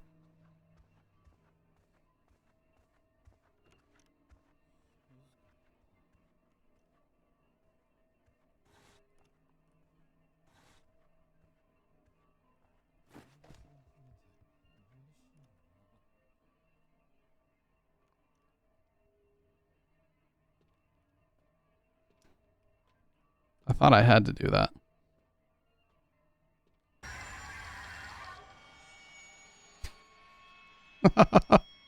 Oh, I didn't die. I thought I died.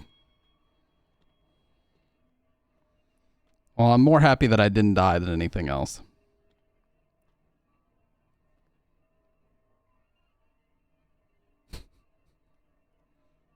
Oh well.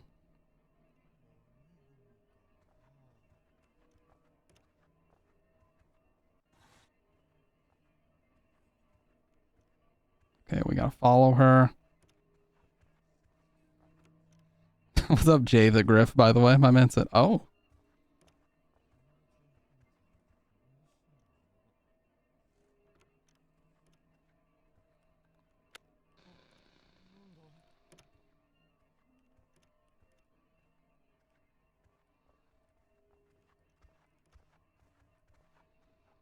I'm fucked. Oh god, her eyes just peering over the fucking... No, that's worse, dude. At least I know the order to do things now. Okay. Alright. I know.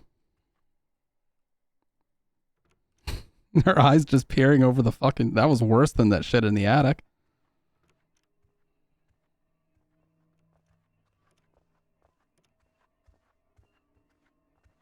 Alright, you go do your thing, bitch.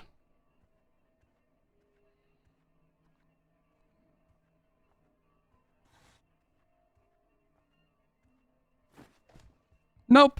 There's no fucking way we're going up there again. Fuck yourself. This guy is so oblivious, holy shit.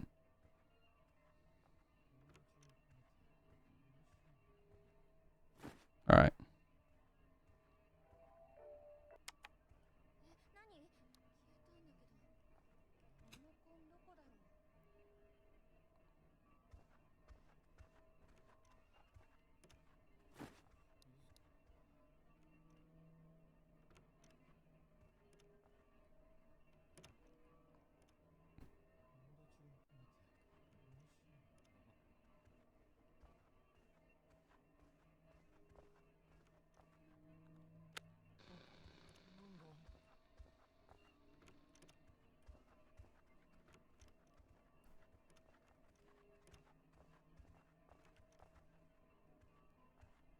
Okay.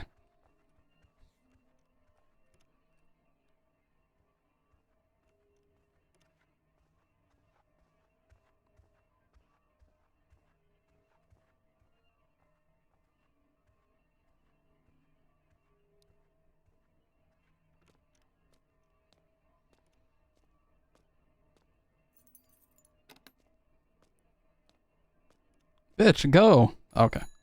I was like, what? Why are you not fucking going? Whew, that was so stressful. Yes, fucking ride at high speeds.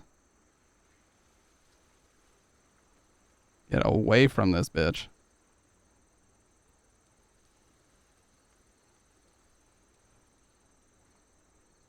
Hell no, dark roads. Hey, better than nothing, dude.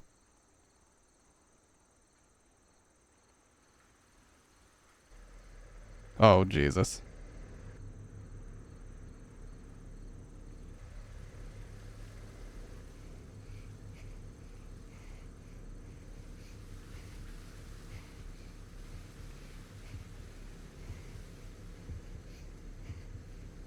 Get to the fucking police station, dude. Oh, God.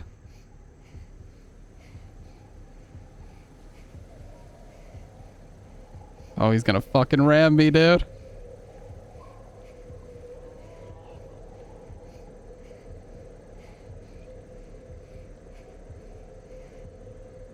Whose house should I go to?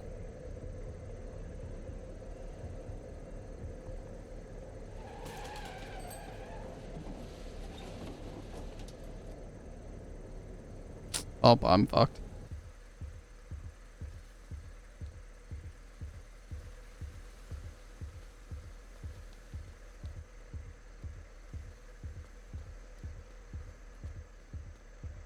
Oh, God. Oh, my God.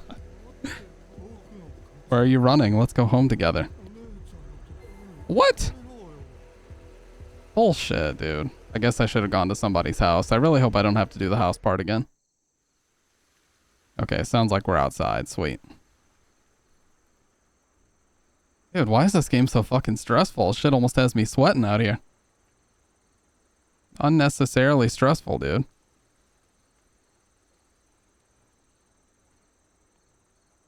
Let's go to KG's house this time. Can I turn? No.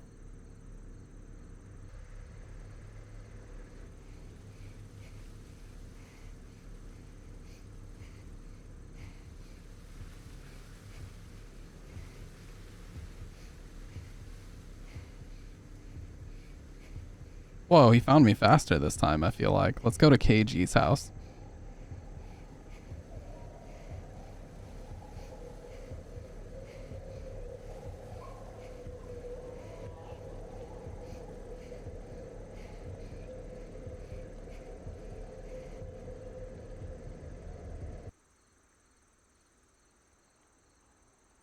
My friend's parent immediately called the police.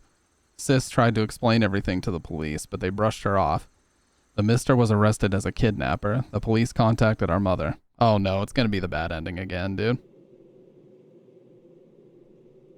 Where the mom just freaks the fuck out on us for being inconvenienced by...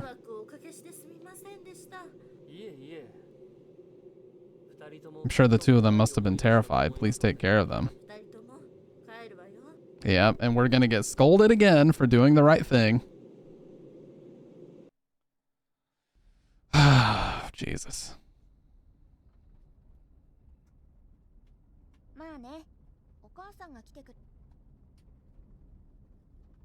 So Masahiro, was that the girl that said she worked at the... I don't know.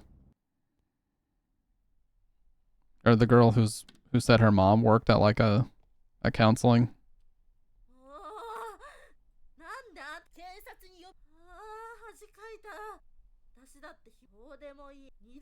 Don't ever trouble me like this again. And then she just fucking leaves.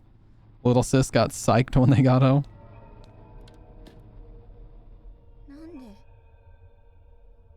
What a dysfunctional fucking family. Holy shit.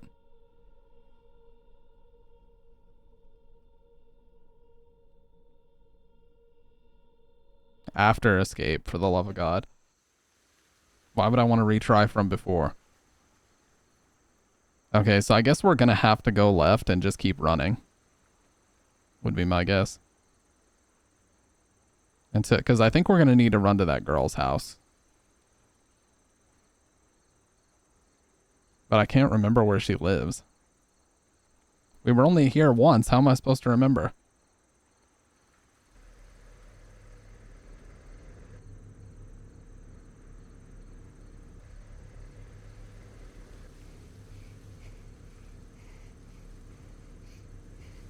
I don't have a photographic memory, dude.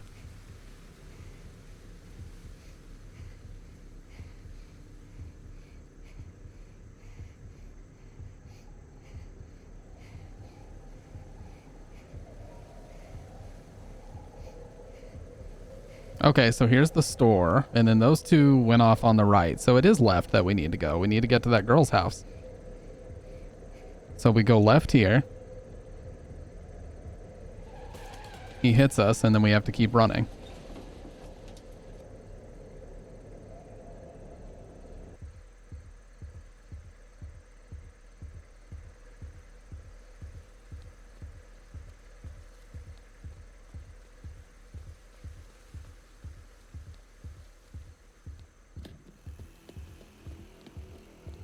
He got back in the van.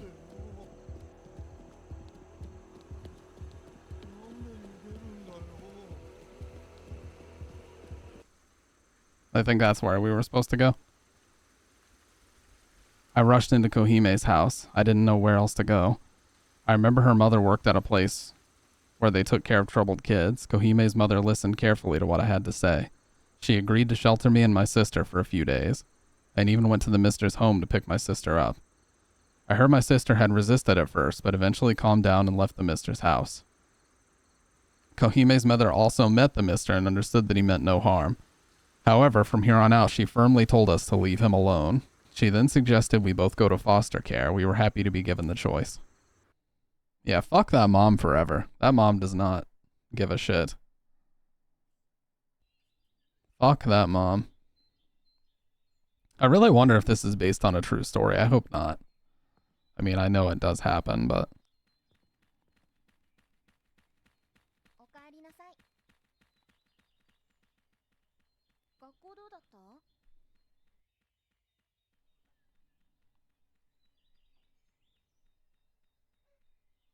Well, apparently he wasn't a kidnapper because the sister asked him to do that so that we could get the mom's attention. A lot happened, huh? But it sure is comfortable here. Come to think of it, you were always afraid of mom.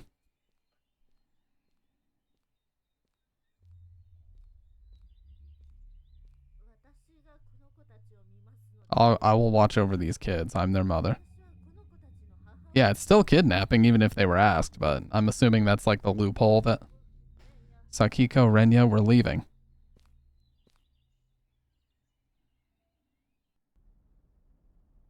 Yeah, you better not say you were inconvenienced, dude.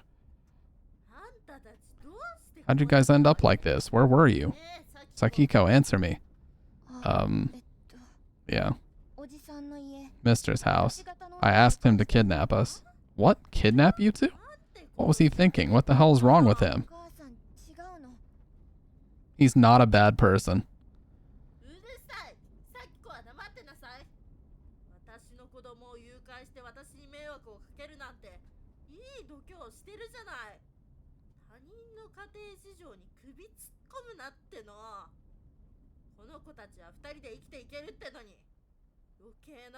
What? I'm going to the mister's house? Oh no. Yeah, we're going to mister's house with a 12 gauge to discuss a business dealing, if you know what I mean.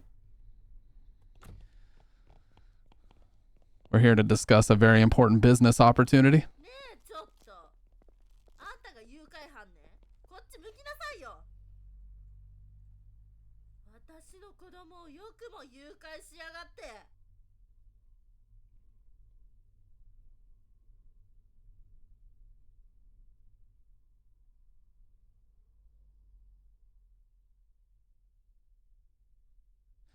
How dare you kidnap my child? So is she just remembering that she gives a shit about us?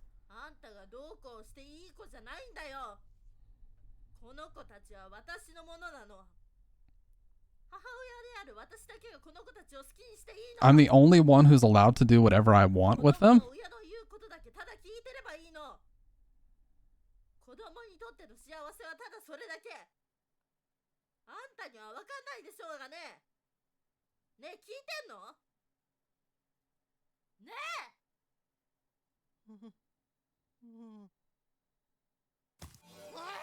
Oh my god, what the fuck?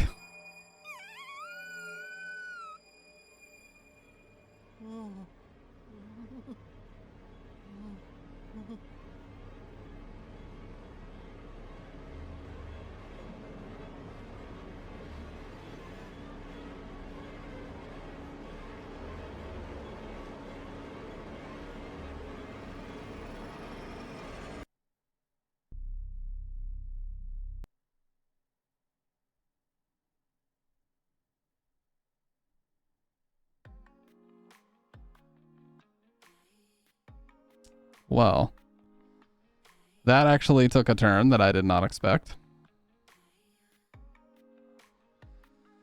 Holy shit, what a game, dude. I guess it does. They can just go back to foster care now. Where they were much happier.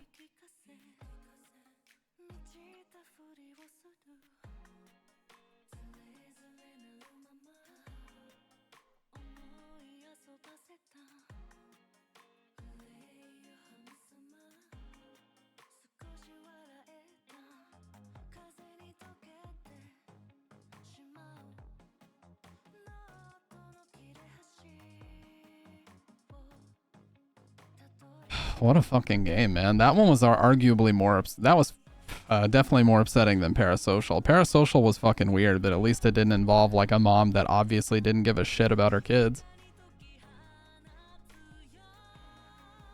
She only remembered that she gave a shit about them when somebody else tried to kidnap her kids. But yeah, like you said, Jay the Griff, like a child asking you to kidnap does not give you an excuse. That fucking attic one, dude. That attic jump scare was actually really good. That got me really good. I did not expect that shit. This is why I don't watch any other people play these. I just play them on my own. Because if I knew that was happening, it would have lost all of its impact, man. The song is kind of a banger, though.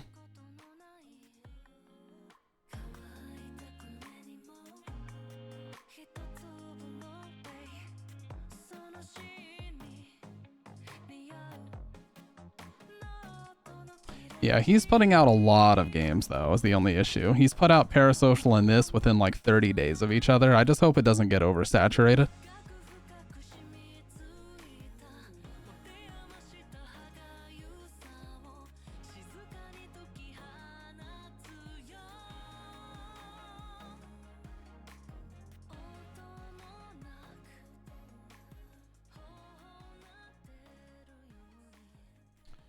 If you like the game, please leave a review. Yeah, a bunch of people said this was his worst game. It's definitely not. His worst game is Inunaki Tunnel, probably.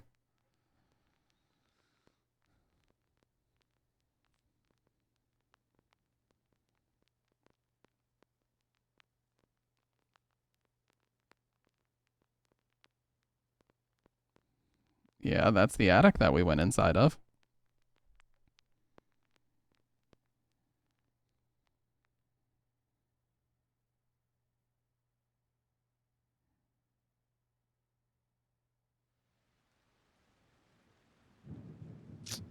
Man, what a fucked up game that was. I would say this one and the karaoke one have a couple of the most fucked up stories. Because the karaoke one is just about a perverted gym teacher or whatever that starts to prey on actual kids. Or teen girls at least, like 14, 15 years old, I think you are in the karaoke. I tell you, man, first we watch YouTube's darkest videos and then we play that game. There literally is not a darker series of shit I could have done tonight. My stream ain't called Nightmare Fuel for nothing. That's the perennial title that I use basically every single night is Nightmare Fuel for a reason. Well. I said this to Josh the other day, but if you're still here watching, you said something about my mic or your mic, or you were talking about, you know, you wanted a cool mic or something like that. First of all, you don't need one. I was telling him you have like one of the best like speaking voices. One of those voices where like you just need to talk about different things. If you did like a podcast, for example, or a Q&A session, I could listen to that shit for like hours. And I was just sitting there doing work while I was watching your stream last time. But seriously, you have a really good like speaking voice. You should utilize that more. You know what I mean? Listen, as someone who's obsessed with audio, I recognize these things and I just point them out. All I do is tell the truth. I don't make the rules. I just report the facts. That's all I do. That's all I've ever done on this stream. Also, I'm not a brand ambassador or a brand whore of any kind. I just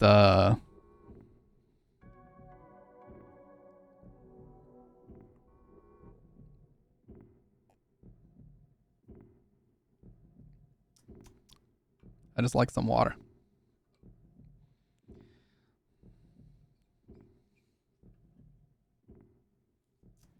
Oh, sorry. I have to lean down for a second.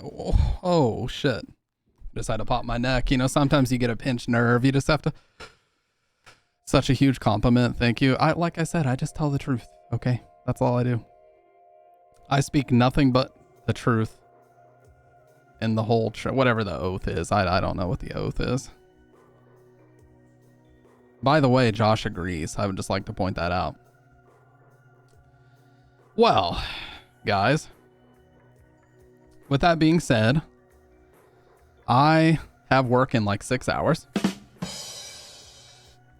Recently got a new position, so I have to make sure that I'm on time and that we're getting it. But with that being said, I want you guys to go hang out with an Eternal Enigma. He's a very, very good streamer. Nice job for real. Thank you, Gummy. I appreciate that. He's a very good streamer. He's playing Silent Hill 3, my personal favorite. Stampers. You think you can just call me Stampers, dude? You think you can just get away with such a thing? Very good streamer. Gold standard for horror streamers, in my personal opinion, but that's just my opinion. Yeah. So with that being said, go hang out with him. He's playing Silent Hill 3, my personal favorite one. And I will talk to you. Oh, I muted the wrong channel. I will talk to you guys. Thank you, Josh. Thank you, Gummy. Thank you, Pinku. The whole gang is here, dude. The whole gang is here. He's a really good streamer. I like him a lot. We're going to use the keys of liberation. I have them in my pocket, trust me. I'm going to use the keys of liberation to break those chains right over there. They're extremely evil looking keys. So I'll talk to you guys later. Goodbye.